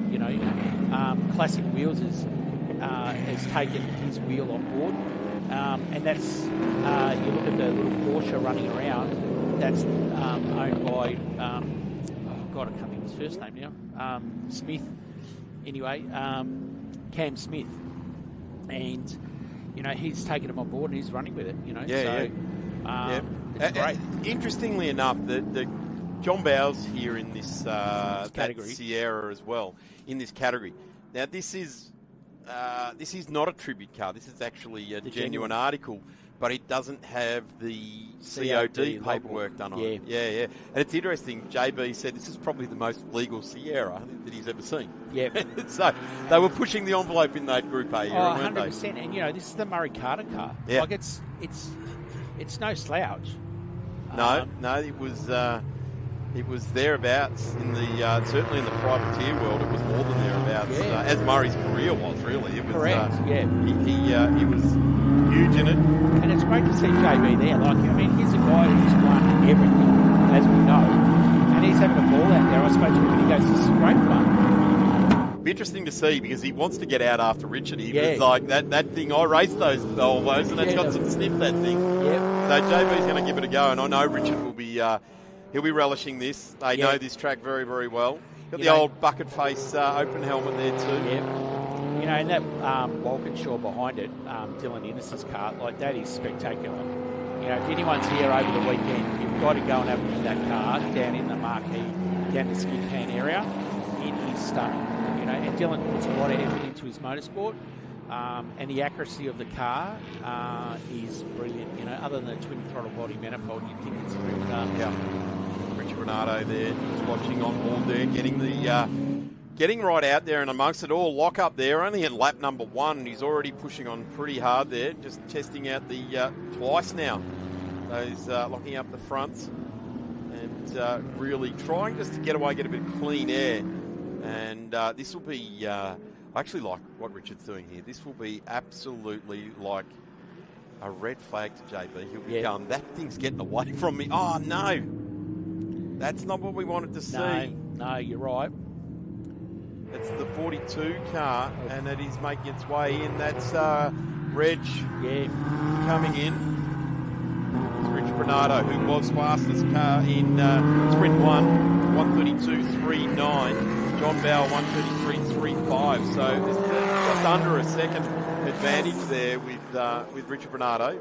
Down into turn 1, tips it in, floats that front wheel over the ripper strip. Sadly for those fans of Volvo races, we lost Robbie Francis not that long ago too. So New Zealand racer who absolutely took it up to them in the Volvo, in the Volvo dealer team as it was known in Australia in the Australian Touring Car Championship. Run by Sheppo, John Shepherd. He ran that team really well. Jim Smith in the background of that Volvo out there as well. So some behemoths of motorsport in that era in Australia were wanting the Volvo dealer team to do well, and they had a couple of young drivers doing it. Of course, JB had sort of transitioned from open wheelers and sports cars over into touring cars. You're right. You couldn't get it shaped more different, could you? No, that's exactly right. And it was interesting. I was talking to Jeff Gretsch yesterday, who's the manager here at Winton Raceway, and I didn't know that Jeff was. He worked for John Shepherd at the time, putting those Volvos together. At and look, he's a bloke that went on to run most successful HRT in the height of its power. So it was really interesting talking to him about that time. John Bauer here running in a car that is owned by the Autosport team, and they are a big part of the festival here this weekend. Of course, the sponsors of our pit lane roaming camera, or our roaming camera, that's been bringing the smiling faces of Emma Dean and Callum Brannigan to the coverage here today.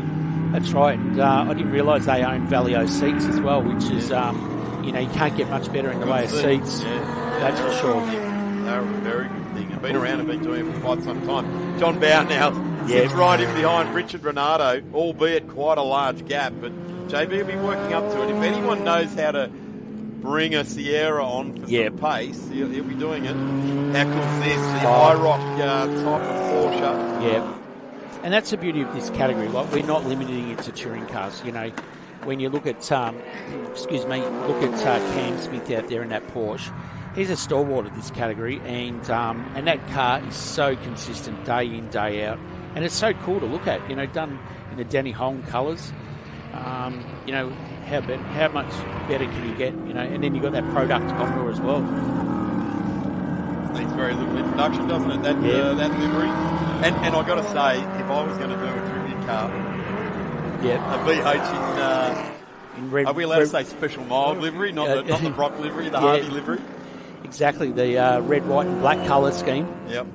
But I love this, Moffat works, or the Gagan works, Falcon, how good's that? Yeah.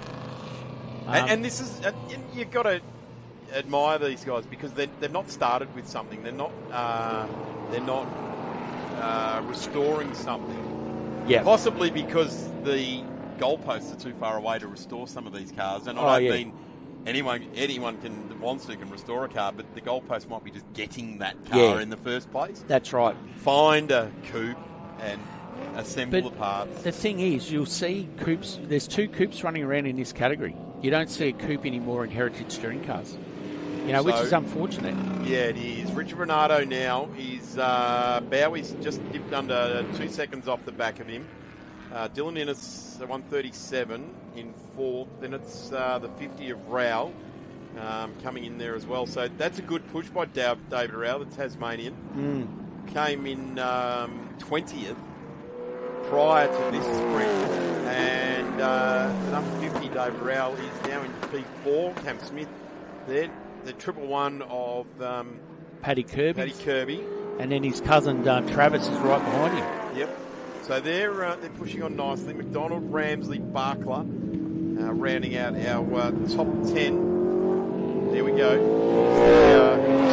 The car that I reckon a lot of people would... That's it. Wow. Peak of my appreciation for the Brockton. Yes. Yep. Absolutely iconic livery, that one. That's for sure. Yeah, absolutely. And doing a very nice job there in the 85. That's Chris Young. Yep. Victorian. And I reckon that'd be pretty satisfying walking out to your garage and seeing that sitting Oh, there, absolutely, in the garage. I guess you have the same I same do. thing. You get a bit lightheaded when you walk out to the Yes, garage and mate. see that sitting there. Yeah, exactly. Go and sit on a chair and just admire it, polish it. It's great. Bring it to the racetrack and have problems. Mm-hmm. That's Well, motorsport. I got to say, a tribute car would be no different to a normal racing car if you've left something undone. Oh, something comes absolutely. undone. And as I said on the podcast, I admire the guys with heritage touring cars. Their cars are genuine. They've got to comply with how the car was built in the day. And there's a lot of restrictions around what they've got, and you have to put your hat out to them. To keep those cars in a genuine format is difficult. We've got freedoms, but as I said, I kept mine as close as I could. The only difference that I've got is my body shell is not the body shell that raced, but everything else is technically as it was in the day. Yeah. And to restore one is the same. It's just the purchase price at the start. Yep. So paint costs the same, engines cost the same, et cetera, et cetera. And it is interesting because back in the day with the 1000 in the Group A, Group C era in particular, everyone had their favourite, and they were a big name driver of some description, Brock, Johnson, Moffat, that sort of Grice sort of thing. But everyone also had their second favourite car, That's right, didn't they? yeah. And that's where a lot of these cars drop into it. If Dick can't win, I want to see exactly. XYZ win, or if LP can't win, I want to see that one win. And that, a lot of people drop into that. And that's right, but one of the advantages of this is there's a lot of lost liveries. You look at Dylan's car, for example. Now, you don't see the Red Perkins car because that's actually long gone. It's something else. But he's taken it to that. And it's a bit like what I did with McLeod Clark car, the Auto Parts Centre car. It's now the Yellow Pages Walkinshaw. Yeah. It's never going to go back to a VK. Yep. And that was the thing, those floor pans crossed that generation, right. didn't they? Yeah. So, they did well. Let's have a look at how Richard Renato and John Bauer duking it out here. 133.1 by Richard Renato, 135.3, so 2.25 seconds between the Volvo and the Sierra. Dylan Innes in this car we're just having a good look at now. The number 10, I'm going to say, well up to date with the Packard and Mazda sign, because Packard and Mazda's only about 5 or 6 years old down there off the freeway, but obviously that's where Dylan works during the week. So if you want to go and have a chat to Dylan and see how he got into tributes, go down there and have a chat to him. Have a chat to him, absolutely. So then it is the 50 of Rao, and pushing on very hard there, David, and getting a really good time out of it, a 137.1. So we drop out of the 36 into the 37s, and it's Kirby, a 139.5. And there's a couple in the 30s. It's Smith and McDonald. It's Paddy Kirby in the number 16. And that's pretty cool. And the Porsche just popping the nose out. Just trying to see that VB in the background there, coming up to turn 10. Bit of smoke out of the red VN there. That's that flat six. Yeah, isn't that cool? Power out of it. Yeah. But, and you look at Shane McDonald now. He's a guy, local guy to Wangaratta, owns McDonald Automotive. He's come on to sponsor this event all weekend. We can't thank him enough, really. He's been a sponsor of this. Yeah, every single time. Yeah, he's always comes on board. Great guy. But he went to lengths this year to turn his car into the right Nissan of the era. I think it's the early Bluebird. And it was raced by the two Japanese drivers. I can't think of their names, and he gave me their names, and I've totally forgotten now. But when he was restoring it, and if anyone's here, have a look at the side mirrors on the car. He has gone to the absolute nth degree to get the side mirrors correct for that model car. Wow. And I know it's a small thing, but he did it. It's great. The number 16 here. This is a pretty special car in the world of motorsport. Win Percy and Alan Grice in the era were absolute underdogs at Mount Panorama, and this is a very cool livery and build here for this car. Yep, terrific to see it out there. Paddy Kirby, and doing well with two. Currently sitting in position number. Where's Paddy? Number 5. So this is. So he's running 8. It's his cousin Travis that's up to number 5. Yep. So yeah. Yep. But this car started out as an old rally car, and it was sitting. And Paddy approached the guy, bought it, and to turn it into this. And that's another beauty of this. It gives cars without a home somewhere to be rebirthed and reinvented, and away they go. Yeah. Right on cue. An Esky. Hey? Yeah. We've got quite a few escorts in this category. I wonder how many of them Bob Holden do. Oh, lots. Yeah. Lots. And sold. Yeah, exactly. Rod Stevens. Yep. Those guys that run those. This is a pretty flash-looking rig. This is parked just outside my hotel room, actually, this morning. This thing, I walked out, came out, and I went, what? Yeah. There'd be a lot of people looking at that number 9 going, wow. Yeah, Hayden's gone to a lot of trouble to make sure that it's as period correct as possible. It's a beautiful car. To the late Alan Moffat. Yeah, this was a special thing, wasn't it, in Australian motorsport, what we've got replicated here. The McDonald Automotive Touring Car Tribute Sprint number 3, currently being led by Richard Renato, a local racer of note. The family, of course, and no strangers to the Winton Motor Raceway. And it is great to have the Renatos back at the track, going out and going for it at the Racefuels Winton Festival Speed for 2026. A couple of cars just heading into the pit lane now, maybe not quite running as well as they'd like them to. Barkler and McKay. Yeah, that's interesting. Barkler's just got a new engine that it recently built, so hopefully he's got no issues with that. And Max, they're both Craig with his Pinnacle Motorsport tribute, and Max McKay's got interesting mobile livery, which is from the Donington Park livery that Brock ran. That's the VK. The VK. Yep. And a lot of people walk up and go, well, why have you got Pirelli and why have you got Opel on the car? And it's Max chose a UK colour scheme. There's those mirrors I was talking about, mate. Yeah. But yeah, so Max's car, he chose a UK livery just to be different, which is great. Again, something that's unique to this category. So, that Bluebird looks nice, doesn't it? Yeah, sure does. How can you get those things wound up to the absolute Howard Marsden built cars, managed cars? Yeah, absolutely. George Fury at the wheel, that's really cool. They're sweet looking rig. That's right.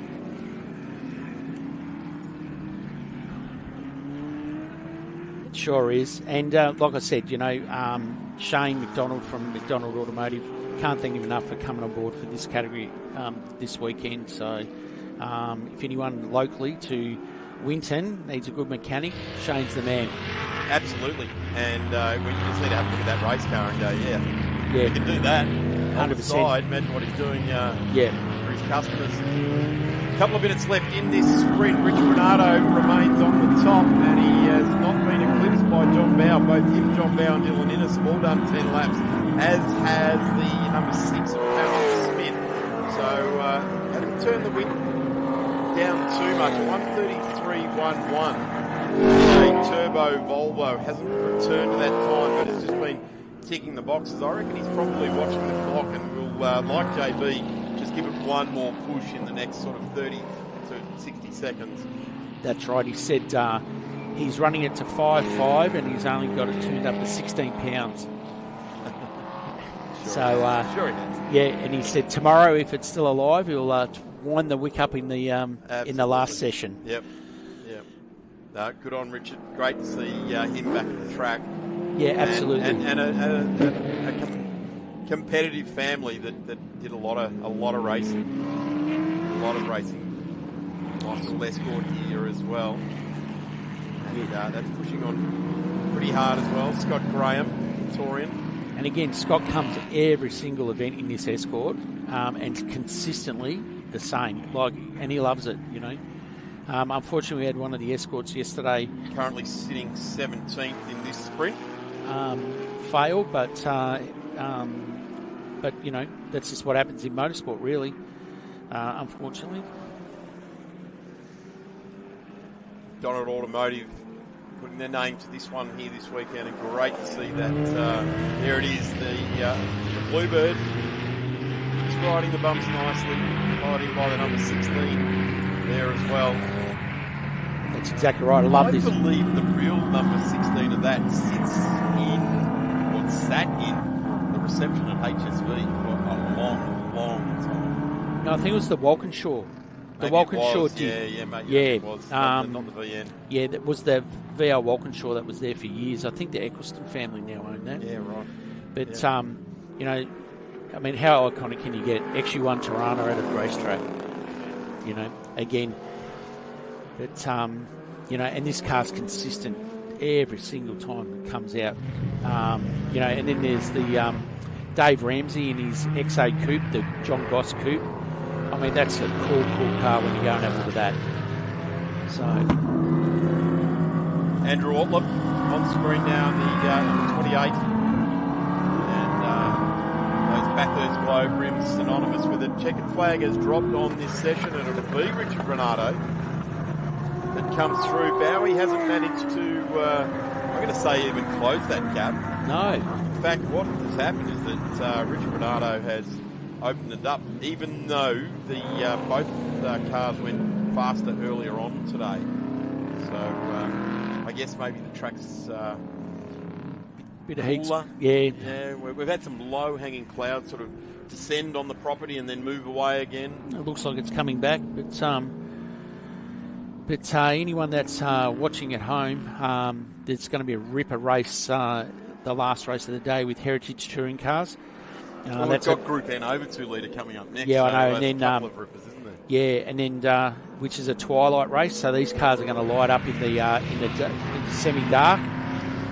So we should see headlights, exhaust glowing, brakes glowing. It should be really cool. Same with the over 2 litre touring cars, like those Group N cars will be great. Now that it's getting a little bit darker, so it should be a great bit of viewing. I reckon we're going to see, which is always good when the light starts to get a bit low, we're going to see those long brakes. That really grabs your attention. It'd be really cool to see that. Fred Florence, thank you very much for joining me here. You've got 12 months, my friend, to get your act together and get your race car out there. And, I will be, mate. Not be a commentator. We'll have you back on the Grassroots Racing podcast to talk about it, of course. Why not? But you're not commentating. No, I'm not. Trust me. Trust me. Well, that has been the tribute to Richard Renato, John Bow, Dylan Innes, Raoul Smith, Travis Kirby, Paddy Kirby, Scott McDonald, Ramsey and Young round out our 10 in the sprint. We'll take a quick break here at Racefuels Winton Festival of Speed and be back in just one moment.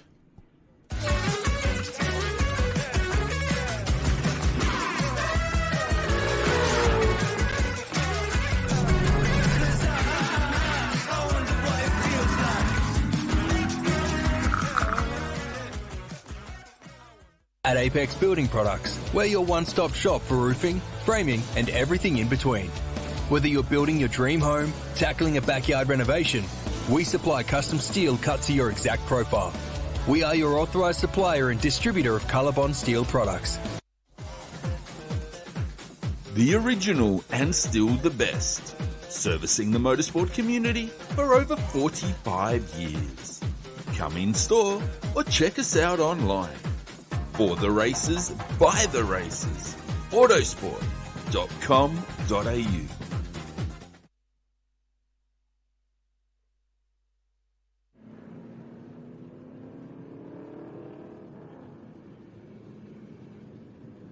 We're here at the Shannon's Club paddock here at the Racefuels Winton Festival of Speed. Now, despite it being in slightly inclement weather, we've got a huge amount of cars lining up in the paddock, and everything from your Kingswoods to your VS Commodores to your Monaros. We've got Mustangs, Porsches, Falcons, Datsuns, Mercedes-Benz, and just everything else in between. There's even a few rare and special minis and Alfa Romeos just up the top end as well. And it's a huge thanks to our friends at Shannon's because they are the original insurance for motoring enthusiasts. Anyone who is trackside here this weekend, we highly encourage you to come to the tent because you can spin the wheel for your chance to win a quick prize, or if you request a quote, you can also have a chance at trying to stop the timer. So if you request a quote and you can beat the clock, if you can stop the timer as close to 10 seconds, and I'm being told that it hasn't been achieved so far this weekend, but if you have got really good reflexes and you'd really like to try your hand literally at pressing the button and getting as close to 10 seconds, we highly encourage you to come down and visit Belinda and the team from Shannon's Insurance down here at the Shannon's Club paddock. But obviously a huge, long legacy association between the brand Shannon's Insurance, VHRR, as well as the Winton Festival of Speed. It's fantastic to have them here this weekend. Of course, they are here for the entire weekend. So if you are watching this from home, you've got a special vehicle in the garage and you think, oh, I'd like to get it out in the sunshine and just show it off with all my friends and share some conversations and literally share the passion with your fellow motoring enthusiasts, we highly encourage you to do so because we've got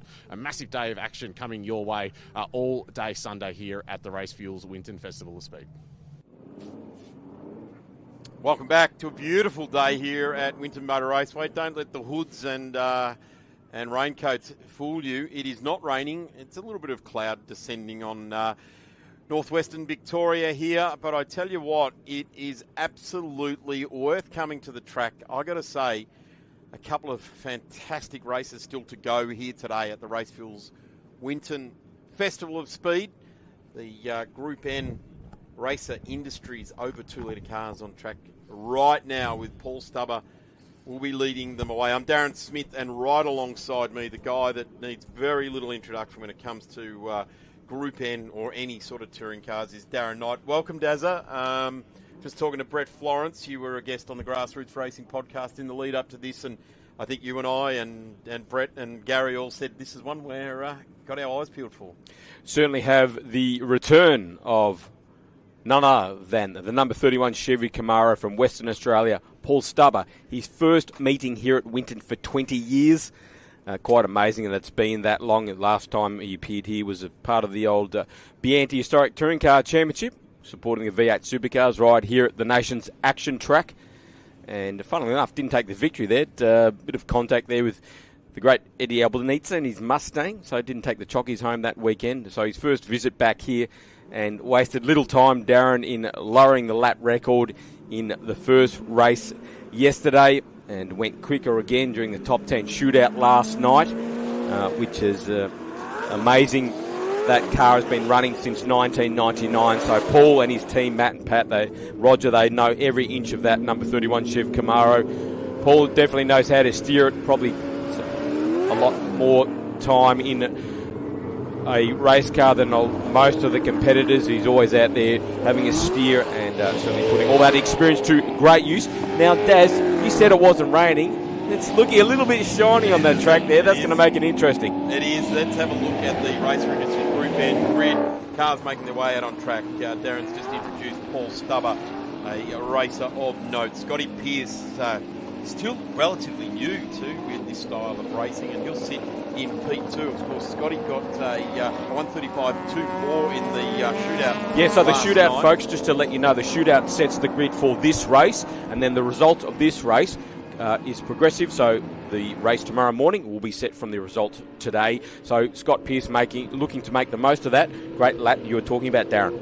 Jamie Tilley is next in the Ford Mustang, the 1969 Mustang. Brad Tilley in the number 28 is the 1966 Mustang. Great to have the Tilley family here. You really know you're at a top level when you've got Stubber and Tilley names on this grid. Graham Woolhouse from Western Australia, another one that's made the big journey. Rob Burns. How cool is it to see Rob Burns in the number 70 Chevy Camaro, the Victorian? Coming back, been off for a little while, but Peter Muehlman in the number 43 car in behind there, the menacing all-black Mustang. Ben Wilkinson, then to Glenn Miles in the number 16, the Valiant Charger for the Mopar fans out there. Something to barrack for. Watch for Glenn.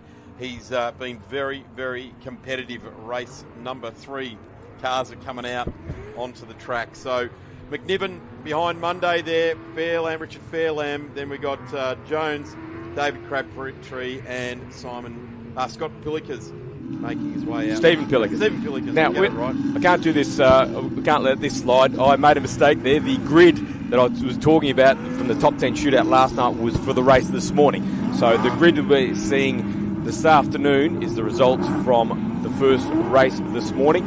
Scott Pearce started off the front row of the grid this morning, but was overtaken by the Tilley boys, Jamie and Dad Brad. So Scott will start out of grid 4 in that bright green Ford Mustang, as Darren mentioned, relative newcomer to the historic touring car scene. Had a few steers of Leo Tobin's silver machine, the 69 Fastback Mustang. Now built his own car. Marty Bryant did a lot of work on that car, and we know how good Marty's work is, and Scott is certainly putting that to good use.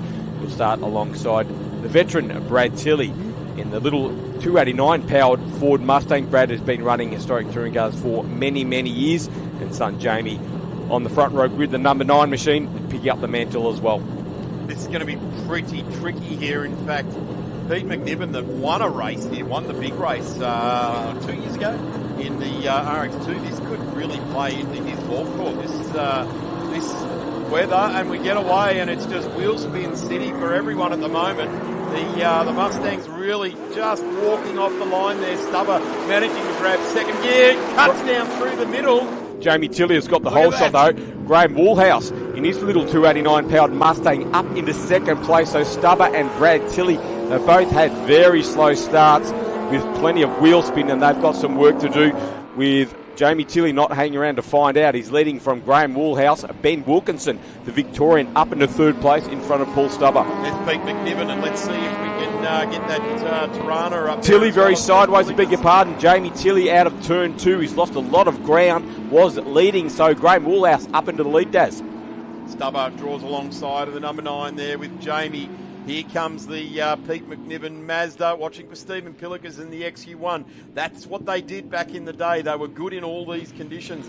In fact, these sort of conditions, I've got to say, Daz. And a spin. Where is Ted Brewster?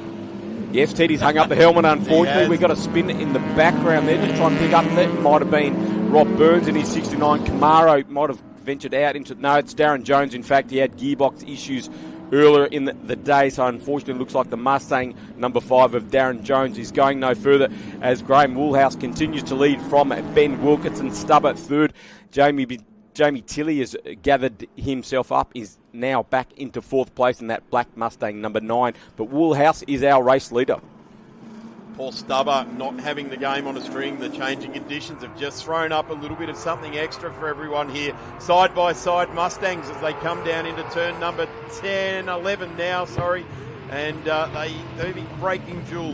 Ben Wilkinson into the lead now, and the number 189 Mustang takes over from Woolhouse. Stubber, meanwhile, has gathered up Woolhouse, and he fires up into second place behind that 302 powered second generation Mustang of Ben Wilkinson. I'll tell you what, just got to be gentle on the throttle there, Paul Stubber. I know he likes to celebrate if he's got a good lead at the end of a 10-lapper, but that one there, here we go. This is the off for the number 5. Darren Jones in the 65 coupe. And he did rejoin back onto the straight. Got the race proper now. And they are charging Wilkinson. Stubber, nicely. Jamie Chili, Peter McNiven. Here comes the rotary. Peter McNiven, the race winner here a couple of years ago at this meeting, rounding up the Mustang of Woolhouse. So Peter McNiven won for the rotary fans up into 4th place. Number 13. Lucky 13. Guys out of Gippsland. And they do a tremendous job. And around the sweeper they go. He'll set sight now. Got the headlights on, so they'll see him coming. They won't be concerned about it. The green headlights of Woolhouse there. Stubber. And Scotty Pearce has got a bit of work to do now. He's got to recover from that, I guess, not getting off the line. Stubber and Wilkinson side by side up through the top part of the circuit. Stubber trying to get an outside run on Wilkinson. Not sure what that line's called. It is the outside run, isn't it? And if you can stay alongside, you get the inside line, of course, into the first left-hander. Look at the front end of the number 31 Camaro getting squirrely under brakes. Wilkinson gives him a little bit of room, real tippy-toe stuff, and they're side by side. With Jamie Tilley now into the bargain as well. So Paul Stubber has company. He does, and a big lock up there. Oh, that is huge. Lucky the surface is wet, and he goes off. A rare mistake. Really enthusiastic run at turn 11 there for Paul Stubber in the Camaro. McNiven takes advantage of it. He's got some lawn mowing to do to get back on the track. Gets back on nicely, keeps it nice and square, so not attracting the attention of the officials at all there. But if anyone likes a challenge, it's going to be the guy in that yellow Camaro, isn't it? Car number 31, Paul Stubber's got the work to do. Well, we saw, and I'm sure we'll get a blend line replay very soon, but we saw Paul getting off the brakes a couple of times to try and get those front wheels turning again, so they weren't locked, but in the end, there's not much he could do, and off he went. That's that micro process, isn't it? Just trying to ABS it there a little bit. Yep, human ABS. Yep. Now trying to get back. Down the inside there at turn 3, up to 4, the corner that was reprofiled, the COVID project for Winton, reprofiling that corner side by side. Brad Tilley saying, you're going to have to work a little bit harder, Paul, because I'm not giving that position. They have raced each other for many, many years. I don't think ever traded paint. And Stubber now sticking the boot in around the outside of the sweeper and eventually gets that position off Brad Tilley. Meanwhile, up ahead of them, Peter McNiven holding down 3rd place in the little Mazda Rotary. That rotary sound back to the Atmos mics. Here we go. TV, here it is, the replay. Paul Stubber, the 189 of Ben Wilkinson. Lock up, release, lock up, release, lock up, release, and lock up, release, grass. And swear word. Yeah. Okay. Maybe several. But look at his face. It's a smile. There's no drama about that. Yeah, for sure. Paul loves his racing, and not the first time he's been out in the loose stuff. Of course, raced late model speedway cars for many, many years, so lack of traction. And in the US too. Yeah, yep. So he knows all about it. Wilkinson still leads from Jamie Tilley, who is the fastest man on the circuit at the moment, a 155.08 on the previous lap. So here he is, Tilley right on the tail and moving up alongside Wilkinson as head down into the S's. I wonder how long Stubber will follow McNiven for, because Stubber can do a little bit of driving rotary lessons. He's got a couple of ex-Moffat Stuyvesant RX-7s in the shed, which he had at the Penrite 100 Classic in Phillip Island. And he's got past as he's gone through. Gone through, so Stubber now up into 3rd, Peter McNiven back to 4th. He's probably going to give me a bit of, I don't need a lesson, mate. Here I come. Lights on both these cars, the 189 and the 9. Benny not giving him an inch at all, putting the car exactly where it needs to. So Jamie Tilley versus the coupe there, one generation that separates both these Mustangs, and really it's not even a quarter of a second that separates them on track. Slightly heavier, the 69 fastback over the 68 notchback of Wilkinson. Similar dimensions, you see how it's quite a wide car, the 68 Mustang, so Jamie Tilley's going to have to work pretty hard to get past that number 189 machine of Ben Wilkinson. Was having clutch issues after the first race this morning, so a lot of work in between for the Wilkinson crew. Stubber. Back of shot there. I think he went off the track in the Camaro. He's come back on. But he may have lost some ground there because, again, the McNiven Mazda is right on his tail. Yeah, he certainly put a gap on. He's gone back on track. I may have been mistaken. There he is. But, yeah, he was definitely a tad closer than that over the last speed trap, that's for sure. So, Stubber just gathers it back on, and McNiven coming after it. Great shot here. Straight down the slab side there of Ben Wilkinson's 68 Mustang. Hooking up quite nicely out of that corner there, and Ben has been very circumspect with the use of the throttle coming out of there. The car not getting sideways at all, so Ben doing a great job to control the wheel spin at the wheel of that number 189 Mustang, as is Tilley, still right with him because still 6 minutes to go in this third race for Racer Industries over 2 litre historic touring cars, as Brad Tilley now starts to range up on the tail of the RX2. Stubber getting the rear wheel up onto the ripple strip. Yes, here we go. Brad Tilley up the inside of McNiven. That is the battle for 4th place. So Tilley now up into 4th, McNiven back to 5th. Well, we could hear the use of the throttle there from Paul Stubber there, coming onto the old front straight there, giving it plenty. Absolutely, getting exactly what it needs to be done. So giving it no respect that it richly deserves. No, it's a Chev. No respect. Absolutely. Away he goes, running a wide line there, trying to gather up the grip. To me, it doesn't look like there's rain still falling out there, but the car's still running their wipers, says it probably is around this part of the track here. Not a huge property here at Winton, but I certainly have been here where it's been hailing around this part of the track and dry on the main straight. And one of those weather phenomenons around that can happen anywhere. But look at the axle tramp on that under Rear brakes. axle hop. Wow. Never seen that before. Was wild. It was tap dancing. I wonder if a Shocker's given up its role in the back end of that Mustang. But wow, we used to see Minis hang the rear wheel in the air, but never seen axle tramp like that from the Wilkinson Mustang. It looked like it was just on one side too, Darryl. Yeah, that was wild. I mean, you can. That's normally a result of a Shocker giving up, and he's cracking it sideways there. So maybe he's not getting the response under load there off the back of the car that he's used to. Here's a Here we replay. go. Wow, tap dancing. That Bit of is Morse getting code. air, isn't it? Wow. It's not slowing him down though. Wouldn't feel good. That would not be inspiring at all. Jamie Tilley, another fastest lap. They're both into the 153s now, so Jamie Tilley a 153.07, Ben Wilkinson a 153.22, both on the same lap, so nothing between the two Fords at the front. So between Tilley and Stubber right now is 8.22 seconds. We'll get a check on that as they come over the line the next time around, and we hear the McNiven car accelerating out there.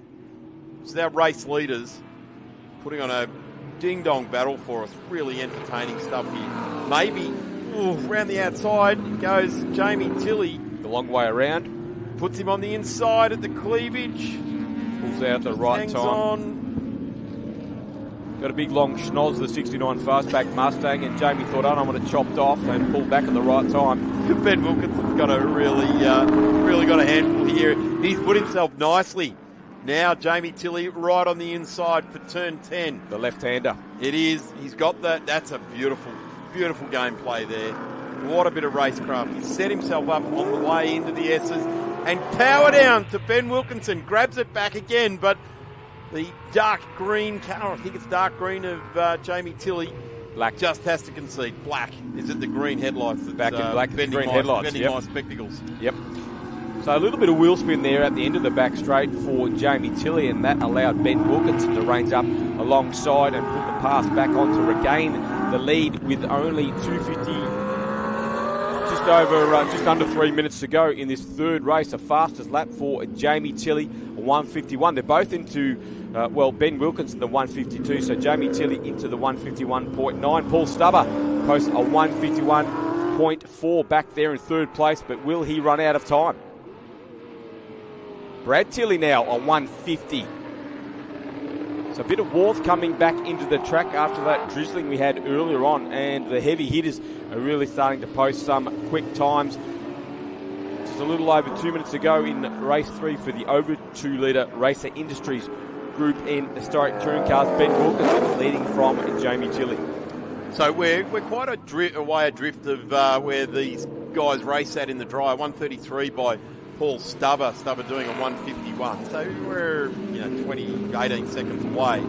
And that gap this time, 7.6 seconds. He's brought it back, but it's not a lot. It was 8.1 or probably run out of time, you would think. I think so. We're going to see something that hasn't happened for quite a while in Group N racing with that yellow Camaro in it. And that'll be a victory going to someone from the FOMO brigade. And one of these two, you would have to suggest, he's got that axle tramp under control. I wonder if he had a compression lockup and that was coming back through the driveline under brakes there, Darren. Well, you don't want a compression lockup one of these things, that's for sure. No, and these cars do run, folks. There are wet tyres available. I'm pretty sure no one's running wets out there. We saw them tiptoeing around. So it's a treaded racing tyre. Hoosier, the usually popular choice with the bigger cars, and I'm sure those sets of Hoosiers under the number 31 Chev of Stubber are quite worn, and a worn Hoosier on a damn track, probably not a great thing, Darren. Tough gig, I reckon. Very tough gig. But great job from Wilkinson and Tilley out in front. He's got to really fight back, doesn't he? He's down there in 7th at the moment. That's that green car, which is looking at the 22. The 21. Cars coming down now. I would guess next time round our race leader will get the last lap board, and we will start to be pointing at the Heritage Touring Cars for the last race for the day. So Scott Pearce, the green Mustang number 21, trying to put the move on the silver Mustang number 86 of Graham Woolhouse all the way from WA. He's currently holding down 6th place in front of Pearce. McNiven up ahead of them in the RX2, still holding down 5th place. Driving into which is going to be our last race. Ooh, Brad Tilley up the inside of Ben there. We're getting to the business end of this one for Racer Industries, the Group N over 2 litre race. Of course, they have a longer race as a feature race tomorrow, Darren, with 50k Cup. Group N's, which is, well, I'm going to say probably, if not the most prestigious group. Well, there's that axle tramp again in the 189. I reckon it's compression lockup that he's experiencing there. That would not be comfortable at all, because it's each time that Jamie's had him under pressure. Whoa! Stubber sideways in the background, as usual. Brad Tilley right behind him. That battle for 3rd place. Will it be checkered flag this time? Let's see. Ben Wilkinson, a narrow lead over Jamie Tilley. Can he take the victory? Last lap for Wilkinson. 1 to go. Can he keep out the New South Welshman? Shannon Starkcamp confirms that for us. 1 final lap to go here for the Racer Industries Group N cars at Racefuels Winton Festival of Speed for 2026. We've got a full day of action ready for you tomorrow. Make sure you get to the track. Jamie Tilley down the inside. Up the inside and gets the race lead. Can Wilkinson fight back? A little bit of wheel spin.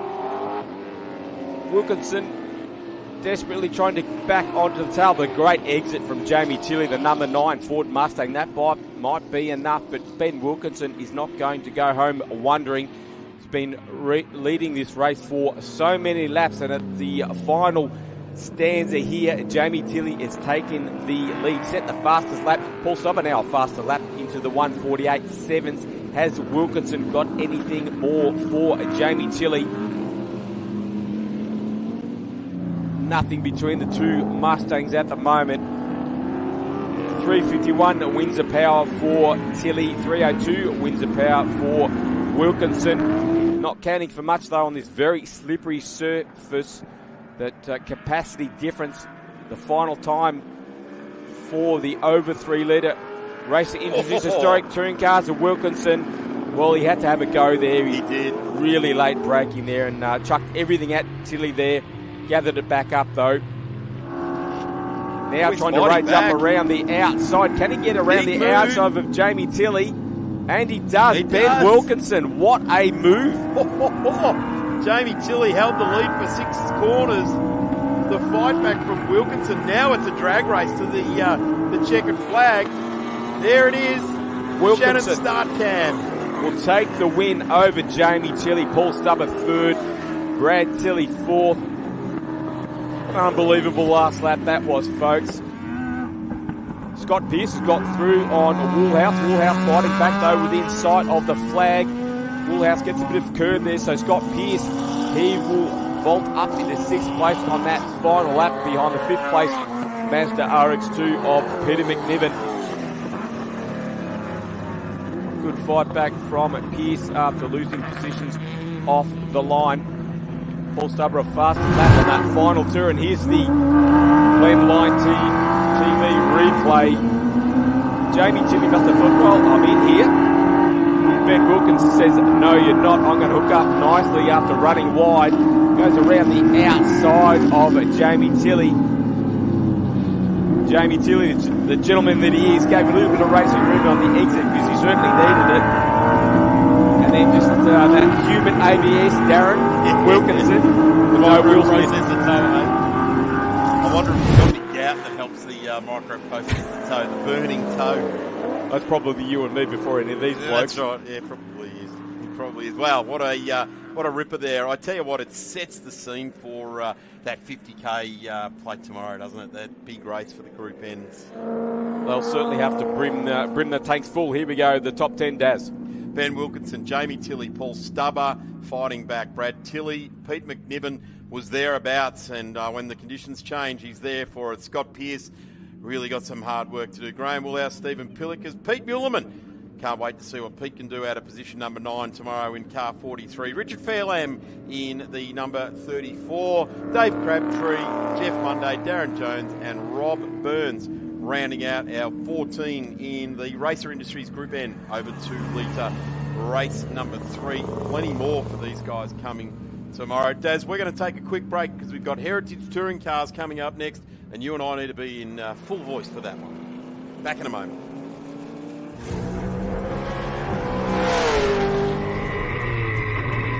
Okay, boys, quick pit stop. No tyres, just coffee.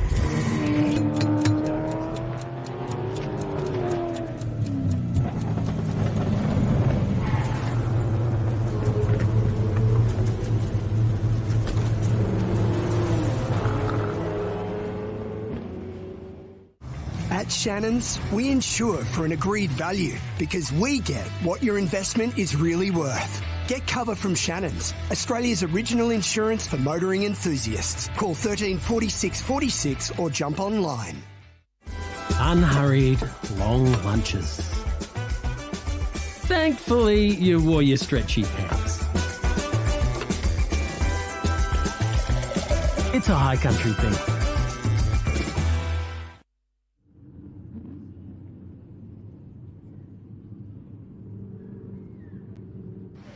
Racefuels Winton Festival of Speed. It is a festival of speed, but perhaps the speed that we're looking at the moment is a little bit slower than perhaps what we're seeing on track. It is the kids zone, and it is of course designed for the little ones, and they've got some little electric go-karts. Emma, I'm about 100 kilos and not eligible, unfortunately, but you might be able to squeeze into one. No, women's hips, not happening. Wish I could, but I mean, it looks super, super fun. But lots of fun for the kids, because we do understand when the kiddies come down, there's not a lot for them to do at a racetrack. So we thought we'd chuck this inside because it is winter.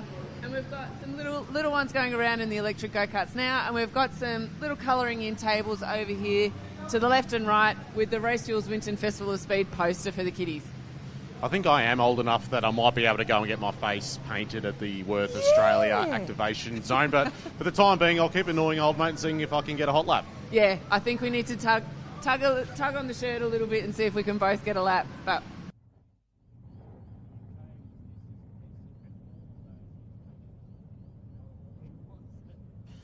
Welcome back trackside here. We are waiting for the last race for the Saturday, day number 3 for the Racefuels Winton Festival of Speed for 2026. Private practice Thursday, practice and qualifying yesterday, racing all day today.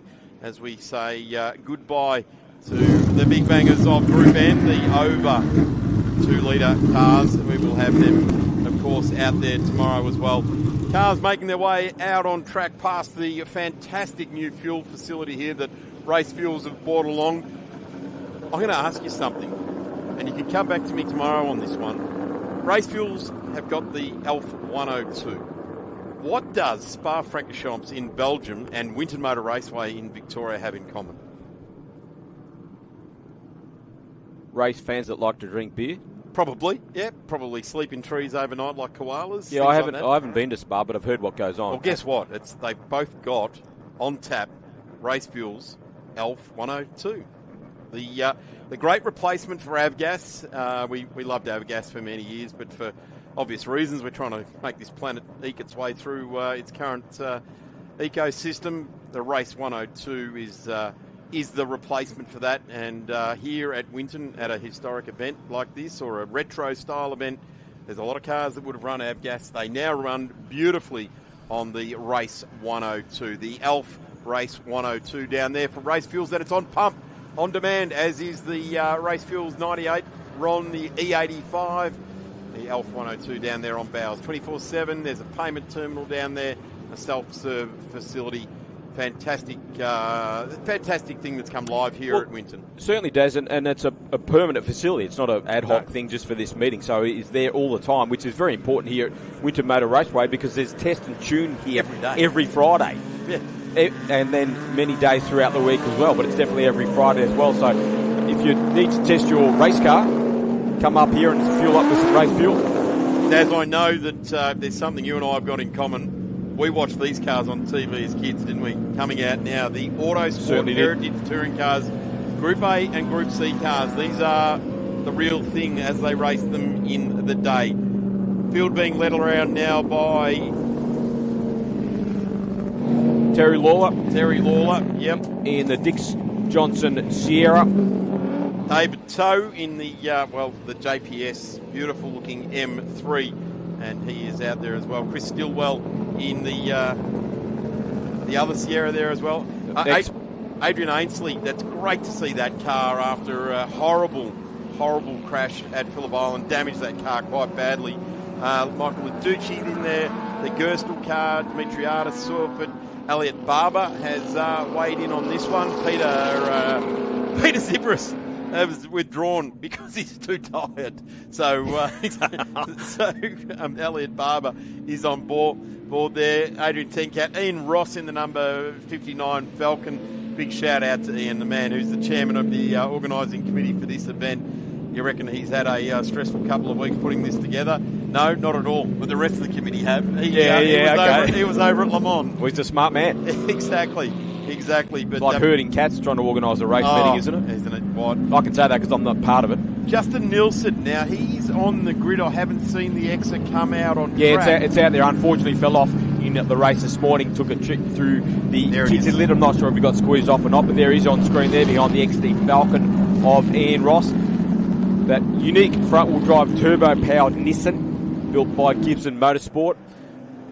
I actually was down at the Streslecki Rangers rally down at Yarram or Ron last weekend, standing next to Justin spectating, and he said it's like trying to wrestle the biggest sumo wrestler. Tiny little car, talks to you for the planet. But he's managed to dial a little bit of that. He's been running that car for many years. It's not as bad as everyone says, but it's still there. Yeah, and he had I think it was an inlet manifold leak yesterday as well, so still battling with that. But Barry Bray was part of the build there, I think, with Pete McKenzie on that car back in the day at Nissan Motorsport, and a car steeped in history. Of course, this particular Lansvale Smash Repairs car here, you can basically chase the lineage of that particular car right through to modern day supercars. The Lansvale Smash Repair crew became, I think, Wayne Gardner Racing, and you can just follow the franchise through from there as time went by. A couple of warm-up laps for these cars as Group A did in the day. Just rolling start. Bit of a field, yeah, and they'll bunch them up, and we will have the Ringwood Mazda safety car bunch this field up for that rolling start. Everyone just getting an extra opportunity to feel things out. The advent of Group A being accepted by the local touring car fraternity here, and we saw these magnificent, as they were referred to, the Walkinshaws, the VL Group A's, and this is what they look like. A lot of them were old VLs, and they just put all the body kit on, and then there was also some nice works cars. Might have been some V8s as well that converted. Absolutely. Because all the same floor pan, same basic structure for the I think Commodore. Matt Wacker did exactly that. The West Australian, yep. There's the name. One of the Tim better names in motor racing. Wacker. Tim Slako in the pink one. Yeah. Which Tim owns again. Yeah. The field starting to bunch up now. There's a livery that won Bathurst with Tony Longhurst and Thomas Mazera, the Benson and Hedges Sierra. Yeah, David Toe now running the car in 87 Bathurst spec, so running number 45. And the late, great Robbie Francevic drove that car. Unfortunately, we lost Robbie a couple of months ago. He shared that car with Ludwig Finau. That was the third car that JPS team ran. That car also then went on to become Peter Brock's mount the next year in those white mobile colours. But I think we all agree that the black and gold JPS is an absolute beautifully turned out livery, and probably the best livery that car wore, I would say. Mario Andretti World Championship winning Lotus in that same livery, and who didn't have one of those models on their shelf as a kid if you grew up in the 70s? I've got a Lotus 72, I believe, in the JPS colour scheme. And David Toe loves it, a ripping bloke. Loves to have a chat. I only actually first met him face to face yesterday, but we've had conversations. And the conversation just finished about 5 minutes ago. Before he put his helmet on for this race, it was. Loves to chat. Great character. Got a lot of stories to tell, actually. A lovely fella. He's got the pace on this one. Not sure where Terry Laurel is. Looks like he has not fronted for this. No Shell Sierra. Maybe he doesn't have wets, because a Sierra would be a handful in these conditions. Well, they're a handful when it's bone dry, so let alone greasy conditions like we have now. And they're away in race 3 for the autosport.com.au Heritage Touring Cars. David Tao will lead them away as Elliot Barber joins the grid from the pit lane, so got some work to do for Elliot. Chris Stewell up there in third place, and the ex-B&H Sierra. He has Adrian Alessi behind him in the Walkinshaw Commodore, the ex-Gary Wilmington machine. And just like we saw in the Overture leader historic touring cars, they're really much tippy-toeing around at the moment, so they get a grip on the lack of grip that these cars have. Again, there'll be no one running wets, there'll be slicks. Elliot Barber in that car there, the 130 Yellow Pages RX-7, is now owned by Curry. That won all the races here last year. At this, tank slap up. Gerstle getting very sideways in the ex-Fred Geisler V8, but gathered it all up. Everyone gave him a bit of room to wind some lock back on. As Anthony Tencardi has a battle here with Jacob Curry in the RX-7. Oh, this is good. Got the pop-up headlights up too as well. Yep, the Curry on board. Doing it nicely. There's Justin Nilsson. He's going wide. It is a car that doesn't actually match either Group A or Group C trim, but it is a production car, the Skyline out there as well. So it's just a little bit of a different entity. Greg Boyle, the GTR R32. Four-wheel drive, that might come in handy. Absolutely. And there Ross goes Ian Ross. Has rotated the XD Falcon. That'd be a handful if it started to get loose on you, the Falcon, and just couldn't catch it, couldn't quite wicket keep for that one, and it went round on him. But have a look at this. This is going to be a good run here. 2 cars of Group C era, banging up through the gears, flames out of both the 5-litre Holden and the 13B Mazda, but it is absolutely rapid in these conditions. Jacob Curry rounds up Gerstle now, and will move up the order. So the Yellow Pages RX-7, the ex-Tony Cabbage Fuel Alexander machine. And Gerstle looks like he has an issue. Unfortunately, he's retiring the V8 Group C Commodore. Capri just down the back of the field there. Carl Muller. Yep. As we see this beautiful R32 Skyline GTR production car machine of Greg Boyle. I'm pretty sure it's a production car. It is, certainly is, yep. Group A, yeah, ran in the 12-hour before it became a GT race. The initial stages of the 12-hour were for production cars. Finished 4th with Keith Carling behind the wheel as Trent Harrison, the little Alpha, has a good battle there with Anthony Tincardi. Next, Warren Cullen. First version of the VH Group C machine, which had a little rear spoiler. That got bigger over the years. Settlement Road Auto Salvage out of Thomastown. And previously just up the road here too. You can still see the remnants of it as you drive past. Local outfit as well. The Wrecker had the old Cessna on the pole out the front. Michael Ladici here there as well in the VK. And he's in the DFC Shipping Union livery. Some obscure sort of cars there as well. Yeah, privateer machines, of course. All the big superstar machines, unfortunately, a lot of them are locked away in man caves. So a lot of.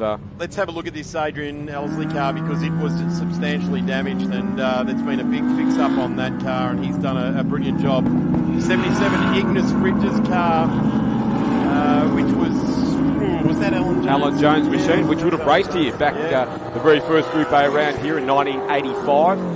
Alan Jones and Colin Bond, the dynamic duo, what a performance they put on in that early first season of Group A in Australia, and he's right on the tail at the moment of Michael Lojunis in the number 29 VK Group A Commodore. I'm sorry if I got his surname wrong. Not Lajunis. Lajunis. Sorry about that, Michael. I had to ask him the first time I met him, so I didn't want to get it wrong. I probably still screwed it up. But, we apologise anyway. We're having to work very hard to keep in front of Harrison in the nippy little 2.5 litre V6 powered Alpha GDV. Colin Bond as well drove these cars. They were in Group A, they were always thereabouts, never quite, weren't they? They were. Everyone liked them. Everyone thought they were a cool rig, but they just didn't capture it. The Bondy, of course, went on to the Sierra, the Caltech Sierras as well. And here comes Elliot. Of course, Elliot Barber won the 3 races here last year in that yellow RX-7, now taken over Pete Zibris's ex-Bob James T-Marts VK Group A. It's painted in the scheme that the great Graham Crosby ran at Bathurst. So it was 2 ex-Graham Crosby Commodores out there. In fact, of course, Michael Lojunis machine is out there as well that Graham ran in subsequent years. Tenkata having a good battle there with Barber. You'll see the inside of the Bob Dane T-Marts Commodore is still painted yellow because it was originally built for Denny Hulme, the fantastically talented Kiwi world champion. Ran in those famous gold bullion liveries, so it's still painted yellow inside, and then became part of the Bob Jane T-Marts equip for Graham Crosby to run at Bathurst.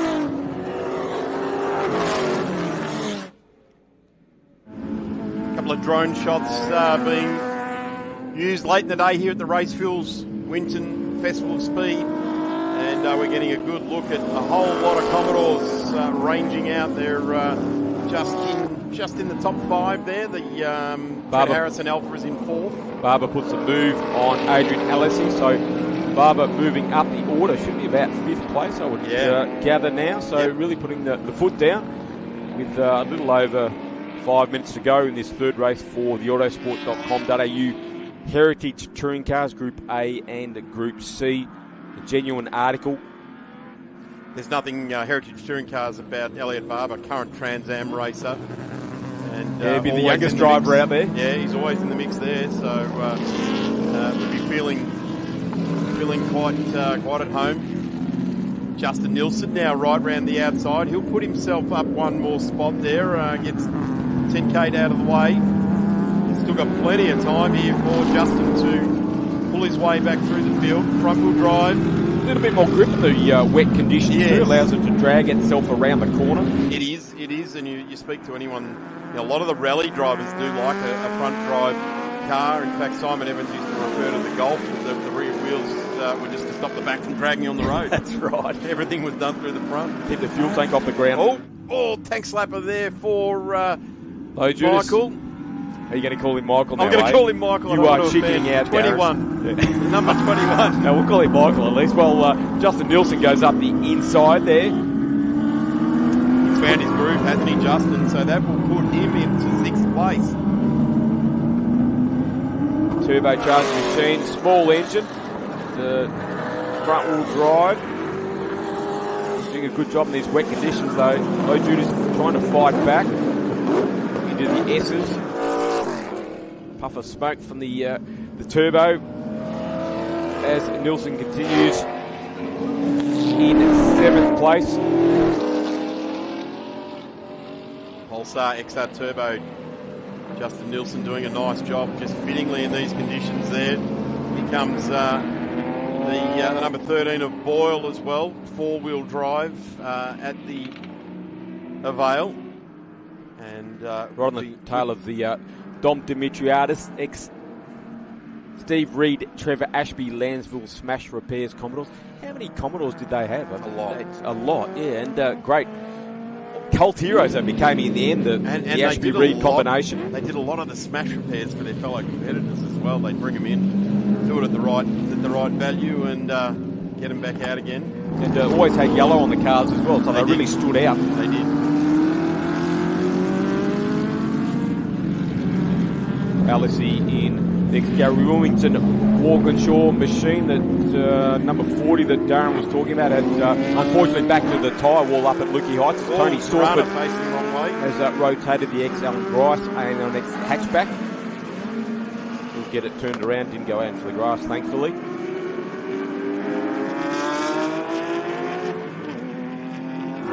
As Boyle continues to pressure Dimitriadis.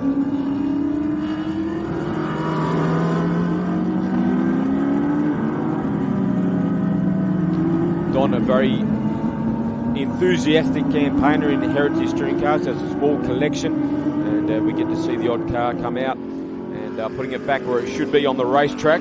Fastest lap for Elliot Barber, who's not mucking around. We saw him ploughing through the field in the early stages of this race. He's just rounded up the alpha of Trent Harrison. So Barber now up onto the podium, 3rd place, a 149.3. Pretty suitable that he runs a Trans Am car, because it's of all the modern categories, it's probably the closest, Darren, you would think, to the driving experience of an old Group C or Group A car. Yeah, you're probably right. They run a big cross-ply tyre. These things were early radial race rubber, but they moved around, that's for sure. And the Trans Am's in a massively entertaining category to watch. Certainly are. Under brakes now, Nilsson down the inside of the RX-7. And that is 4th place as well. This is getting very interesting for Justin Nilsson. Goes through on the new owner, Curry, who does it and has had a lot of time in the big V8s field for some time, and now in the RX-7. Yeah, Nilsson has set the 4th fastest lap of this race. It's David Toe, our race leader at the moment. He's scooted off into the distance, a 148.06. But Nilsson doing a great job now up into 5th place in the little front-wheel drive Exit Turbo crew, trying to fight back in the RX-7 around the outside. Alicie up the inside, there are 3 wide. And Alicie gets the old 2 for 1. Nips the brake, Nilsson back up the inside. Justin not lying over, great battle here. Gets a little bit of curve that's going to compromise his exit down the pit straight.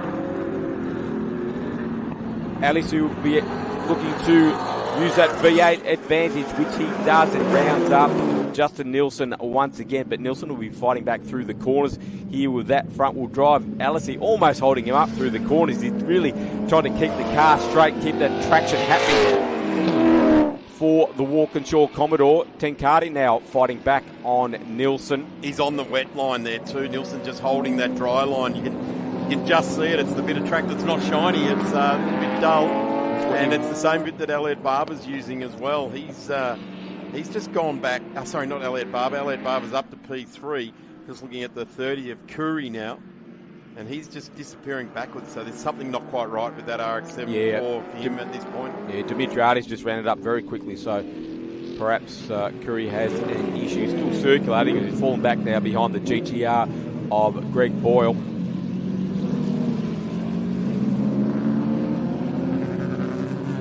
Perhaps running out of grip. Looks like he's taking some wide lines to try and pick up some grip with the wheel of the Yellow Pages RX-7.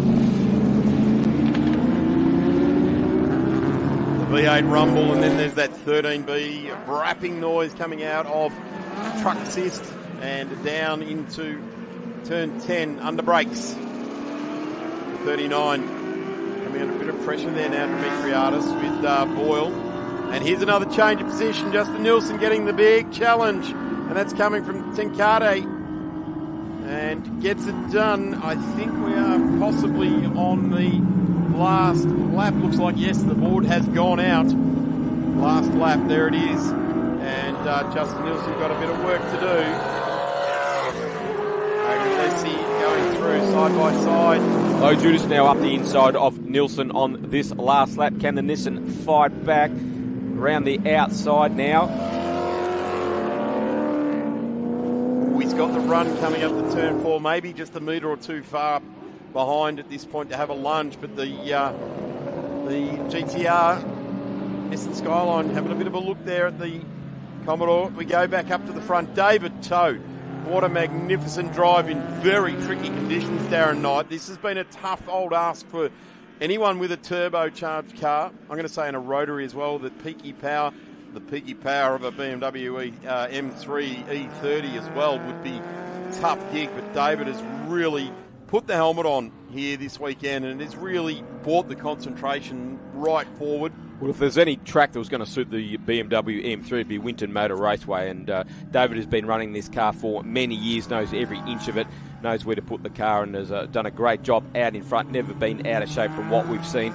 And Chris Derwell has pushed him hard in the Sierra, and he's done a great job too to keep the fire-breathing Cosworth on the track, and he'll finish second behind our race winner, David Toe. David Toe, that is awesome. The Autosport Heritage Touring Cars Twilight race taken out by the BMW M3 E30 by a ripping bloke. Still the battle. Goes racing for all the right reasons, doesn't he? Certainly does. Alessi trying to keep ahead of Anthony Tenkate on this final lap. Tenkate trying to stick the nose up at the final corner, has to back out of it. Gets a little bit of curb, trying to put the power down. Not a bad exit from Tenkate. Can he beat Alessi to the line? Here we go. The Walkinshaw will just get home in front of the Tenkate machine. Nielsen just beat home Low Judas. So Justin will finish 7th in the little front-wheel drive Exa. Tony Silver crosses the line in the Craven Mild hatchback. And will get home in front of Jacob Curry in his first race meeting at the wheel of the RX-7. Carl Muller coming to the line in the ex-Laurie Nelson Capri. It's got all the original side riding on. Absolute picture of this car. He's a real Capri nut, Carl. And, well, fittingly that he has it, because Laurie Nelson was as well, wasn't he? He really was. Certainly was, yeah. He relished the move to the Mustang, but he didn't enjoy the fact that he put the Capris behind him. In fact, all those years later, he came back in that red Group N Capri as well, and just relived his youth. Yeah, now run by David Crabtree, and he's racing that Laurie Nelson built Capri this weekend. So thank you very much to Autosport for their sponsorship of Race 3 of Heritage Touring Cars, Groups A and C. They'll have another 2 races tomorrow, and that will be at around, I haven't written down tomorrow's program. Of course I haven't. It will be, you're right. So we've got Heritage Touring at 9:35. 8:30 will be here ready to go tomorrow morning. Thanks for joining us here at Winton. Let's go down to pit lane now with Emma Dean and Callum Brannigan. Well, thank you, Darren, and thank you, Darren. What an incredible way to round out the racing action. We've had a huge day, 11 different races. 11 different races today, and of course we're doing it all again tomorrow, Emma. So big thank you to all of our partners, especially Racefuels for the Winton Festival Speed, becoming the naming rights partner for this year. But we're standing on Worth Pit Lane here. They've been a massive supporter of this event. They've got a huge activation just behind the control tower here at the Winton Motor Raceway, and it's been impressive to see so many corporate partners jumping on, including Apex Steel, Shannon's Insurance, even the Premier Hire, RBR Hire. There's so many partners throughout this entire festival, and all of their help this weekend has made this all possible. And don't forget the Brown Brothers Trackside Lounge. That's been a popular spot today, especially with this cold weather. It's been arctic here in Winton, hasn't it, Cal? Yeah, I can see your breath at the moment. It is really, really just genuinely really cold here in Alpine region of Victoria, but fantastic to be here for the Racefuels Winton Festival of Speed. You can see the Heritage Touring cars making their way back in. They're going to be put into bed, tucked in nice and tightly, and get ready for tomorrow's racing action, which we remind you to tune in to Blendline TV, either via YouTube or Facebook from 8:30 Australian Eastern Standard Time tomorrow morning, and we get to do it all again. Absolutely. Can't wait, Callum. Until then, bye for now.